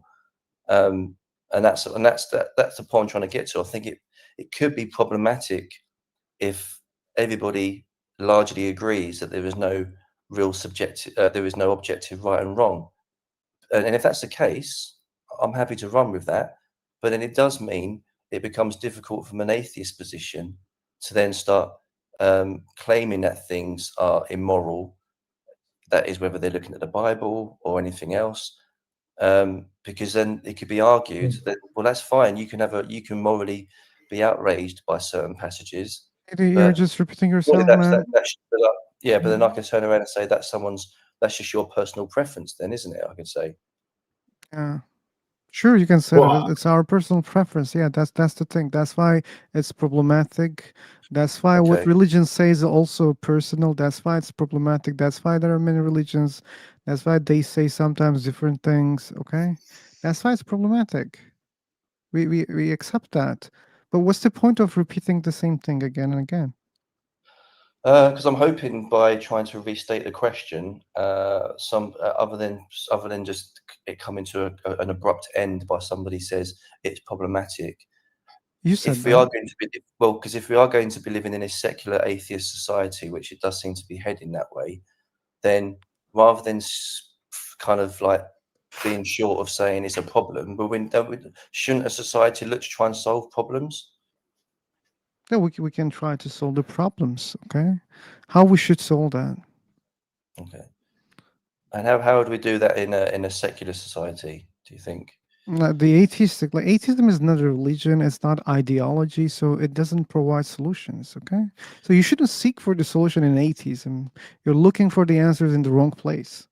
Okay, so if say like in 100 years' time, the majority of America is everybody doesn't really believe in a God anymore. Now, I don't want to get stuck in the whole kind of labels, because you've got different people depending on who you speak to, agnostic, atheist. Sometimes they merge the two. Sometimes they call themselves, is it nuns or something? People don't like labels, which is fine. But still, you have a way of viewing the world, and that's undergirded by something, whether that's naturalism or materialism or something like that. There's something that shapes your You understanding. don't have to believe in any of that. That's not true. You don't have to believe in a meta narrative of the world. Again, like you don't have to believe in naturalism.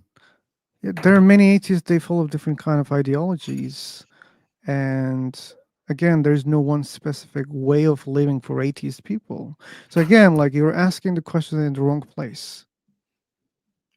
Is it where would be a good place to ask that question? Like if people think that religion versus this ideology, then you can go and speak to them. How I do think that we should follow what you're saying, like as a way of living.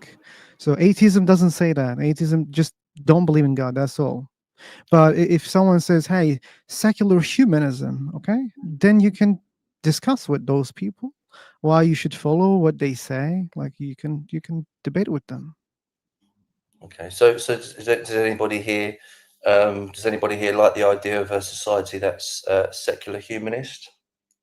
Well, I would just say that that's the normal model of the world, right? Usually people say there was an enlightenment and people are now moving away from religion, but a lot of people still have a lot of Platonic assumptions. So the idea of good and evil being opposites, that's an assumption you've taken from Plato, from the Republic.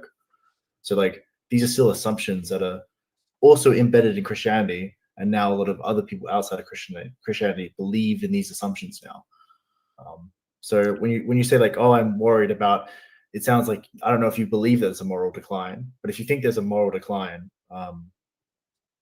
the question is kind of also, why do you think that? And if you think that's because people don't believe in God anymore, I would just highlight how there's a lot of assumptions in religion that some Christians hold, some people outside of Christianity hold, and they don't know why they hold them. Again, the opposites of good and evil is one of those assumptions that's carried on with the New No, I Testament. understand that. Yeah, I think everybody on either side of the fence can be guilty of assumptions and pushing their own assertions. But I think when it comes to, again, the concept of what is right and wrong, we can't leave that to just assumptions, because that's not how a society can flourish. And again, if you're going to work within the framework of secular humanism, then of course they're going to need to at some point, which I'm guessing they kind of are now, trying to be able to at least pin down or just work with the notion of what is right and wrong. And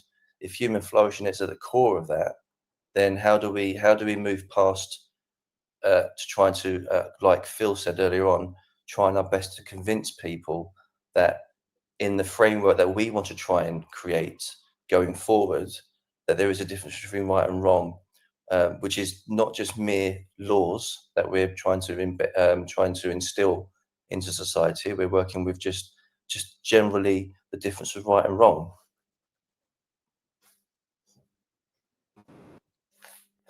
Well, people are going to say that's subjective no matter what. So, well, even if it's subjective, the question is like, well, the question is, do you feel like most people hold, if morality was subjective, do you feel like most people hold the same morality system? Do you feel that way? Well, I believe to an extent there is some kind of,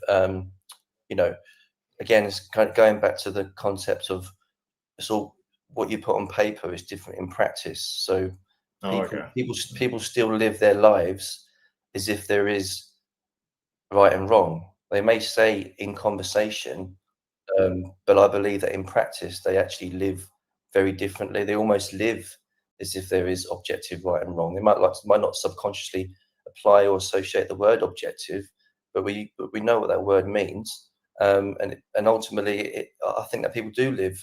But do you feel like most people act like God exists? Is that what you're saying? Do you feel like they act like God exists because they follow right and wrong?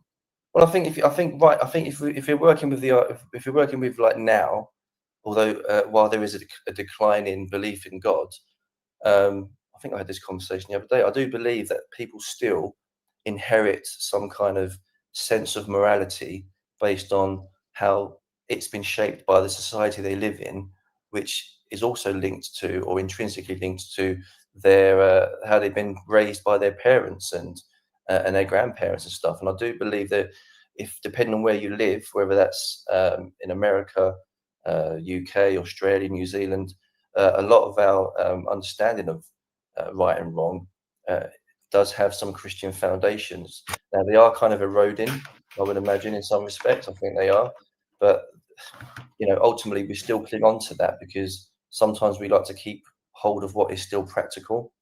We might not believe in a literal God, but some people would argue that they still believe in some of the values. They may want to hold on to them,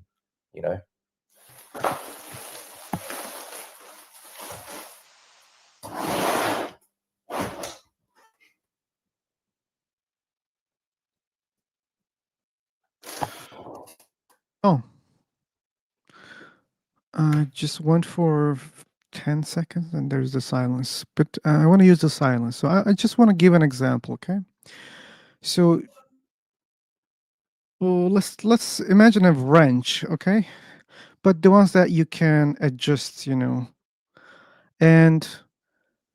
let's imagine that I don't know what is that tool, okay? And my friend brings it to me and hey, you know what? The unicorns came and they gave me this wrench, okay? And I understand that it's a tool, and my friend also teaches me that it's a tool, and I start using, okay? And it works for me. It works. But I say, hey man, okay, yeah, I see the tool, but I don't believe that unicorns broke the tool. Yeah, it works for me. I want to use it. I will keep using that. But I don't think it's from unicorns. So that's the case, CD, for what you're saying so far. You're saying that people are living as if there's right or wrong. Yeah, people live because people need some rules in the society to have some balance, okay? And when it comes to believing that those rules are objective or inherently right or wrong, many people don't care about that. They use the rules because it works, okay? It mostly works. That's why we use it. Phil, get around maybe next. Okay, man. Okay. Thanks for joining, Parker.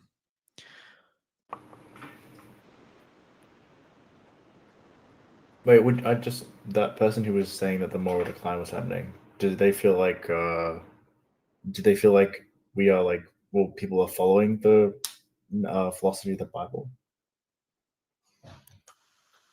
well, okay. So let's. Or do you not care about what do you mean? You said there's a moral decline. What are you saying that? Like, are you saying it because you believe in biblical texts? Do you think? Okay, so that it's kind of linked. Do you think that as a society we are progressing morally? We're just kind of we'll just reach to the point where actually we may subjectively not necessarily believe in an objective right and wrong, but we've progressed morally to the point where we've somehow converged to a point where we understand the difference because collectively society has worked hard to get to that point. Do you feel we're already at that point, or do you feel there's more progress that can be made? Well, there's a big difference between like women having the right to vote now, right? You know, that's like a huge divergence, and also like the idea that like a woman cannot have a baby and be that's like a not only a fine thing, it's a absolutely okay thing, right? That's what society sees now versus before. So before you're throwing away on, like, that's what Paul would say in the Bible, you're throwing away your natural use. So he would argue natural teleology as in like, well, this happens in nature, therefore it should happen in the world. But the question is like, well, I would say we've progressed, right? Because the idea like we're not following that anymore. We're not following that we have to do this because this is in nature. Because what makes something natural, nature bound? You know, any human action could be nature bound. Yeah, so I think it's like a huge progress, right? Because like half of the people in the world now are recognized with the same rights or similar rights. Okay. So when you say rights, do you just mean rights across the board for women, or just in terms of just that one example about being able to vote? Like the idea of just being able to do a job, and like no one's like questioning whether you're even able, like being in the job is like insane, if that makes sense. Like if a woman wanted like again, Paul in Romans in the New Testament would say that that's like an insane thing. Like, why are you throwing away your natural ability to birth things when you could be having a family? Like, that's your natural purpose. Yeah, I understand. I mean, it's interesting enough. I've been looking into some of the trade-offs, if you want to call it that, where obviously, I think it'd be safe to say that women in the workplace was probably mainly driven by capitalism, and obviously when there was financial constraints on within the household. But I think I have heard people argue that in introducing women into the workplace, it's actually lowered the actual. It would have lowered the potential salary that the man would have been getting originally or initially. Whether that's a dual income, that works out about the same. If it was just a man working, possibly. But there does seem to be some trade-offs, which I don't know off the top of my head. But well, it's just that they enjoy it, right? I would say that's probably mainly driven by capitalism rather than anything else. But it's good that women have the freedom to, like, if they want to work in the workplace, that's great, right? Like that should be like the most important thing, I think, is that people have the freedom to do things that they want to do. Yeah, they're not forced to be like housewives and just like baby factories, right? Yeah. But again, it all goes back to the notion of choice, isn't it? Really, I mean, people can choose to not work if they don't want to. They might struggle in life, but choice comes with consequences, and people can choose choice, right? And people can choose, like women. It's okay if women choose to stay at home, but it's great that people have that choice. Like, you're going to bring up all these like things, like all these consequences or whatever. You're going to bring up like this pay thing you brought up or whatever. But fundamentally, women have this choice. They don't have to be slaves to their husbands, and I think that's a good thing. Okay, so I mean, it's quite loaded kind of the way you framed it there, like slaves. And it was loaded the way that you. Well, that's what they are. I mean, I think that's what your worldview says, is that these, you know, these women, what they're supposed to do is they're baby factories. Okay. At this moment, I'm willing to put my worldview to a side, because I want to see how, in practice, how secular humanism, how that's going to pan out. I mean, we've already seen it happen in real time, and it's causing. I mean, and you could say that's linked to the current model of secular humanism that we're trying in the West, which is liberal secularism, and obviously, and we're seeing how that's unraveling at the moment. So, I know that's the mainstream interpretation in the philosophy community of like, oh, there's an enlightenment and we're getting less religious. But like, there is a big highlighting that we're still stuck in a lot of those religious assumptions. And they're not those. Yeah, some people would say those religious assumptions are the things that are destroying things. So the idea that opposites for good and evil, that results in less forgiveness of other people, like the judgment of them. Even parts of the Gospels will say how, like, you know, you shouldn't. How can you judge someone else? But that's not what we use for our foundations for any of the. Like, I guess I want to ask more of a question. Like, if we're still fine to take it in a morality way, for the biblical stuff, do you feel really tied to it? Because like the natural teleology stuff, in terms of a woman needs to be a birthing person, that idea, if you're a woman, like again, 1,000 years ago, and you weren't having a child, you were shamed and seen as a complete failure, right? So like that entire aspect of living, that is written in the New Testament. It is okay to shame those people. Like that's what Paul says. He says that's what you should do. And that is a direct contradiction to what Jesus says. So yeah, no, but there are consequences to things. I mean, I did touch upon it briefly yesterday. I talked, I think Paul was in here when I was talking about it. But, I mean, like Paul the apostle. I mean, Paul the apostle. Like, but again, for the moment, I want to see how things play out in practice, because we are seeing it.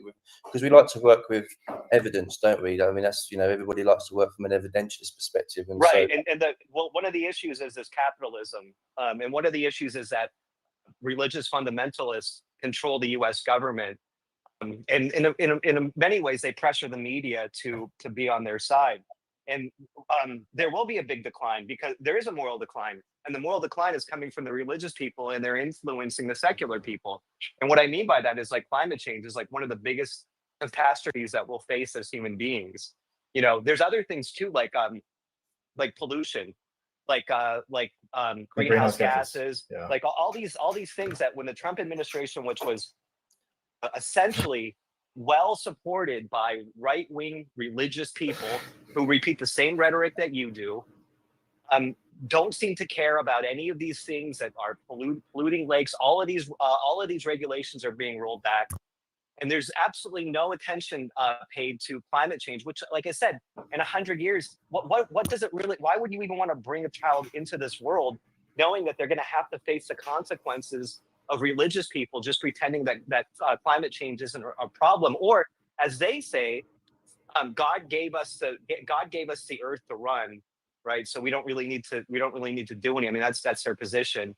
We can run it however we want to, as God gave it to us.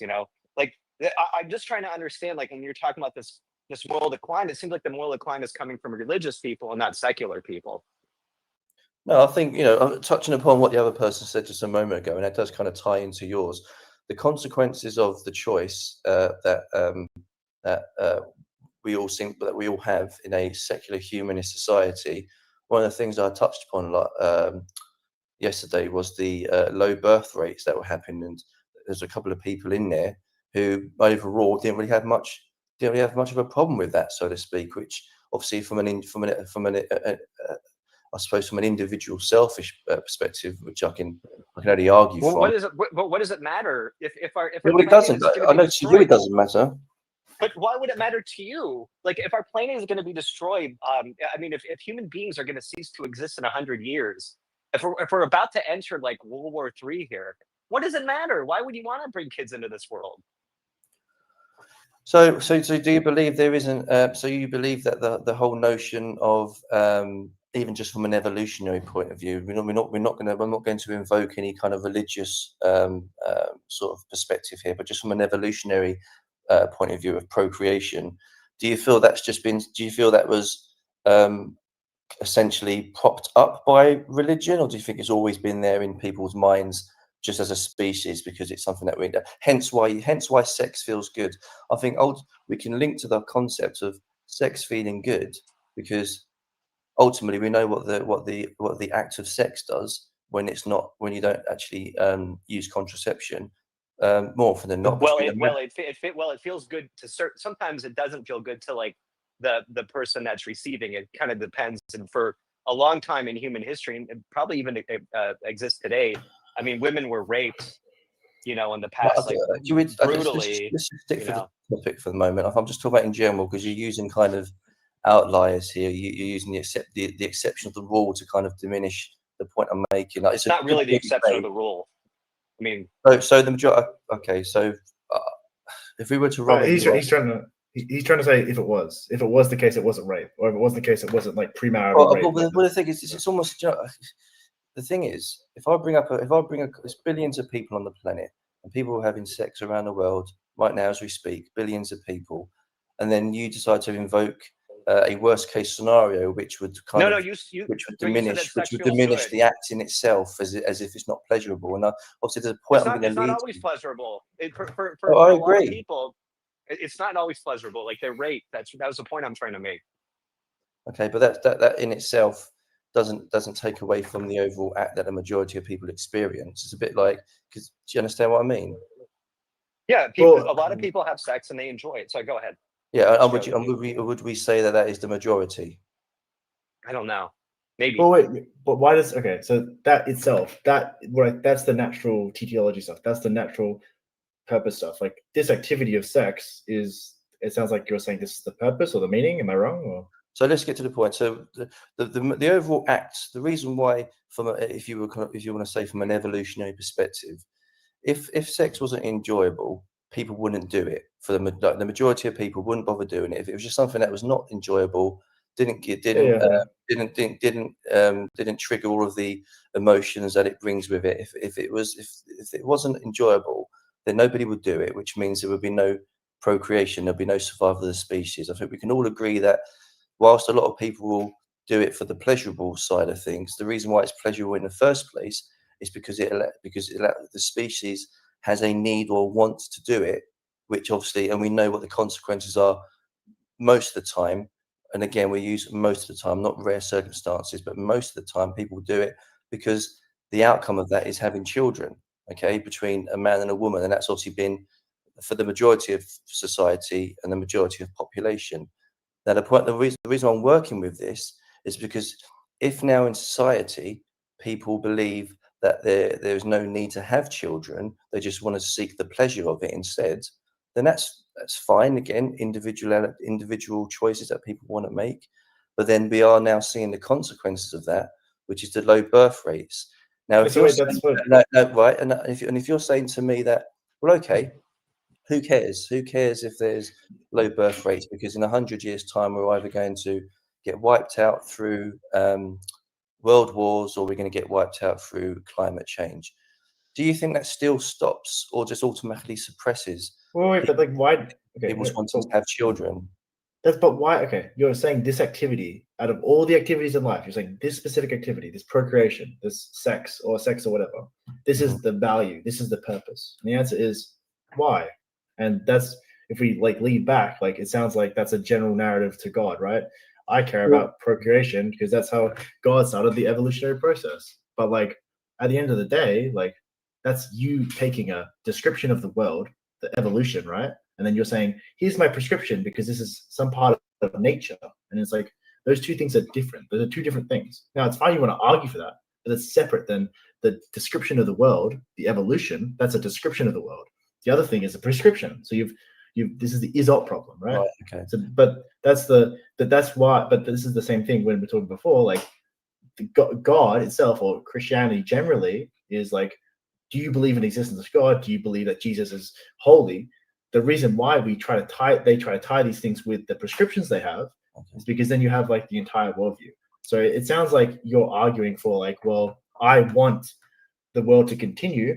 So we can have babies, but then the answer is like, why should every person on the planet value that activity of sex. No, well, that's the point I'm going to make, because you said, why should every person on the planet value these goals or these commitments? Now, but this is where it becomes full circle, because about 5 or 6 minutes ago we were talking about people having the choice, and then we moved on to women, and then we moved on about women having a choice, and then I brought up the concept. Well, look at some of the choices that many people are making now, where sex is just purely for pleasure.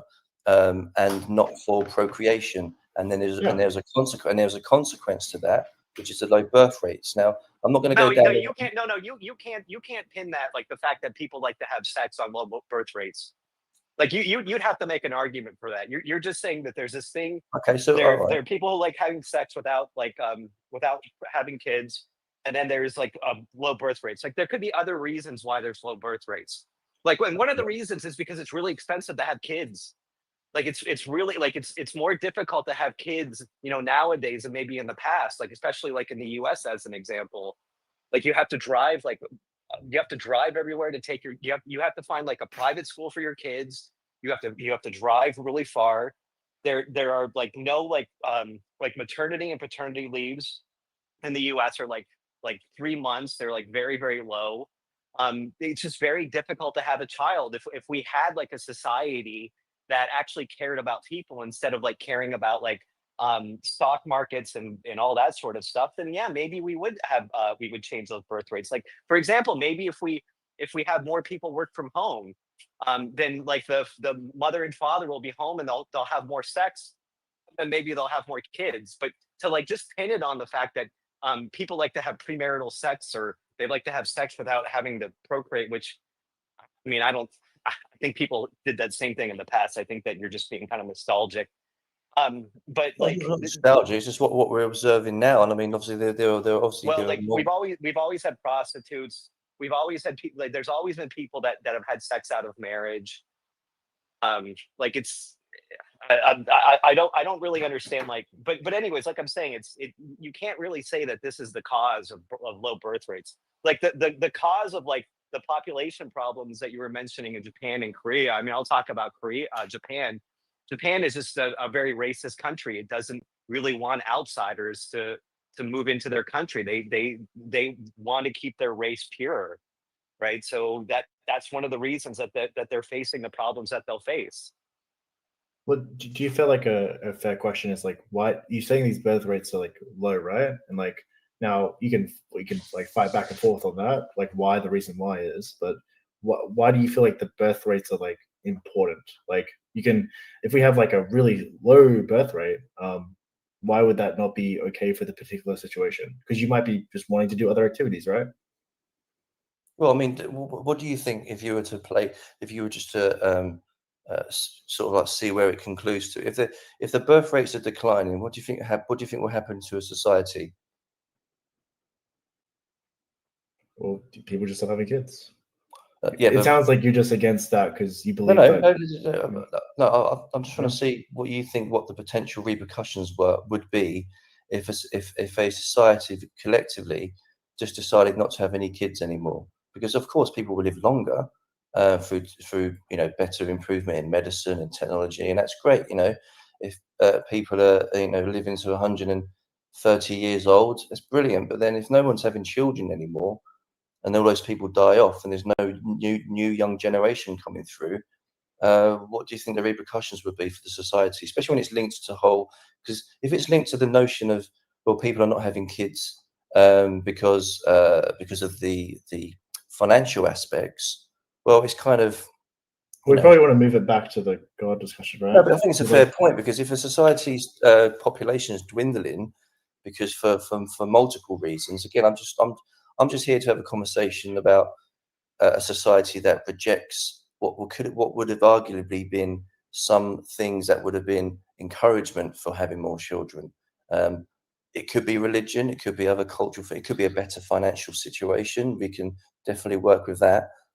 But if we're just completely moving away, not through our own fault, but just through the way things are changing, if we're moving away from the things that once used to encourage people from having kids, and I do believe part of that could be a rejection of certain family values, which once would have been fundamental to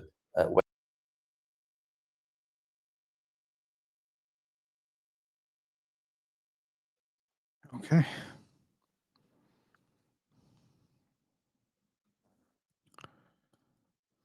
They like to talk. I also like to talk, but what they want to talk is not the same thing that I want to talk. So I sent the link, guys. Like, but I don't know. Like, I didn't make any, vote like that. You can vote for like whether you want to still watch it or not. But we have the opportunity that you can go there actually, and you can keep listening to the conversation. It's up to you. Yeah, that guy. I talked to him last night. He. If you notice, he doesn't like to talk about his religion at all. Like he And likes to stay away from God. here's the thing, Paul. I think he joined 10 days ago or maybe 2 weeks ago. I kicked him. I kicked him because he didn't want to talk about the main thing here. Like he doesn't want to go there. Either he's afraid or I don't know. But he didn't do that. If I were him, I wouldn't want to go there either. And I get the feeling that he hasn't really read the Bible. Because me and James were talking to him yesterday, and yeah, like I I've said, seen. as I said before, of course he wouldn't want to go to the Bible because I'll just bring up like the setting women on fire or whatever, burning women alive, like all those things. This is horrific. Okay. I also don't like to go there deeply, so but let me just a little bit comment on like this morality issue. Like, yeah, it's true that we cannot, say this is right, this is wrong. Even if we say, by the way, we can say, but they cannot justify this is true, okay? But they cannot also like only thing that they're gonna say, God said so. Then they have to prove a God exists, and they're not able to do that. Then we are finding ourselves where we cannot decide what is right or what is wrong, okay? Objectively, we cannot do that. And there's no solution for that. And when we agree on that there's no solution, then the conversation should end, but it didn't. Instead, like, he diverted a lot. So I don't know. It's not fruitful for me. If he thinks that the solution is God, then it's his job is to prove that God is the one that he believes, and why we should follow his rules and other things. But yeah, anyway. So it's okay. It's okay. Let me change their title. Got a lot of people here. Yeah. We will engage. So what they were talking about exactly before we left? Oh, he's just trying to kind of push these like culture war things. Like his whole thing is, and he was doing this yesterday, where he'll talk about if we have this like secular humanism, then how do we know right or wrong? And then he'll go into this birth rate thing, and he Okay. like focuses on that. And I was trying to ask him yesterday, how does Christianity help us with the birth rate thing? But he just wouldn't answer it. He just kept obfuscating. I understand. So one more question, Paul. If you were to name their room as a title, what would be the title? Falling birth rates. Culture Falling war garbage. falling birth rate. bird rates. Okay, that's the title of their room. Okay. Oh, let me show it. They don't see it on YouTube, but they're gonna see. Okay. It's here. Okay. Yeah, it's here. So let's go back to the main subject. Main subject. I see MD, Black Diamond, another professor. Ooh, we have a lot of professors in the for talk. Oh, okay. Someone had a discussion about Islam. Okay. Okay, interesting. Yeah, somebody said that they're Muslim, but they don't believe in God. I think that's what they said. Okay. I just want to listen. Okay, Black Diamond, you can. I can promise it for this time, for the next time, for the other time, but not for another time. So I left by mistake. I don't know whether someone cared or not about that. You don't have to say sorry. Mira, MD, professor. Professor, are you an atheist? Hi. Hey. Oops. Hi, how are you? Fine, how about you? Good, thank you. Wait, I was doing it wrong. Okay. I want talking to Albert. So you guys should create another room for that, okay? I'm a narcissistic asshole in this platform. You should know that if you didn't know that.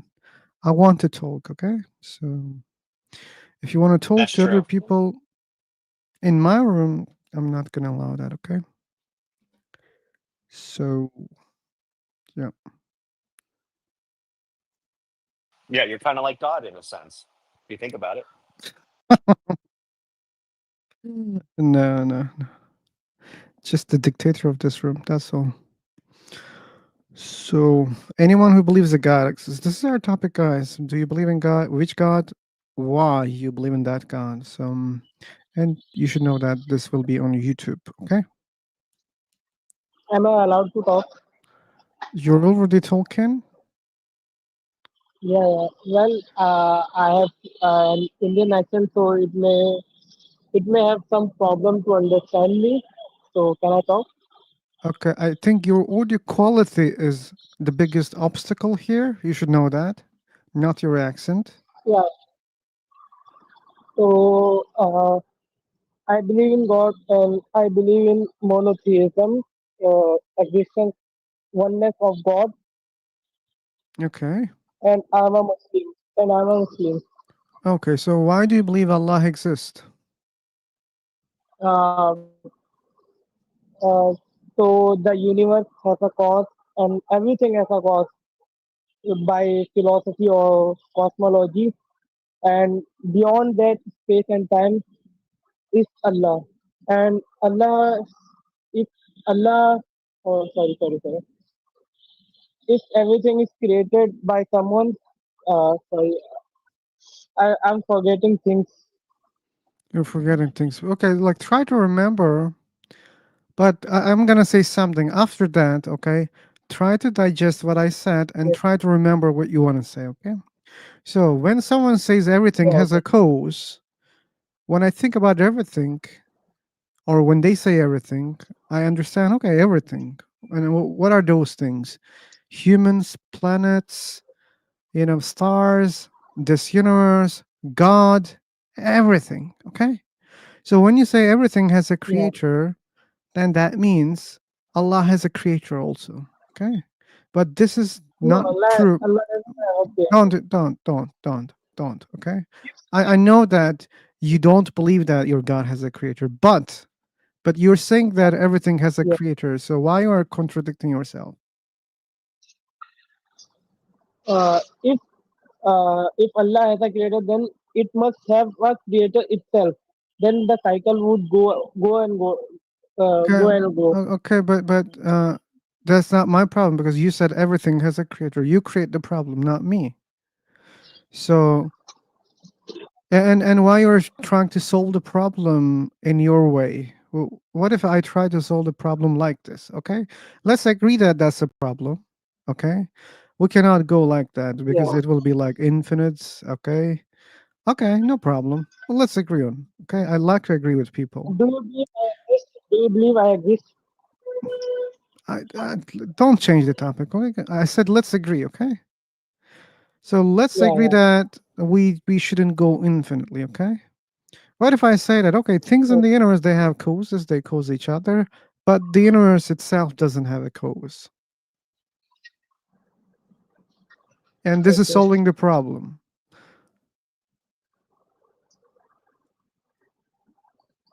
All right.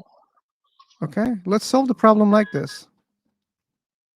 Or let's solve the problem like this, okay? Let's say that, yeah, that there's a God who created this universe, but this God has also creators. Like this God has a father and mother, okay? But they're uncreated, okay? They don't have creators. So everything starts from the Holy Mother and Father, and they create Allah, and Allah create the universe. No, I don't think so. You don't think so? Okay, so I don't think so about your religion also. Why should I think that your Yeah, religion is whatever. true? No, I'm not. I'm not saying that my religion is true. I'm not forcing you to convert That's anything. okay. I just believe. But if I you were just believe. forcing me, I wouldn't accept for the reasons that I mentioned. Okay, because like you don't know something, you're assuming things, you're creating exceptions. Okay, you're creating a rule and then you're creating exceptions, and you don't have any justification, at least a solid one. So you think that a God creator is has a a mother? man-made, bro. Maybe. Maybe. So Just I'm saying this You're God is man-made. That's maybe, yeah. yes. you believe in There God, is no Father, and God. There is Mother, no. not God. Sorry, SG.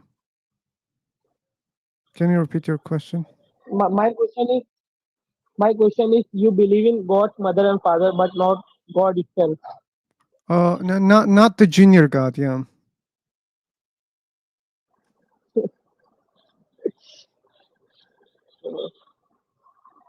The junior God was a terrible God who created this universe with all that suffering, okay?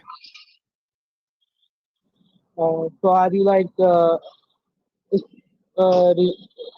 religious leader or spiritual leader? Come again? What are you like, philosopher or spiritual guy or religious guy? I'm What not. religion do you believe in? I'm not. No, you are not. I'm an atheist, yeah. Alright. Do you think that I operate this account and I'm here talking to you? What? Do you think that I operate this account and I am talking to you right now? Do you think that? Do you believe that? I don't understand your question, man. I'm just asking. Wait, I'm writing. I'm writing here. Okay. Oh, you're typing. Good. That's good. What was your name? Hey, I cannot read this name, Well, man. my name is Vulcan. I'm sorry for the. Not you, man. Not you. So Okay, I'm gonna mute you so my also. As SG, please type down your question, okay? I tried to understand. I couldn't understand. Please type your question, okay? And the other guy, Adaya, I muted you because you had bad connection, okay? If you feel like your connection is better, just raise your hand, okay? Okay.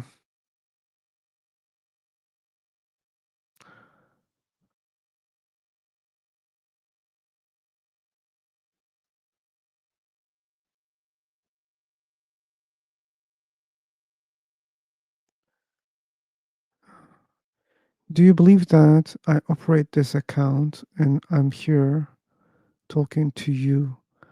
Even if you type, I don't understand what you mean by this question. Do you believe that I operate this account?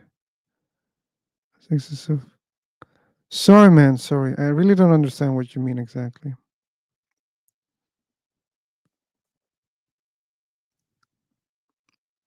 I'm not intelligent enough to understand your question, okay? Yeah, but you're here talking to me. Yes, you're talking to me through internet, through your microphone, and you have an account. I can confirm those things. Okay.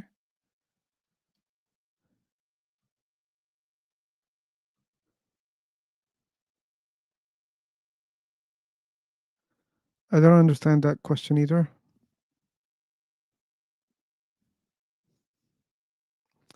But in the end, if you're saying that there must be a controller for something that works, your God works, then there must be controller of your God. And I told you, there must be a father and mother God who's controlling your God, okay? If that's your argument, if you think that things need to be controlled, okay, then find a controller for your own God, okay?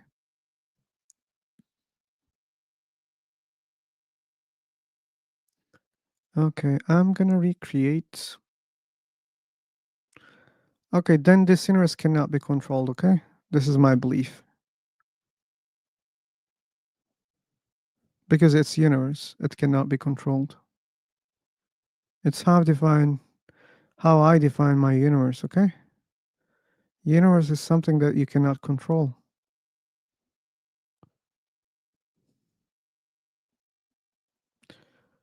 I will jump into the new room. Okay, let me type here. Boom.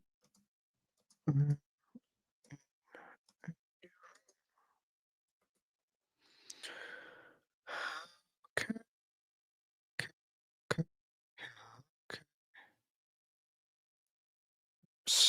I'm not able to create. If you're an atheist, I guess you do believe that everything has a cause. Yeah, I keep coming to the same point. No, I don't believe everything has a cause. Bum, bum, bum, bum, bum. Bum, bum. Hello. Hello. Hello, how are you? Can you hear me? Yes, I can. Seemingly you don't hear me. Uh, I'm also hearing you. Okay. You're replying very Okay. late. Maybe there's a latency. Sorry? Maybe there is a latency because you were replying very late. Maybe. Yep. Okay. What's your name? My name is Ruhina. Your name is Ruhina. Yeah. It's just nice. My name is also Ruhina. Oh, what a coincidence, man. Oh. Oh. So, seriously, what's your name? What do you mean seriously? You think I'm joking? Mm, yeah, yeah. How? And why you think I'm joking? Okay. Uh, okay, if your name is Ruhina. Okay. How are you, Ruhina? I'm okay. How about you? I'm also okay. Good. Good. I am also going to change my name to Ruhina. Good. You see? That's our favorite name. Yay. Yeah. It would be easy Where are you for. from? Oh, go ahead, Phil. I'm from heaven, Ruhina. Phil is from heaven. Um, I am from I'm the other. I'm Go ahead. I'm also from heaven. Oh, okay. Wow. You're like my twin. I am from the other Yes. place. Where are you Rohina, from? Rohina. Like that's enough for Yes. trolling, okay? So seemingly you didn't realize our topic. We have a specific topic, and this room is live on YouTube. That means whatever you say, whatever you type, whatever you show, it's going to be on YouTube, okay? Okay. So, and by asking what's your name, where are you from, what's your age, do you have boyfriend, girlfriend, these are really distracting us from the topic, okay? Good. Unless your boyfriend is God, then it's on topic. Ooh, yeah. But probably that's not the case. And I'm from the other place, the opposite of the heaven. Hell? Hell yeah. Bashir is what raising their hand, by the way. Yeah, he has the mic already. Let's see. Bashir will come.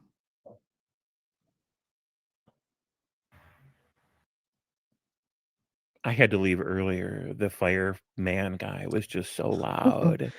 I think someone blocked him on YouTube. Maybe. Yeah, I But couldn't he had such aggressive energy.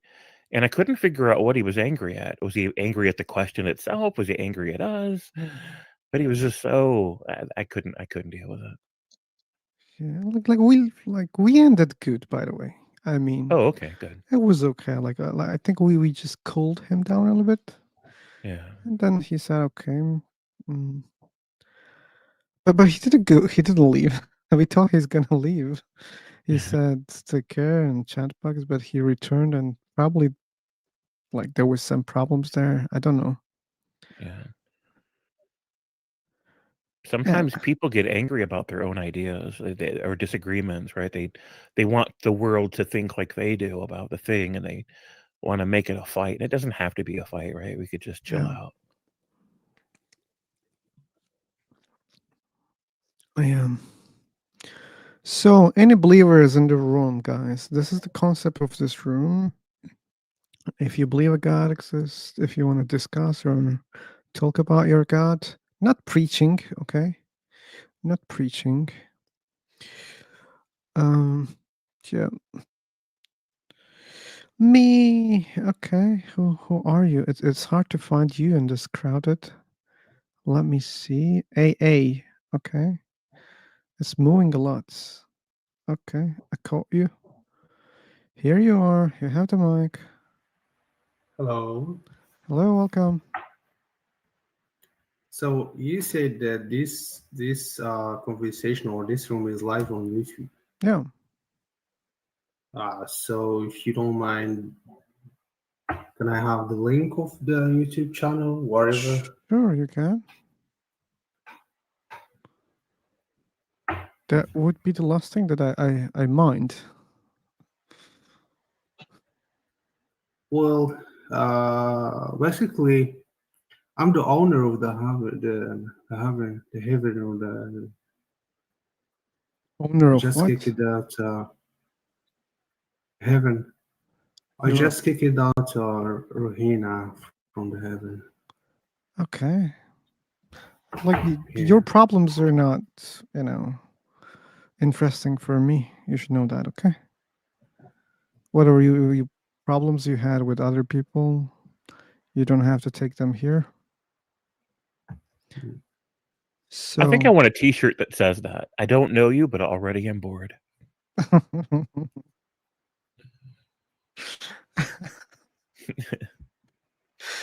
Okay. So he doesn't want to talk about God. It's okay, no problem. So any other people? We're following you and follow you. Like this is not TikTok, guys. This is not TikTok, okay? Follow me, follow you back. No, this is not TikTok. So like the verification feature has a purpose here, okay? Oh, hey, James, I was going to say we ended up talking to our friend again from that guy from last night, the birth rate guy. Yeah. I talked to him earlier. Oh. my gosh. Okay. So you have seen them there. Okay. Okay. Birth rates. Yeah, we had a really lively discussion with him last night, and he started to accuse James because James was bringing up some stuff to him, and he was just accusing James of, not really seeking the truth and like trying to put one over on people, and it was crazy. Right. Okay. Like James is like excessively tolerant. Like I know. Man, I kicked him in the 5 minutes when he joined my room in the previous, like 10 days ago, probably. Yeah. Yeah, it's funny too because James is really specific in saying that he doesn't really want to deconvert people because there might be some sort of repercussions to their mental states or whatever. So I mean, he's very, very clear about that. Like I'm very close to James. Yeah, I think we talked about that before. I always say I also don't want to try to convert people. Just Actually, I used to say it a lot. I actually was saying it recently until James said it because we were talking to that guy yesterday, Michael, and we were talking to him. It seemed like he had like really horrible depression problems, and I was kind of thinking like, he probably needs this thing to be able to get through Yeah. life. Yeah. And then when James was talking, I was like, oh, maybe he's right. I should probably change my mind on that. Yeah, I remember kicking people from my room when I realized that religion is the only thing that keeps them sane. Then just fuck off. Like this room is not good for you. Yeah. But I don't Yeah, understand or that also, Paul. Like they find happiness or some sanity, right? Why the fuck you just go and try to finger the um like what's it called, like where the bees collect their honey, what's the name of that thing? honeypot? Like bee, they collect honey. Oh, Honeycomb? yeah, Honeycomb? yeah. And don't put your finger into that. Like if you found happiness, hive. Okay, thank you, Joey. So don't do that. Like why are you talking to atheist people or nihilist people? I don't understand that part also. But anyway, like so. And it's Hello, like Honor. that How guy. are you? I'm sorry. Go ahead. No, Paul, you go ahead. Then him. I was just gonna say also with that fireman guy. I mean, Hello, kind of thinking Honor. about him. I am Hey, how you audible. doing, buddy? Yeah, you are audible. Yeah. I'm not able How to are find you? him. I'm not able to find him. Where is he? Who's speaking? How are you, Philo? Oh, Scobar. found him. How I are you, found Scobar? him. Okay, cool. BK. Okay. Burger King. Okay, Burger King. Yeah, I was just saying with that fireman guy. I mean, it's pretty obvious that guy has. You could probably apply that sort of principle to him. Because it must keep him from doing like heinous stuff. That's the message I kind of got from him.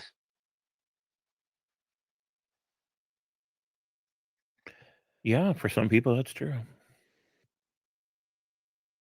But I've had similar conversations with atheists. There have been atheists that showed up at my own channel when I was, on YouTube. They were angry at me because we were having topics that they weren't comfortable with, or that we were talking to people that they didn't like. And I'm like, look, you're not paying my bills here. You're not paying my rent. There's a little tiny X in the tab up there on your browser that lets you close the window. You can go anywhere else on the internet. You don't have to be here, right? If somebody finds that the space or how the space is being used is not conducive to their health, leave. Just go somewhere, right? It's easy.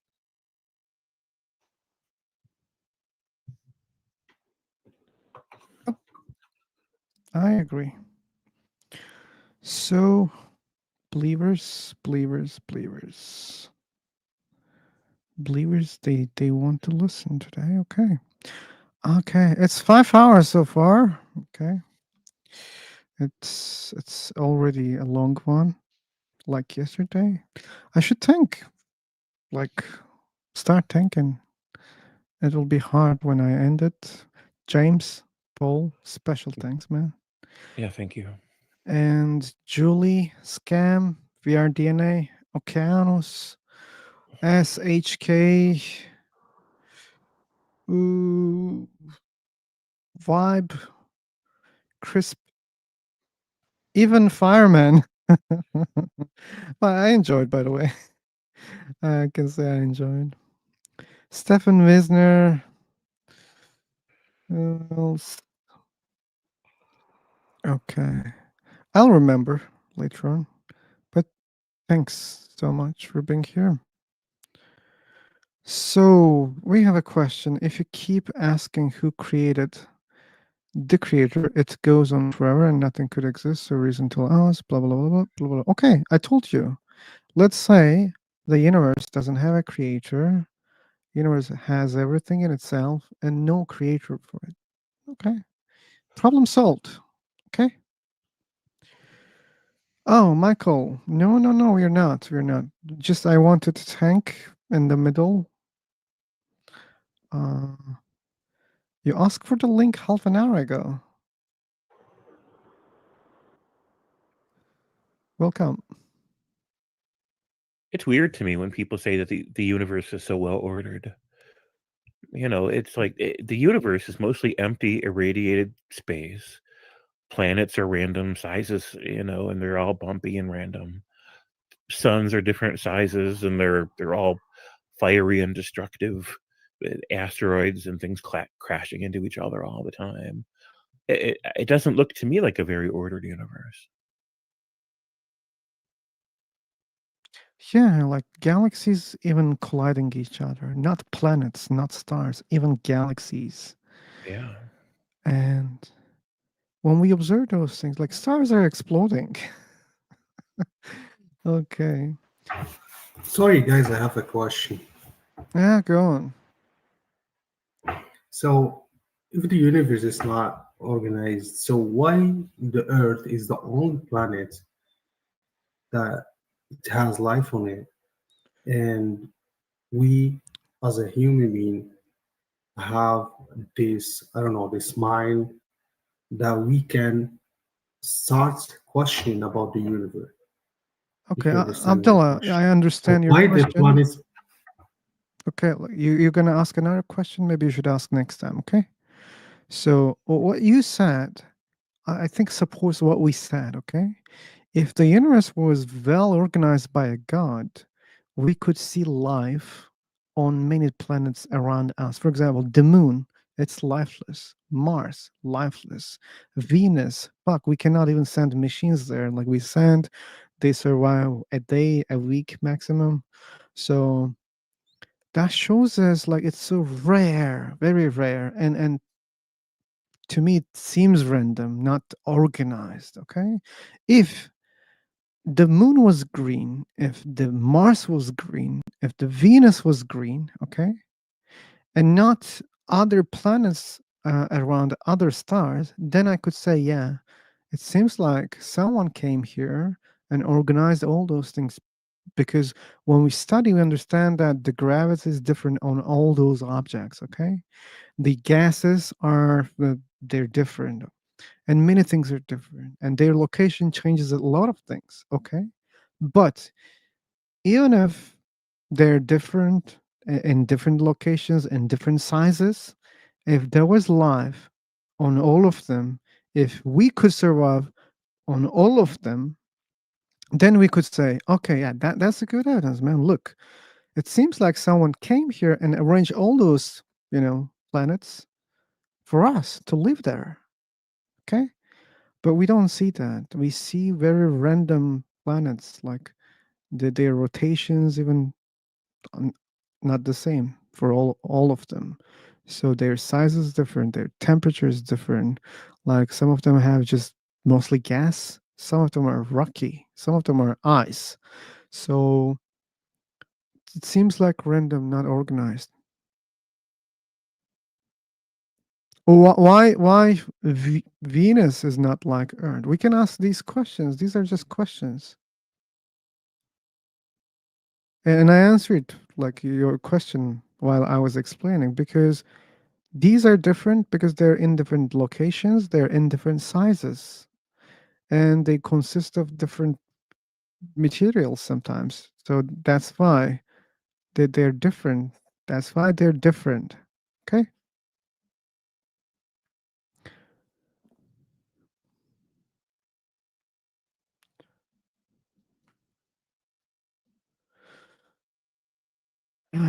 Oh, you changed the account.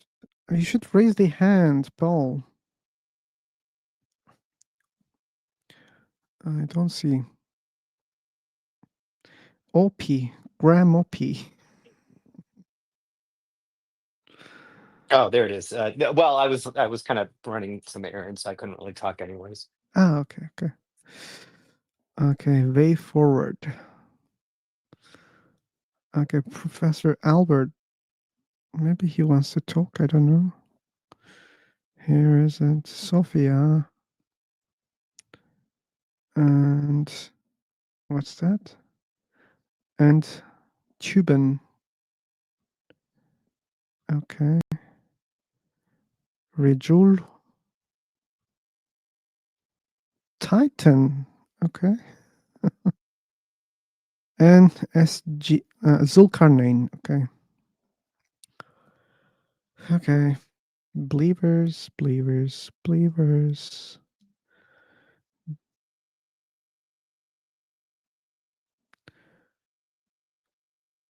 Okay. Believers got tired. Let me check if the birth rates are increasing. Oh, they're still there. Okay. They're still there.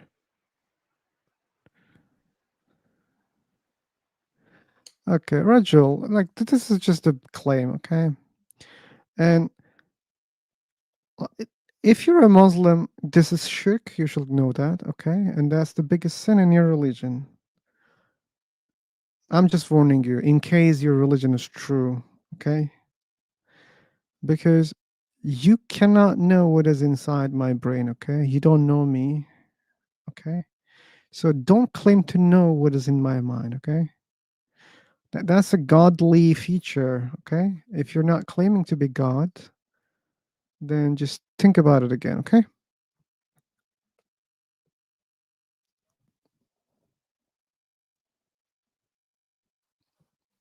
How can you claim to know what people think? I know God from many different religions and they're different, okay? And I'm avoiding to accept because there are many and I don't know and I don't have any good reason to believe one of them is true, okay? That's why I'm avoiding. But that doesn't mean God exists as a truth, okay? Maybe there's no God. Maybe you are avoiding this truth, okay? You're talking about shirk, oh hell, blah blah blah. Okay, so my final argument is if a painting proves a painter and a building proves a builder, then this vast ordered universe surely proves a creator. No, that's a false analogy, okay? First of all, we know that paintings have painters. We know that. We have great evidence for that. But there are many paintings and there are many painters. You should know that, okay? You can say, oh, one painting can have one painter. It's okay. That's a good example. But buildings have many builders, not one builder, okay? So if universe has such a cause, then you should accept that the universe has many builders, okay? Or many makers or creators, whatever you say. But you say probably there's only one creator, which doesn't make sense because I give the example of building, which has many creators, but when it comes to universe, you change your mind, okay? So we don't know. I say I don't know because I think I care about your rules more than you care because you're saying that, but wait a second. I think there's something without a creator. Okay. Then why are you not following what you suggested? Everything has a creator. Okay. Then your God must have a creator, but you don't accept that. That's the problem, okay? So you cannot create exceptions if you create such a rule. I say I don't know because I say okay, maybe these people are right. Maybe like there's no infinite causation. Okay, maybe there is a starting point. That's why I say I don't know, and that means If that's the case, if this is true that something can exist without a cause, I say, okay, then the universe might exist without a cause. I don't have a problem with that. But you guys have a problem with that. And you are the one who suggests that, hey, things have causes, but something shouldn't have a cause. And you guys are not following the rule that you guys create, okay? Please be humble, please be honest and consistent, okay? So Yeah. Also, like painter, like that painter analogy. I hope you can. Paul, you're breaking. 1, 2, 3, Paul, breaking, Paul.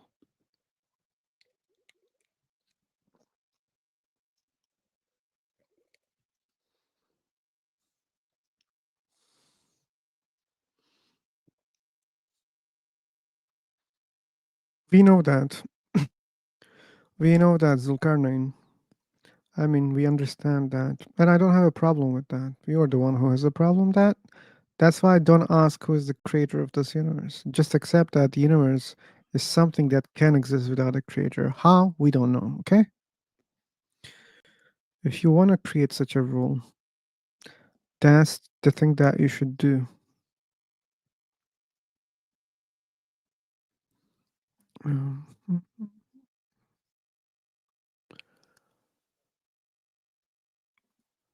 Sure, Michael, you have the mic.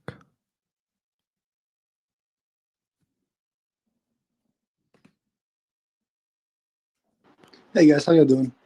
Fine, fine. How about you? Hey, good. How you doing? I apologize. I know I just typed that, but I'm gonna take like 2 minutes and I'll come right back. No problem. Thank you. Like, did he enjoy yesterday's conversation, by the way? I think he did. Okay, when he comes, I should remind him that they are in another room and talking right now. They're still talking. Oh, that the conversation with that other guy? No, he wasn't. I don't think he was involved in that conversation. Oh, he wasn't Just a there. conversation. No, just a conversation that James and I had with him Okay. on your channel earlier yesterday. Okay. So no need to confuse him. Okay. So believers. Okay. Oh yeah, I think what might have happened is because you remember we left that room, and that Michael guy must have left, and the birthright guy must have came in. When? Yesterday when we were. Remember yesterday you left that. Yeah. You left that room. I'm confused right now. Like, I don't know who left, who joined. I'm not sure right now. It doesn't really matter. Okay, then. Okay. Sorry, like I'm slowing down more and more. It's 5 hours. This is like a complaint. Like you guys were here also. So, but anyway, I'm a complainer.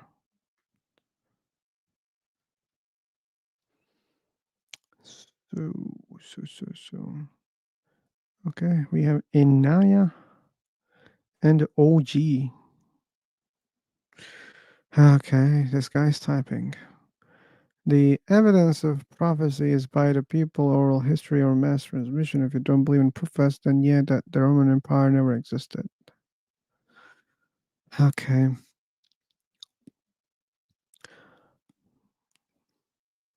It always comes, right? I don't know if that's that follows. It always comes. It always. But here's the thing. Zul. We believe in things because they're possible, okay? That doesn't mean it's true, by the way, but we trust history in a level, okay? We don't worship history. We don't accept everything what comes from history, okay? Because history is full of things that it's hard to digest, okay? And the reason for not digesting because we don't see such things. We don't see miracles happening right now, okay? That's why we don't accept. When you say, hey, well, but you believe that there was this guy in history. Yeah, I believe, because humans are real. I can touch humans. I can see that there's the timeline that people exist prior to me. I can reason that, okay? And when books, history books, talks about someone who lived, I tend to say, okay, yeah, probably he lived. Like, I wouldn't have a problem. I wouldn't be discussing on that, okay? But when someone says, hey, man, like there was a guy who can be invisible whenever he wants, and he lived 300 years ago, and there are many books talking about him, I would say, hey, man, no, I don't believe, okay? While I know the potential of humans, and we see that evidentially, like we write books which are not true, fantasy books, okay? Lord of the Rings has been written by a human. When you read the book, there's no need to believe that whatever in the book is true. We don't believe that dragons are real. We don't believe that hobbits are real, okay? Why? Because we don't see any evidence for them. We can't say, but they're fictional. We know. Yeah, yeah. Like there are things that you know that they're fictional, and there are things that we don't know whether they're fictional or not. And your religion can be one of them. Maybe, and probably, your religion is also fictional. So that's why doesn't matter how many people say, hey, you know what, I had witnessed also. No, that's not enough, okay? It requires more evidence to believe and to digest such big claims.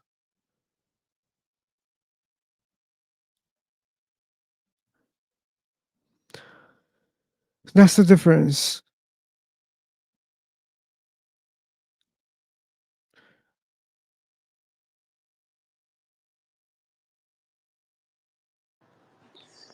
Hey, I'm back, guys. Sorry about that. It's okay. Welcome back.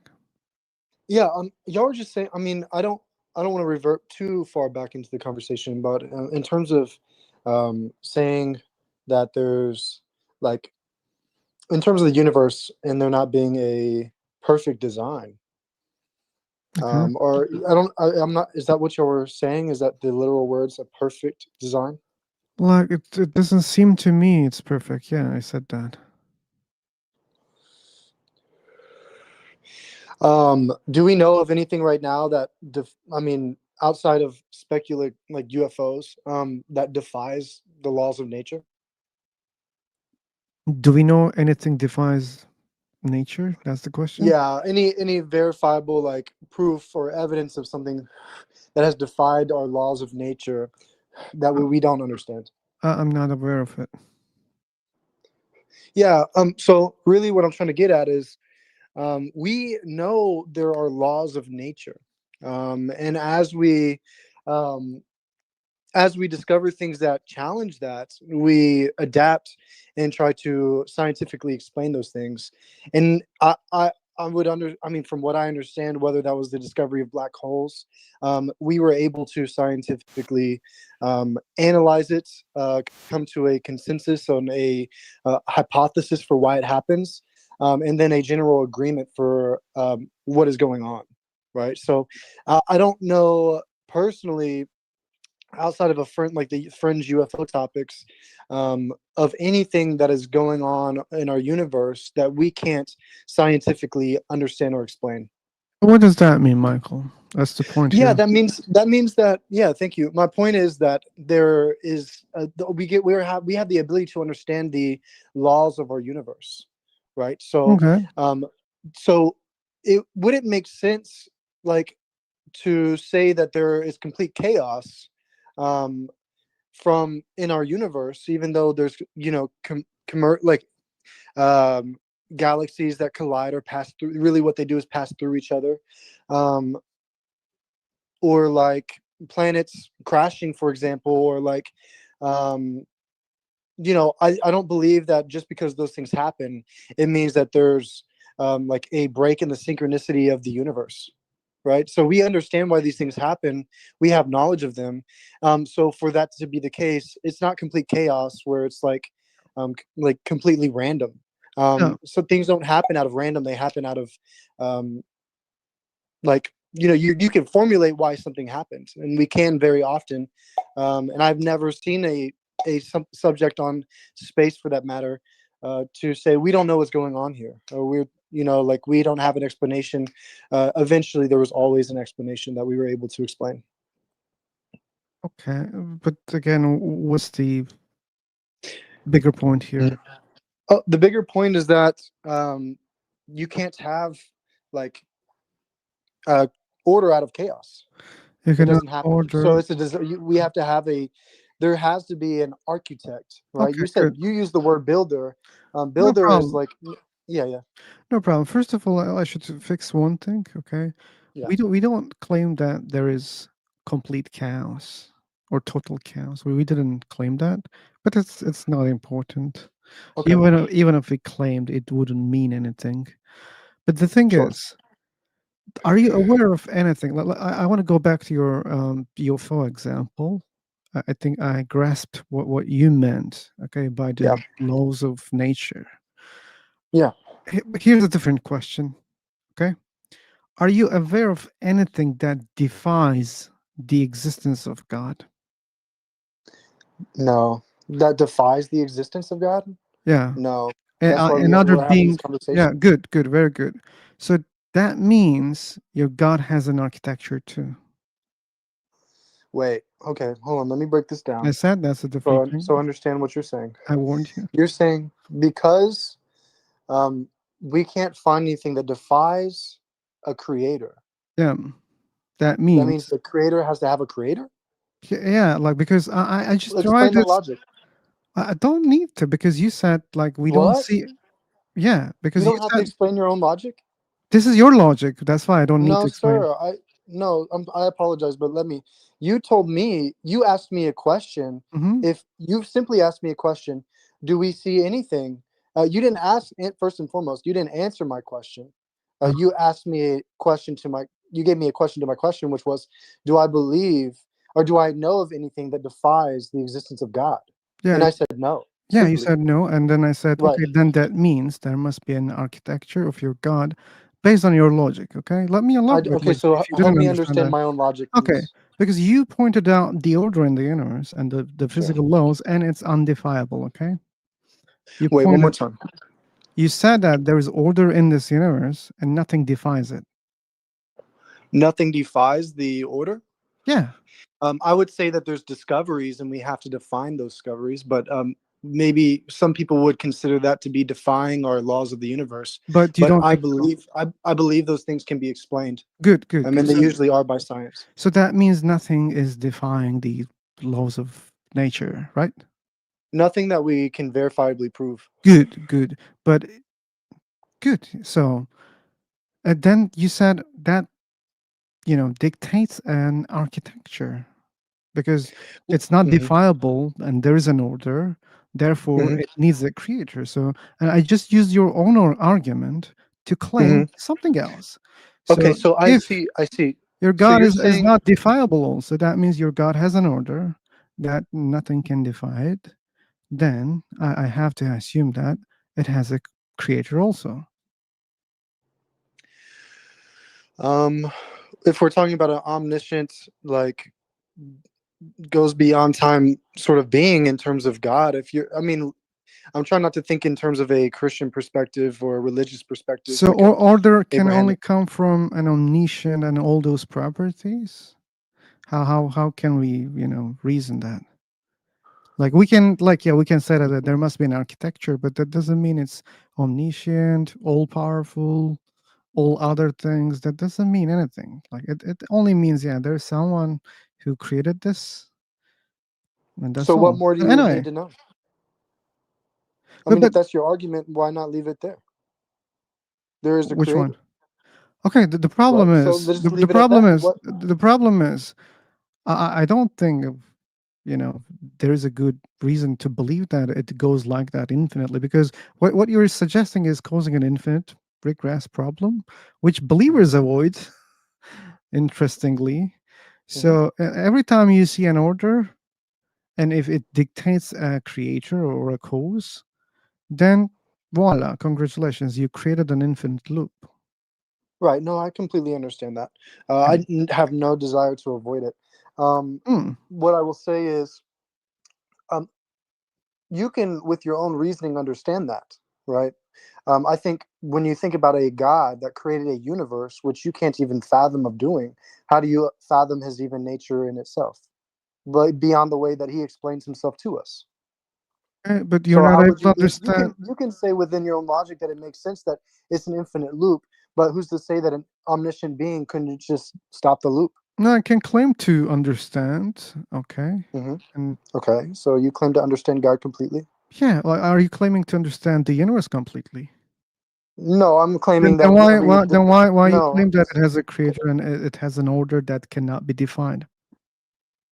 One more time, I'm sorry. Then why you claim that the universe must have a creator and the universe has an order that cannot be defined? So if you Oh, that's not an claim, assumption. That's not an assumption. I think by every account we have things that we can explain. Like if you come to a scientist, like and you need him to explain, uh, why Jupiter is positioned where it's at, or why it has the cloud formations that it has, and it's not a solid object, he would be able to do so, right? So every discovery that we end up making, we are able to eventually explain. So that's why there's nothing that we can. I would consider that defies logic, even with the UFO matter. I would say that we understand what's happening. We just don't know how the technology exists. If the UFOs are even real, right? If it's not a hoax. But I don't want to go down that route. It's just like that's not even what I'm trying to do. But my point is, for things that even are defies our understanding of the laws of the universe or of nature, we eventually are able to explain. So no that problem. that is Your right. ability to So like if explain I was to things in make the universe, that doesn't mean that yeah, you completely understand the universe, how it exists, with these no, not at all. rules. Yeah. Yeah. How the physical laws exist in this way. Like you don't have a complete understanding and you want to fill the gap with God, someone who has intelligence, who is ordering things. That's how you explain. This is not understanding. You're just filling the gaps. And I would honestly, by just science based, I think there's no way to disprove or prove God. If you're trying to argue science to prove or disprove God, you're failing in itself. No, I've never do That is that. like I've never tried no, to I mean disprove God. that's no, but we're trying. I mean, I guess we're using basic logic to try to understand the nature of God, or if there is a God, or how it even works. Because if you can't defy the laws of nature and perfect order comes from a creator, then that creator would have to have a creator because he's also perfect, right? So I understand what's going on, right? Yeah, But yeah. I would. One more Go ahead. point. One more point. So your God is not defiable. So that means Sure. your God has a perfect structure, whatever that structure is. So I agree. I don't completely understand, but I can assume things based on your belief. Okay, because when you Sure. say God, you don't mean empty balloon. You mean a lot of things, and okay. So this guy has a lot of properties, has a structure. Even if I don't know the essence, I can imagine things about this God. So Yeah. it's not defiable that we can accept both. And it You looks can like, imagine, but we can imagine things all day, but that doesn't mean they're true. sure, that doesn't mean. But if I say God cannot be defined by anything, that means this is false according to your belief? God can't be defined by anything. You mean like can be Yeah. violated, like, or exposed or changed by something else? Um. Okay, I just want to make sure I Defy, understand. defy. For my English, it said defy. Okay, so I just want to make sure I know what you're asking. You're saying that, in my belief, that God cannot be changed by um, Thing. another thing. Right. Okay. I think God could be changed by another thing. Absolutely. Could be changed by another thing. Yeah, absolutely. If you look into the Bible, okay, so as an okay, example, I didn't you didn't understand. So you think that God is all knowing, right? Yes, he's all knowing. Okay, do you think that someone or something can change that feature of God? No, change the feature of him being all knowing, or what? Yeah, like can someone erase his knowledge? Some of No, I don't Okay, believe so. so But that's I what I think meant. something, That's someone, what I meant. I believe that he can be changed. He can be moved. No But I don't problem. believe someone can defy his, his knowledge. Exactly. No. So like that's what we're talking here. So if you Okay. think that something can exist like that without a creator, which is Sure. something has properties that cannot be defined by other things, and it's uncreated. And when you look at the universe, you see similar things, which there are rules that you think are not being defined. Okay, Mhm. even if we see something like that, you say that, oh wait, there must be a natural explanation for it. Okay, no Yes. problem. I accept that. Right. So we have kind of similar things. So why the universe with these properties cannot be a similar candidate for being something uncreated? If you think something with laws undefinable can exist without a creator, and you call it God, there is something like that. God, I'm okay with that. But why universe cannot be something like that? Well, I think if we look at our own world, right? If we look at nature, for example,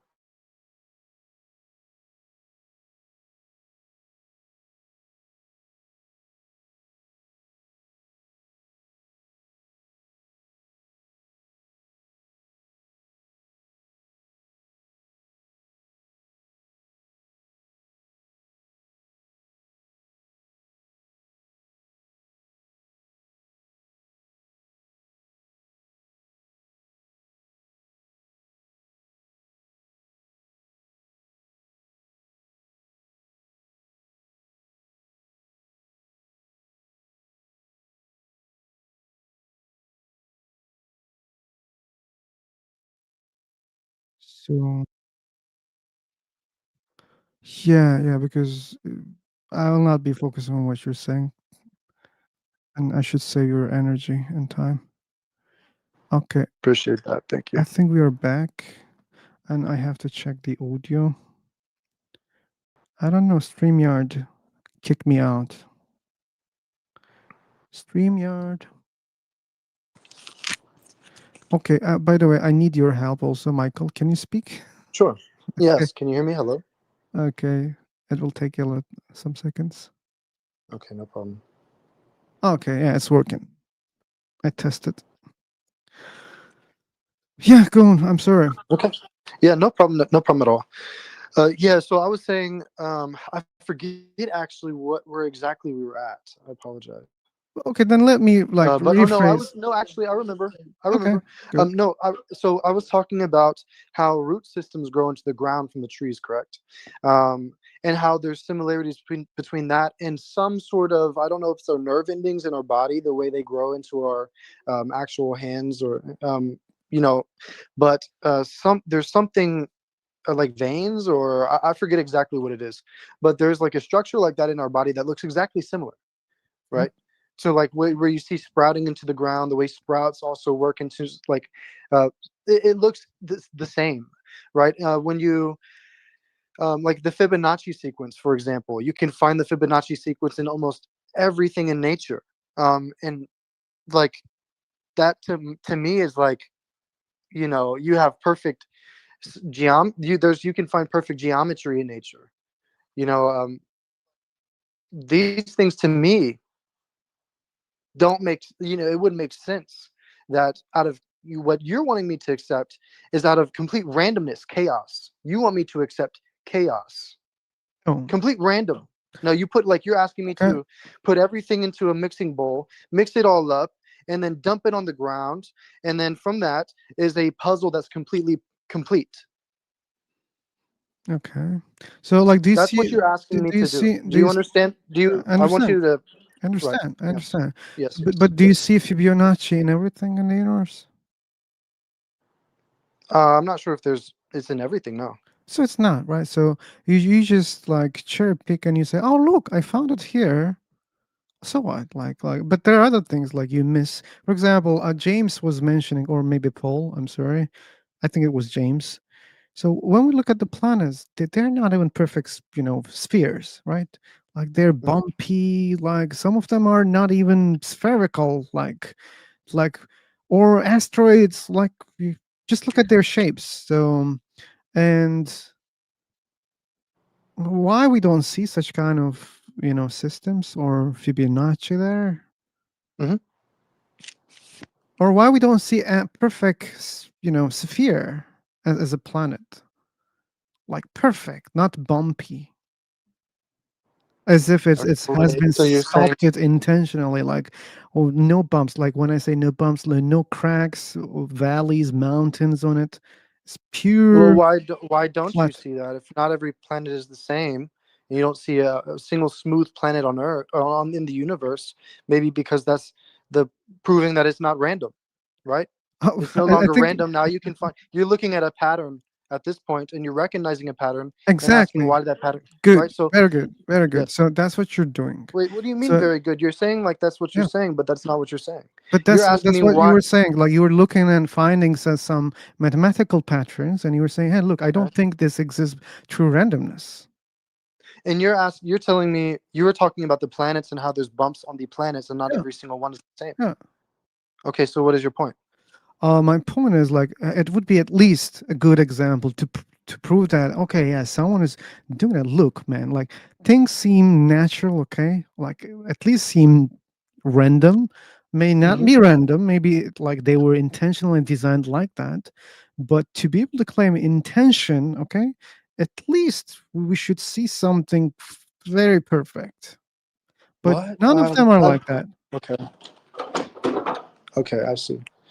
Well, you can see either that planets are gas giants or rocky, correct? Yeah.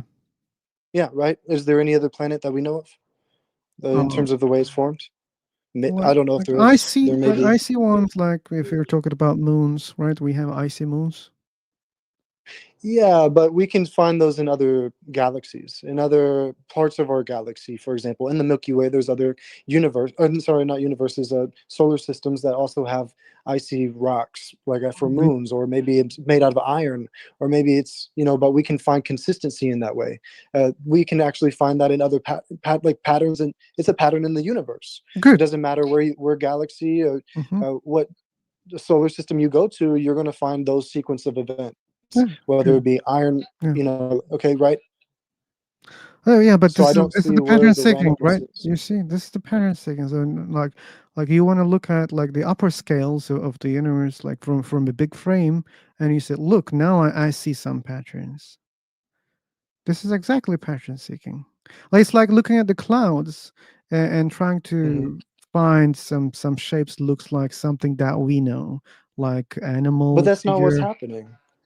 That's No, not what's because you can happening. say the clouds are complete. No, not at all. No, that's not what I'm doing. Okay. Because you're comparing me finding literal laws of nature in the universe that we can verify and prove, right? Good. Because we're so far, yes, we can prove.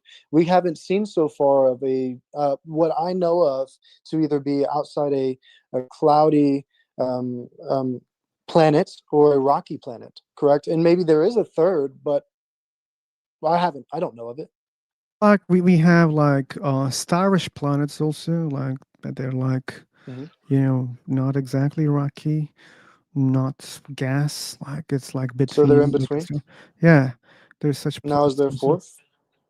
I'm just wondering Fourth, how many do we know of, I and don't how know. many are Yeah, consistent? yeah, but Yeah, when I when don't we look know. at the celestial bodies, like we have different ones, like stars, like neutron stars, like the different kind of black holes.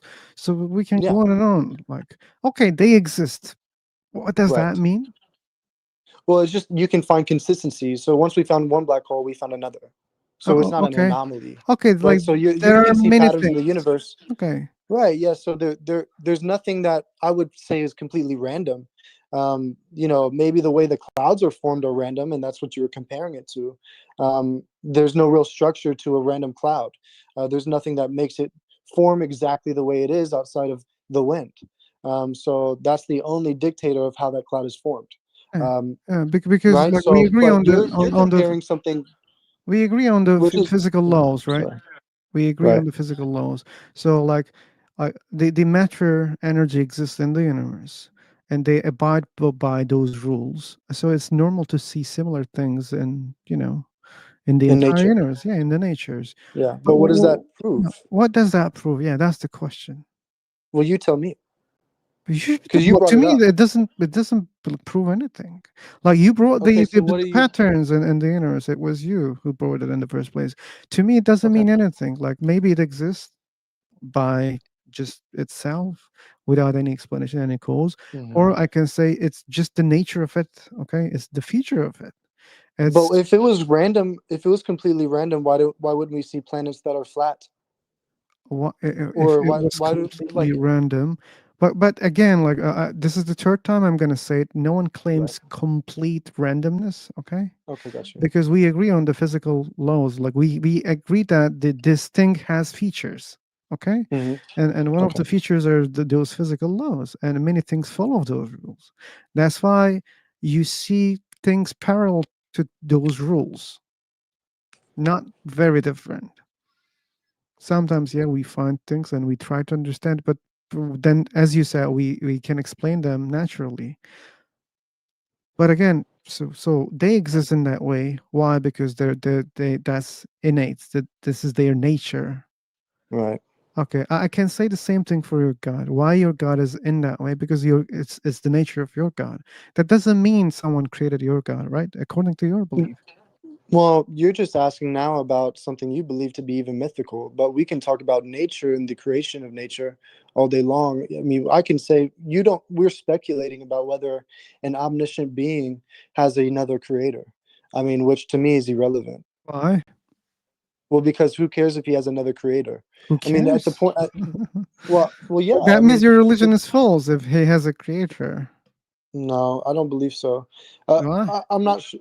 Okay, so I want to follow this logic actually. I don't want to. I don't want to just get caught in like I don't have to revert to something I said before, but I want to because it doesn't matter to me because for me personally, God, if He's omniscient, He has the ability to not have a creator. He created Himself. He could sit if He really was like all powerful. Who's to say He was not able to create His own nature? Why Such a does He thing. have to have a creator? If there's such a thing, doesn't mean there is such a thing. Well, We can okay. speculate forever. Like if there are unicorns, they would do this. If there are dragons, they would, put fire on all forests on the planet. If aliens were real, I don't know, blah blah. I guess We can what say it is. if and if forever. Yeah, but if you're wanting me to contend with the idea that the God has a creator, right? Because he's all powerful at the same time. You don't know I that. want you to also contend with the idea that maybe he doesn't have to have one, because he's all powerful. Okay, right? if there is someone beyond the universe as a creator, if it's all powerful, if it's omniscient, if it's blah blah, like there are many ifs here, and we don't need any of them, and you cannot prove any of them. But you can't disprove him either. Like that's not my intention. How many times should I say that? But I mean, you're coming from we can sit here and tell you examples that would be so personal experiences doesn't like a how would I say an anecdotal piece of evidence, right, for something like for example a miraculous experience for an individual.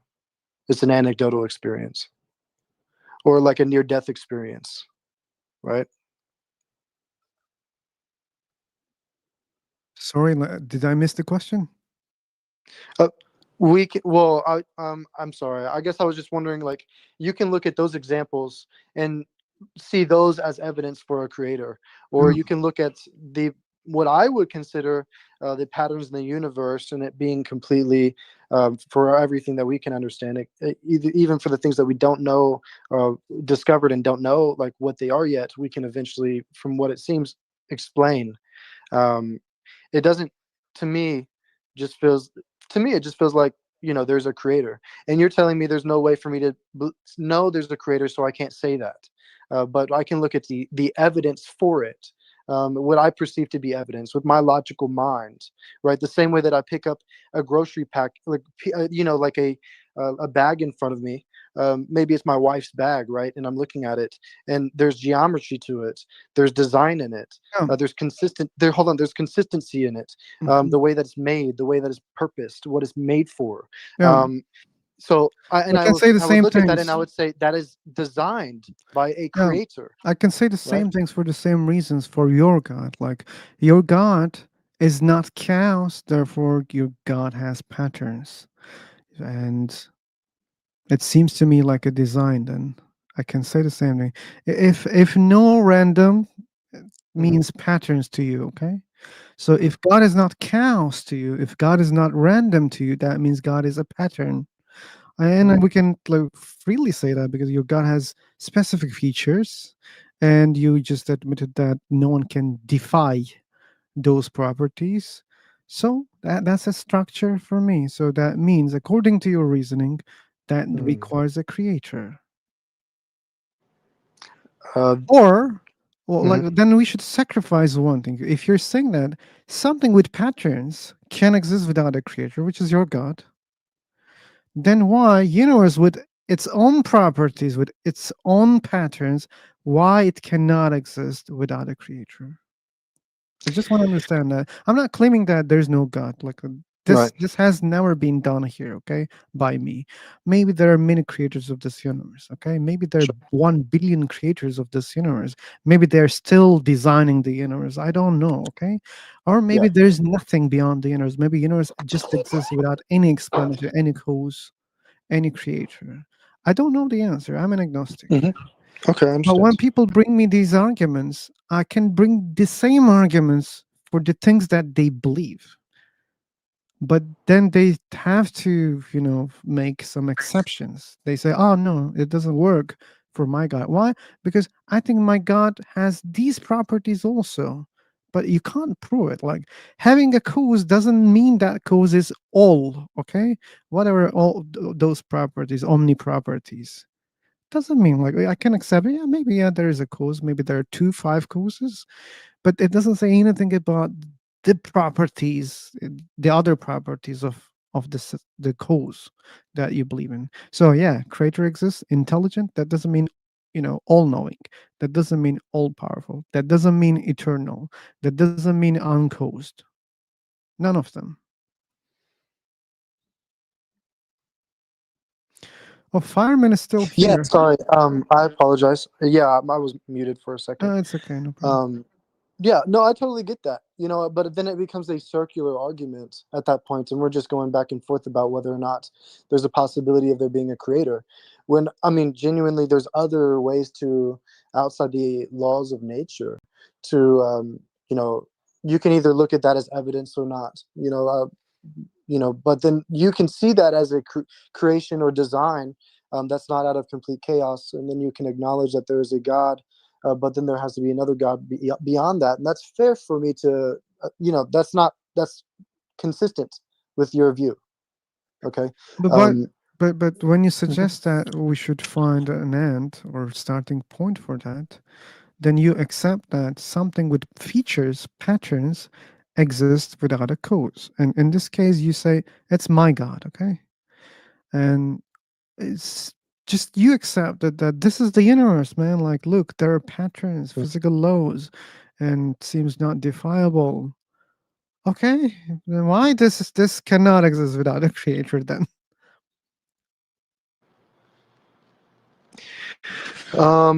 Yeah, I'm sorry, man. I'm not sure if I understand your question. Okay, one thing has features, patterns, but Yeah. can exist without a creator, and you call it God. We have another example, which we can even, see, observe. We are inside of it. We have great evidence that it exists. We know that it exists, right? Yes. And we I see your question. see something similar like your God, which is we see patterns, we see physical laws, we see that they cannot change. Okay, but why this requires a creator, not your God? Oh, well, I believe that God can change, and He has. I think from the Old Testament, if you're going to look at a Christian worldview, from the Old Testament to the New Testament, He has a change of heart towards humanity. That's a more forgiving, more Well, loving. let's just don't attack that. Just attack the question, basically, why he doesn't need a creator, because your principle just doesn't seem to make a lot of logical sense. Well, You okay, seem to got make a you. special So, exception. Yeah. So, But we can well, I save mean, time, guys. we don't know because we don't know all the we don't know the Gentlemen, nature of God. We Michael, don't know Michael. what. Yes. I'm sorry, but I just want to save time, okay? So if Yeah. you say God is changing, I will say the universe is also changing because universe was like, in a hot gas form at the beginning. Then, the planets, stars appeared. Then, but we assume that there'll be the, dead universe, like the stars, planets won't exist. This is also a change, right? There's action and Yeah. change in the universe also. So again, they're equal. From the beginning of like what the Big Bang was to now, you're saying there's change in the universe in that way? Sure, the universe is changing, right? In Even that currently? sense. Yeah, even currently it's expanding, right? Sure, it's expanding, but Yeah. we also are finding more and more space with, like, stronger telescopes. So, Sure, like, but the universe is continuously getting older the more advanced we are. So we have really no idea. From what we know, I mean, like from all speculation, it'd be perfectly reasonable to assume that the universe has, infinite. It's infinite. yeah, but can you claim that stars always existed? Stars always existed. If we were to assume that maybe I don't know. That's a good question. Stars always existed. Now it would have to change over time. I see what you're saying. Yeah. Sure, like that's why we know they didn't exist at the beginning. They started forming how many millions years later? I don't know. Mhm. But there's a huge time period between, T0 and the first star appears. So Right. there's a huge gap there. So what I'm trying to say, man, like things are changing in the universe also. Maybe not Sure. physical laws that you mentioned, but when you say God is changing in a sense, I can buy that also, no problem. But the Mhm. universe is also changing in another sense. So then we have the same things again. Like we see some patterns where those patterns are not changing, but there are other things changing in that thing. And when I look at your God, I see also patterns, they don't change, but I see some other things that are changing. Okay. Again, but that doesn't need a creator, but the universe needs a creator. To me, it's unfair. I I would just say, in terms of going back to your example about how there was a gap from the points of t, minus 0 and the first star. That's for science to explain. That's literally for science to explain. Before that, who knows? Like that could have, whatever that central point was, that the tip of a like head of a pin, uh, whatever like finite, you know point that was in the universe, which then exploded, or something happened that was so great and so vast that it So created. I was Yeah. trying to explain things are changing in the universe. That's why I mentioned about those things. Got you. So if you agree Right. that some things are changing in the universe, so that means, yeah, we're on the same page. Okay, so and things can change with God, but you're asking Yeah. ultimately. Then you're okay. Got you. So then you're asking ultimately, why do you have to believe that? No, Why do no. you have to believe there's a God that is No, unable to? no. Sorry. What I'm saying, so we have two things, okay? Like only two things, God and universe, okay? So Mhm. we agreed a lot of things about the universe, right? Like universe have laws that they don't change. We agreed on that. But then Yeah. we agreed that there are things inside the universe that are changing. We observe them. But not the laws. Yeah, not the laws. Yeah, good. So, and we look at your God. We also had seen these patterns. Okay, for example, all knowing. You said no, this cannot change. Okay, I can buy that. All powerful. This is not changing. Also, okay. So these are like patterns that they don't change about your God. But then you said, but there are things that change about God. Okay, I didn't let you to explain because I was going to accept what you're going to say. That's why I didn't let you to explain. So what we accept about God are the similar things that we accept about the universe. Sure. Since they are equal in many, topics, why one doesn't need a creator to exist? Why the universe needs a creator to exist? Why does it need a creator to exist?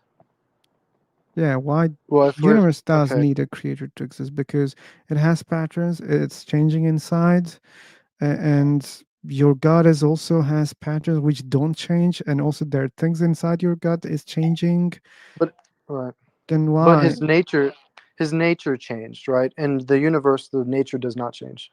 What do you mean his nature change? Right. So from the Old Testament to the New Testament, whenever his his outward view towards humanity changed, he shifted his nature towards humanity to a forgiving, a loving. It wasn't so judgmental. He was no longer No destroying problem. cities, and No you know what I mean? problem. No problem. I buy that. Okay. So, Right. but do you accept that there are things which never change about your God? Yes. Okay. So that's what I mean. So So I guess like what I guess I'm confused to what the conclusion here is like we can come to that conclusion, right? But then you're asking me another question. Well, why does there have to be a God that, or why does there have to okay, be the God of the universe? my conclusion Right. is observing patterns, observing change in that thing, whatever that thing is not enough to claim that it has been designed or not. Okay, this is my conclusion from the very beginning, and it didn't change the topic. And But if you were to accept that God changed his nature towards humanity, no and then problem. but yeah, right, listen. But then you're not able to say that there's a change in the universe But in its we nature. proved that, like, when you say God's nature, like it's something else, right? Do you talk about the emotions of God? Yes, exactly. So, like, when you say nature, like you're creating some equivocation fallacy there, because you want to say nature. When you say nature, you're not speaking about the fundamental laws of God, like the ones that they don't change. You're not talking about that. You're Well, talking if about he was other a things. Go ahead. I'm sorry. I'm listening. So you're talking about the emotions of God. So it's okay. So we are talking about some other properties of the universe. They are changing, okay? And it doesn't matter what they are. But when you say the nature doesn't change in the universe, like you mean the physical laws, okay? Okay, yeah, we already agreed physical laws don't change. And we already agreed what's the nature of your God is being all-knowing, all-powerful, all other omni properties, and you accepted that they don't change. Okay, to me those are the nature of God. Okay, and the ones that they're changing, we can call them emotions. And the ones that are changing, we can call those emotions. Yeah, like, or whatever. They're not the fundamental features of your God, right? Sorry, one more time. They are not the ones that they're changing about your God. They're not the fundamental features of your God. You know, honestly, I'm not entirely sure. You're not sure. But that's not because that's not because I don't want to get to an answer. But I mean, I don't understand the complete nature. I don't know. You know, genuinely so. I believed I simplified that as much as I can. I don't know. Maybe I I shouldn't just said repeat. it's hard to get to the end of this. Like we said, it's a little bit. I said it was secular almost from the beginning. You know, but I meant circular, like a circular argument, because you'll never get to the conclusion. It's you can always argue away each other's points, you know, which is, you know, how a circular argument takes place. So, My I conclusion mean, was we cannot understand inside the universe. That was my conclusion. that we cannot understand inside the universe. Yeah, like what's going on outside, how the universe exists in this form. We should go outside, or we should use time machines to understand how it works. Inside, we're not able to do that. So then it means it can mean anything. Maybe your God, maybe other gods, or maybe no gods. I don't know the answer. But if a God gives an explanation, like in terms of Christianity, we believe that God spoke through people, or spoke to people in the Bible to write things down, right? And then we have the book, the actual Bible that it takes place from that. It's the Word of God. You know, so He spoke to humans to write it down. Why are we not able to understand God to an extent? Like, you know what I mean? Like, for me, it's like He's already given us a certain amount of knowledge. You believe that? You don't know that. You didn't prove that. You didn't prove a God exists. So why should I believe that a book No, came from a I God? mean, like I said from the beginning, there's no way for me to prove a God exists. I can make the argument. I can make the argument for it. It's just whoever makes the better argument. So you cannot prove that God does not exist, right? Okay. Or that, you know what I mean? So you're making the argument, why does there have to be a creator? Therefore, why does there have to be a God that exists? I'm arguing for there to be a God that exists. At the end of the day, we don't know one way or the other. You cannot prove that there is not a God. I cannot prove that there is a God. Then okay. It's a circular argument. The Michael, argument is okay, then there's no need to talk about whatever we well, are no. talking. We can If talk if about. you know that you cannot prove a God exists, if it's all about belief, then I'm losing my interest. I'm sorry. No, I completely understand. No, that's fair. Good. I think it was just more in terms of the universe, the laws of nature. There are anomalies, which is what I was wanting to get into. Anomalies within our universe that we can say like is odd. So and like what I was bringing up, like near death experiences or uh, the place, like the miracles that take place. I was listening in earlier, and y'all were saying that there aren't any miracles that happen, when that's just not the case. You can look at medical miracles all the time, that completely defy what we understand and what we know to be what's medically possible, but it Okay, happens and takes place. but you said that we can explain them naturally, like, so you don't believe in aliens. You said whatever those phenomena, we can explain them. And why you don't have the same stance about these kind of things? So you just label them as miracles. Well, it's just a part of medicine that we don't understand properly. It doesn't have to be God. So you just again you want to fill the gap with divine, with God, with miracles. We don't know that. Like it's something that we cannot explain. Yeah, I'm sure that there are things that we cannot explain properly. But why should I But think I that think it's unicorns? I think we did explain it. No, you just I fill think the gap. we explained the filling of the gaps by the Bible, just being able to understand, like if you were to read and understand, like if God's nature, his ability, then it would make sense to why people have near death experiences that are very much alike regardless of the religion, right? Sorry, I Or maybe cannot why fill one gap with another filling. So the Bible is just the filling of another question. Okay, well, how how do the you fill universe that gap? exists. Yeah, You yeah, just and filled also it. like the Bible. I mean, I got you. I understand that, but how do you Look, fill it? I just had revelation right now, about near death experiences, and I was just told that they're not from God. Okay.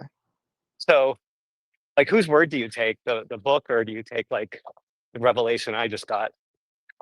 Well, I would take, revelation that is consistent with my experience, and that's just, I mean, like from what I understand, about God's nature, it wouldn't make sense to me why you said there's not a God that would have to. I'm sorry, can you repeat what you said? Like it was so. Yeah, God. Yeah, God doesn't cause near death experiences.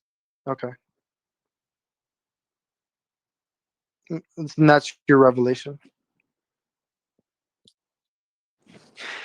So yeah, I mean, I'm not entirely sure, man. Like I would definitely just take obviously like what's consistent with my belief over yours, for sure, because it makes more sense to me. Um,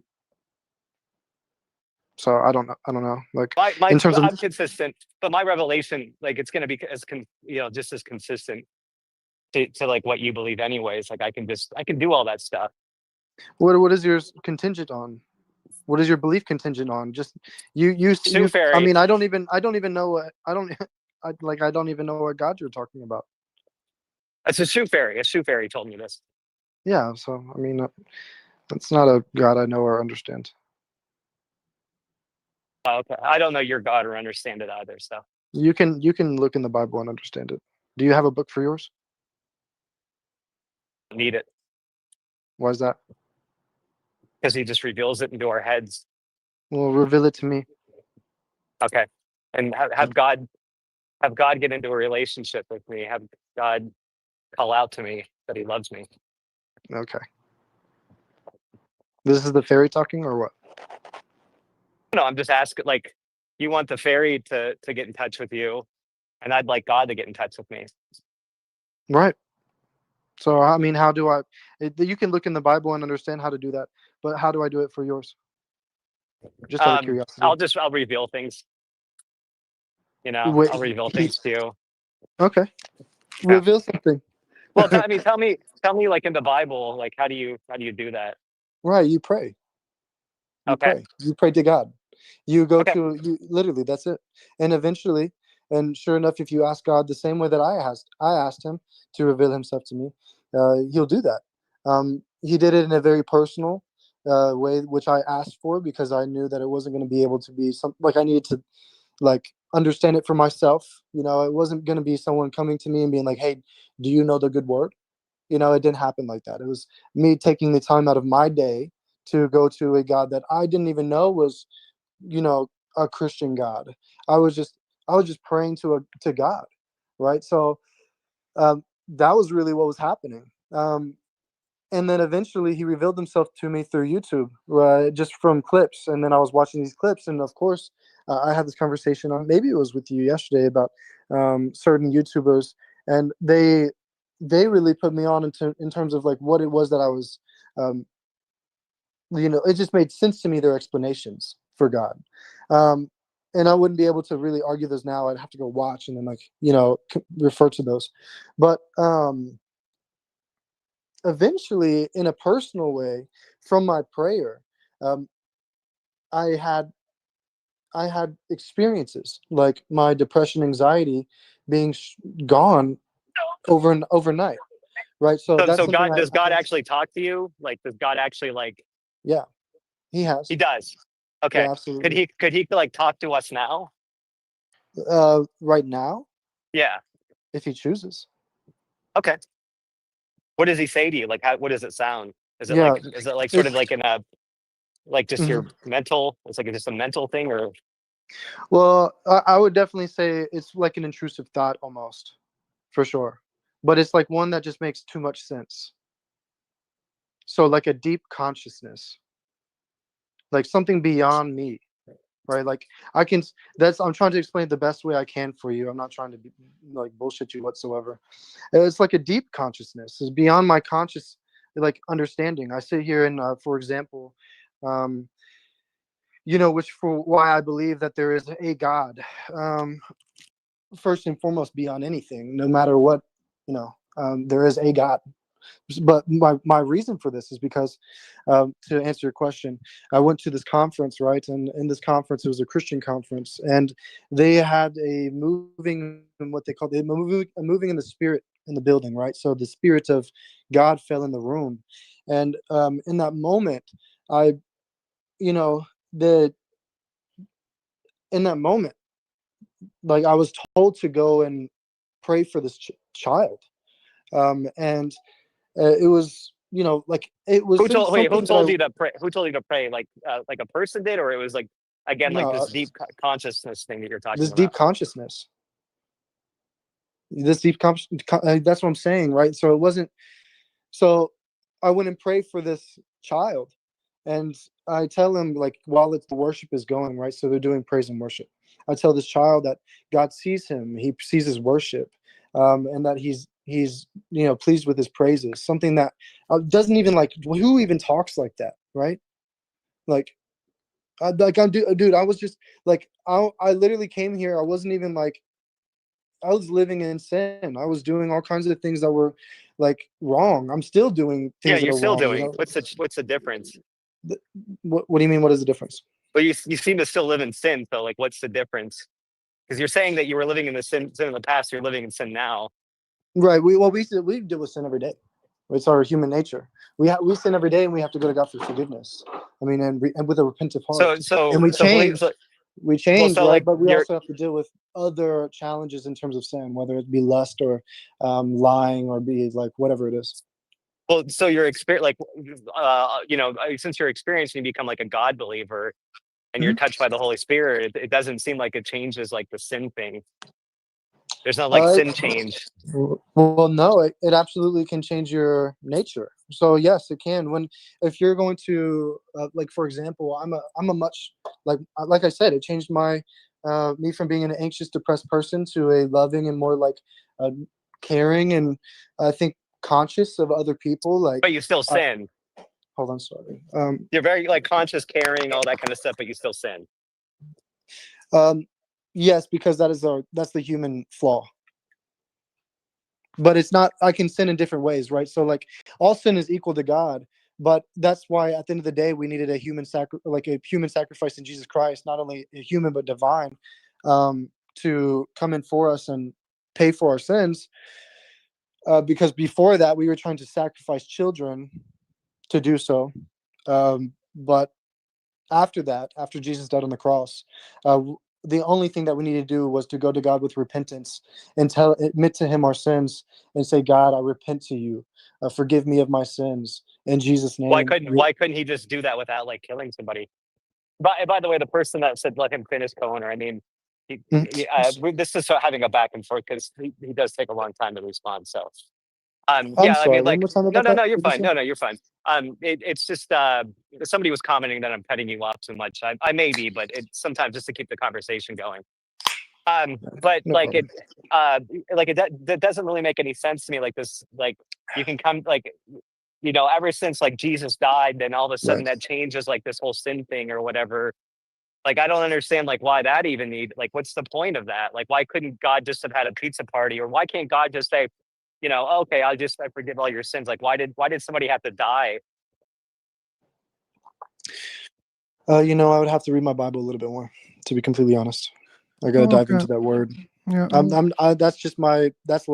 That's my fault for not knowing. Okay. But I think there is an answer. There's an explanation in the Bible. I just don't know it. Probably. I have to go read it. Probably. I have one question, Michael. It's a personal one. That may sound like I'm a dick. No problem, dude. Why you're talking to atheist people? Why you're debating with them? To atheists? Yeah.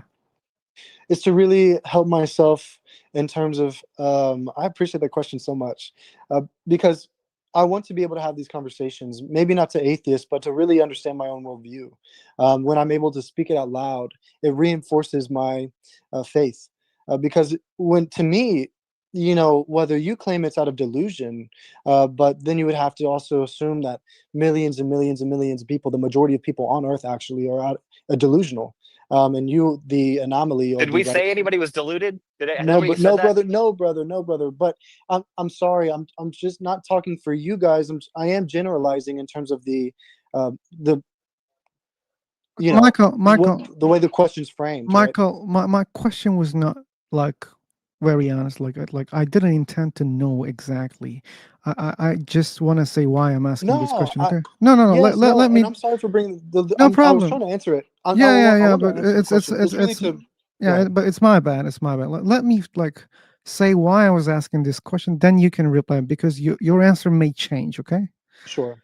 Yeah, So why I'm asking that, because you are telling that you got rid of your depression when you became a believer. Okay. So I'm a person who has seen the both sides. Okay. And the like non-belief side also makes a lot of sense. A lot of sense. And I see that you're a rational person. You're intelligent. And debating with atheists can like make you a non-believer again. There's the risk. Why you're taking the risk? That's why I'm asking. Because man, because I'm not afraid. I'm not afraid to sit here and have my beliefs broken down to a point where I have to really understand them further.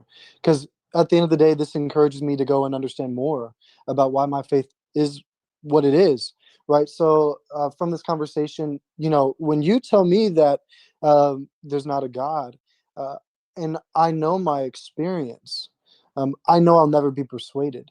Not because what you're saying doesn't make sense, but because I also had an experience that doesn't make sense to me within your guidelines, within your explanation. So it doesn't, for me, my belief is unshaken only out of my experience, not because my mind isn't logical or because I can't understand your side, because I think I'm so stuck on the Bible. I had a miraculous change in my head that was a medical miracle. Yeah, That but doesn't. There's no explanation for it. yeah, but And when all I we did was pray. when we reason on these things, like we accept that people had experience, like we are not denying like that people are just delusional or lying, but Right. we Okay. also understand that whatever that happened, that may not be because of a God. Still, it might happen, but not because of a God. We understand that and we question that, and this might like at least Yeah. give you an idea. Hey, wait a second, maybe this guy Yeah. Yeah. can be right about that. Yeah, like Yeah. For I sure. had the experience. I'm not delusional. I know myself. But Yeah. yeah, probably I was wrong to think that it was a God. Maybe it was something else, Mhm. or maybe it was another reason. So, well, what I'm trying to Yeah. say that there is the risk, and when you say I got rid of my depression, or after I believe, when you lose the faith, I assume you can correct me here that Mhm. you will be depressed again. If I lost my faith, Yeah, uh, if I lost my faith, I don't believe I'd ever be depressed again.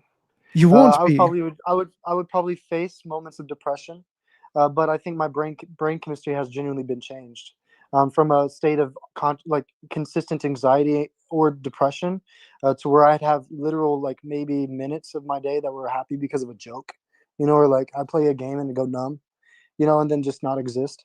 But when my existence, when I was like aware, it was literally anxious or depressed. Never anything different. I mean, so from this point, I don't know how I would be able to go back unless I was to make such horrible life decisions to where it would be, just, it would, a natural cause and effect would happen to where it was so stressful that I would just degenerate. But outside that, if I just remain consistent and I think, healthy, like a healthy person, I'll never face it, regardless if I'm faithful or not. I do Got it. believe God can take it from me, whether I can be non-faithful and then there still be a God and him take it from me, but I don't That's another this thing. my Yeah. that's for sure. I think that's fair, but I don't know at this point how I would ever get back to that point outside of just gambling my life away by doing drugs or Okay. Okay. right. So like if your sanity doesn't depend on your fates anymore, then it's Hmm. okay. But why I'm saying that because I don't want to make people feel bad. Okay, I want people to feel happy around Sure. me, even if they're not around me. Okay. Sure. So, Sure. and I know that like some people just stick to religions or God. If they lose it, that they're so fucked up. And we have examples of this thing. Okay. So that's why I'm just trying to understand your mentality. And I remember even kicking people from my rooms, not to cause them, bad things in a while, because Yeah. some people cannot handle something, and I don't know who can handle and who cannot handle. That's why I don't Gotcha. want to risk sometimes. So I'm calling for all people who thinks that God is the only thing for them to be sane. Stay away from us, because there are people who joined here and who said, "Hey, I changed my faith. I lost my faith because of you or thanks to you." So that means it may happen in this room. Yeah, just in case. Well, I appreciate that warning, genuinely, but I'm not, I just, for me, man, just because of my experience, until you are able to explain how my experience took place or have something rational to explain it or to explain it away, um, to me, from my genuine walk in personal relationship with God, um, it would be very, very difficult. I mean, I don't even know how if it would be possible. That's just being genuine. I have been agnostic before, so it's like I went from a place of being agnostic to where I'm at now. So it's like I understand what being agnostic was like, and I'm trying to figure out what was going on, and not really knowing one way or the other with so many different religions out there, and just being like, all right, well, what the hell, just tired of all of it. Um, to having encounters with a being that is bigger than me, that makes more sense to me than anything, that filled me with a sense of joy, happiness in my life that I never had before after I asked for it. For me, if that is, it's a direct correlation to, it's a, an action and a consequence right after I asked for it and I received it, where did that come from? Like, until you're able to explain to me how that happens, Oh, it's I will not my never be job. It's not my job to explain. It's right. your No, job. no, sure. Well, I don't understand it except outside the Bible. Yeah, but So I I don't get it. understand. Like Therefore, you're the one answer is Bible. Therefore, the answer right. is God. As just creating the Even argument from without the ignorance. Bible, Yeah. all I can say is I asked for it and I received it, and I know that there is a God. You ask what exactly? I asked to be healed for my anxiety, depression. Okay, And Michael. it was yeah. Do you think that non-believers cannot heal their anxiety? I think I was trying as a non-believer. Not you. Through shadow. Do you think anxiety Sorry. cannot be healed without God? I believe it can. So how can you understand the difference? Because when I'm when I'm literally clinically diagnosed with chronic anxiety, depression from various doctors, and they tell me I have to go and take a pill to then work on being orienting my life and arranging my life to be consistent enough to where if I get off the pill, and to have the tools within that time to read enough books, to use those tools, and that knowledge that I gain over that certain amount of time to apply to my life, to no longer go into those loops where I fall into depression. So that is the natural way of explaining how somebody will get out of a depression and stay out of a depression long term through medication. Now, that's not my claim. I didn't experience that. It happened overnight. My anxiety, depression was gone. I didn't have to work for it. I didn't have to do anything for it. Outside ask for it. And it happened, that's what that so I don't know what's going on. I'm trying to figure it out. I had a miraculous experience. Yeah, you had an Beyond experience. beyond everything that we're trying to define as like faith or whatever. I don't know what's going on. Yeah. That's what we call creating arguments from ignorance. So I don't know. Therefore, this must mean X, as the flesh is reasoning. I don't know. There's no other explanation for it. I mean, like No other we can explanation. explain. But you said that anxiety can be healed without God. Yeah, You don't through know medication. how. Yeah, I do. Only through medication. So let's No, you suppose can I read have a a. lot of books and equip yourself with tools, or you can do meditation, or you can That means there work are many yourself out of ways. it. So that means there are many ways to heal it. And can you assume that maybe there are other ways that so far you didn't discover, but it's not related to God? Can you assume that?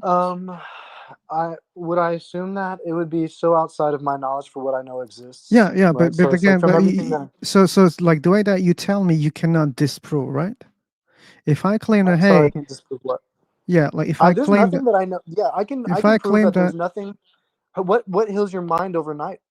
yeah, Can you tell me of one thing? X, we don't know what is that, but that there's something which is not related to God can heal How your do you know that? anxiety. I don't know. I assume because I see that it can be healed, and if it Right. has been healed, there must be a cause, like your reasoning. Well, Okay, I will so tell you my experience. I want you to have to contend with my experience, not something that you create outside of my experience. So continue when with I your tell you my experience. experience, unless you were to assume that I'm lying, it's kind of like unreasonable for me to have to, contend outside that because people. I'm telling you, those people experience what I was experiencing as an agnostic, which was going through therapy, going through I never took medication, by the way. I didn't do it, Okay. but it was prescribed to me, right? I was supposed to, so I was always anxious and depressed, right? So I knew that I could meditate, but I would have to meditate every day. I knew that I would have to do like breath work, but dude, that was every day. In terms of shadow work, I did endless amounts of shadow work and thought that I came to an answer and I healed myself. And it would just end up being a different thing that would make me depressed. So the physiologically, like in my mind, whatever was my brain chemistry was going on, I couldn't work myself out of no matter what tools I was given. I was chronically diagnosed with anxiety and depression, which is why I was supposed to be on a pill for the rest of my life, which is what they told me. Right? We So understand that. We understand that. Like you're So, saying, but I want you to contend with that. So, explain my experience. why? Let's talk about it. And I don't have to sit here and claim a Christian perspective, but explain to me what understanding we have in this work. Okay. Like, if we could figure it out, what that experience is. Michael, You like, know, you're just shifting the burden of the proof. So you're saying, "Hey, man, I you don't, can prove it. you don't know how like it works. Therefore, what I believe is true." Like the same example, the universe. We don't know how exactly the universe exists, and I'm saying I'm the one who says I don't know. Okay, and you're the one who says that, "Hey, I know the answer." And like the one that I believe is the real answer. Ultimately, that there's a God. Yeah, but like, how come like our ignorance means your belief is true, or how come it means That someone there's a else's God. belief is true? Like when it comes to universe, I say I Well, don't know. You because say I believe God. right. Well, if you have to contend with my experience, then you have to. If we're going to talk about it, right? I'm not claiming. I'm not even claiming at this point that the Christian God exists. I'm just claiming. That's not what I'm arguing for at this point. I'm just trying to get to baseline. God exists And based on what? based on my experience. But I'm saying that that doesn't mean your God exists. Like you had an experience. I'm That's not okay. saying my God. I'm not talking about my God because my God Okay, is Jesus Christ. no But I'm problem. talking about God. Let's fix it. So you had an experience that doesn't mean God exists. It's evidence for God. Okay, it's a very poor evidence because our people have experience with other gods. I don't think you accept Other those people gods. have. Mhm. So that Sure, means that's having the not. I mean, that's not. experience. That's not what I'm arguing. But listen, you're Yeah, shifting yeah. the argument now because I'm not talking about that. I'm talking about a God. Period. A god. Okay, but Sure. in the end Yes. of the day, like it's not a god, it's a specific god. I mean, but that's not what I'm arguing for. You're saying God doesn't I exist. I'm understand. saying God does. I understand. Like I can say the same thing for other people. Just because they have an experience, that doesn't mean again a god exists. Okay.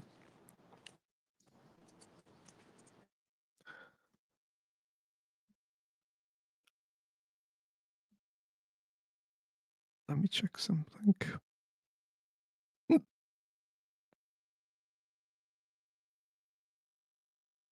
Mm.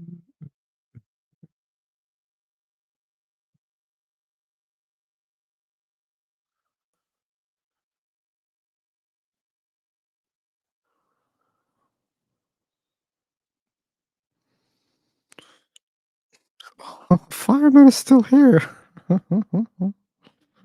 Scam, you found a friend, another friend. Crisp might be enemies right now. Scam, you should know that.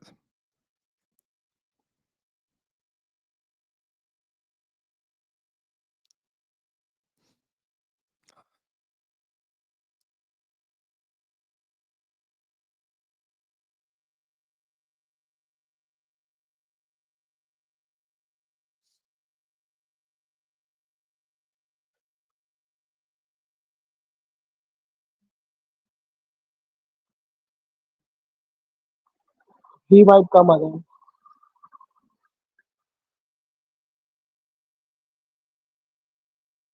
Hey, Kingsley.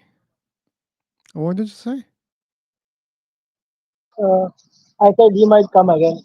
He's gone for something. Oh, maybe, yeah, maybe, yeah. But the thing is, I'm about to leave, I think. So the live is So 6 hours 21 minutes so far. I should thank again for all uh, the people who were here. Scam, Fireman, Okeanos, Crisp, Julie, James, Paul, Michael, and many other people who joined today. This was a long one again. And Jesus is the way, truth, and the life. Okay, what a nickname. Thank you all for being here. thank you for the argument and the question. Okay, I'm happy that you enjoyed. Just James, also new here in this channel. He came again. He came again. Michael Okay. came again. Hey, SG, like, if you change your mic next time, maybe we can have a better conversation, okay? Other work call, want to pick this up again. No worries, Michael. I'm about to leave, okay? I'm about to leave. So,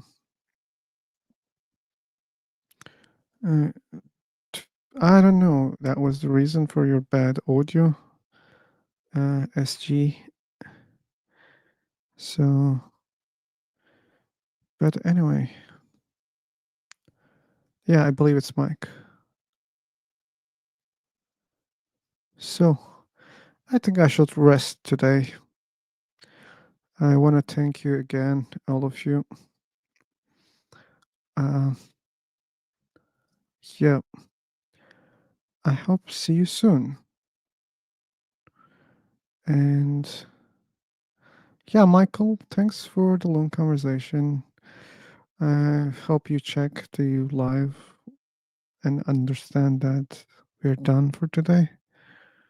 And Paul, James, thanks again for keeping the conversation today. So, see you. Bye bye, all.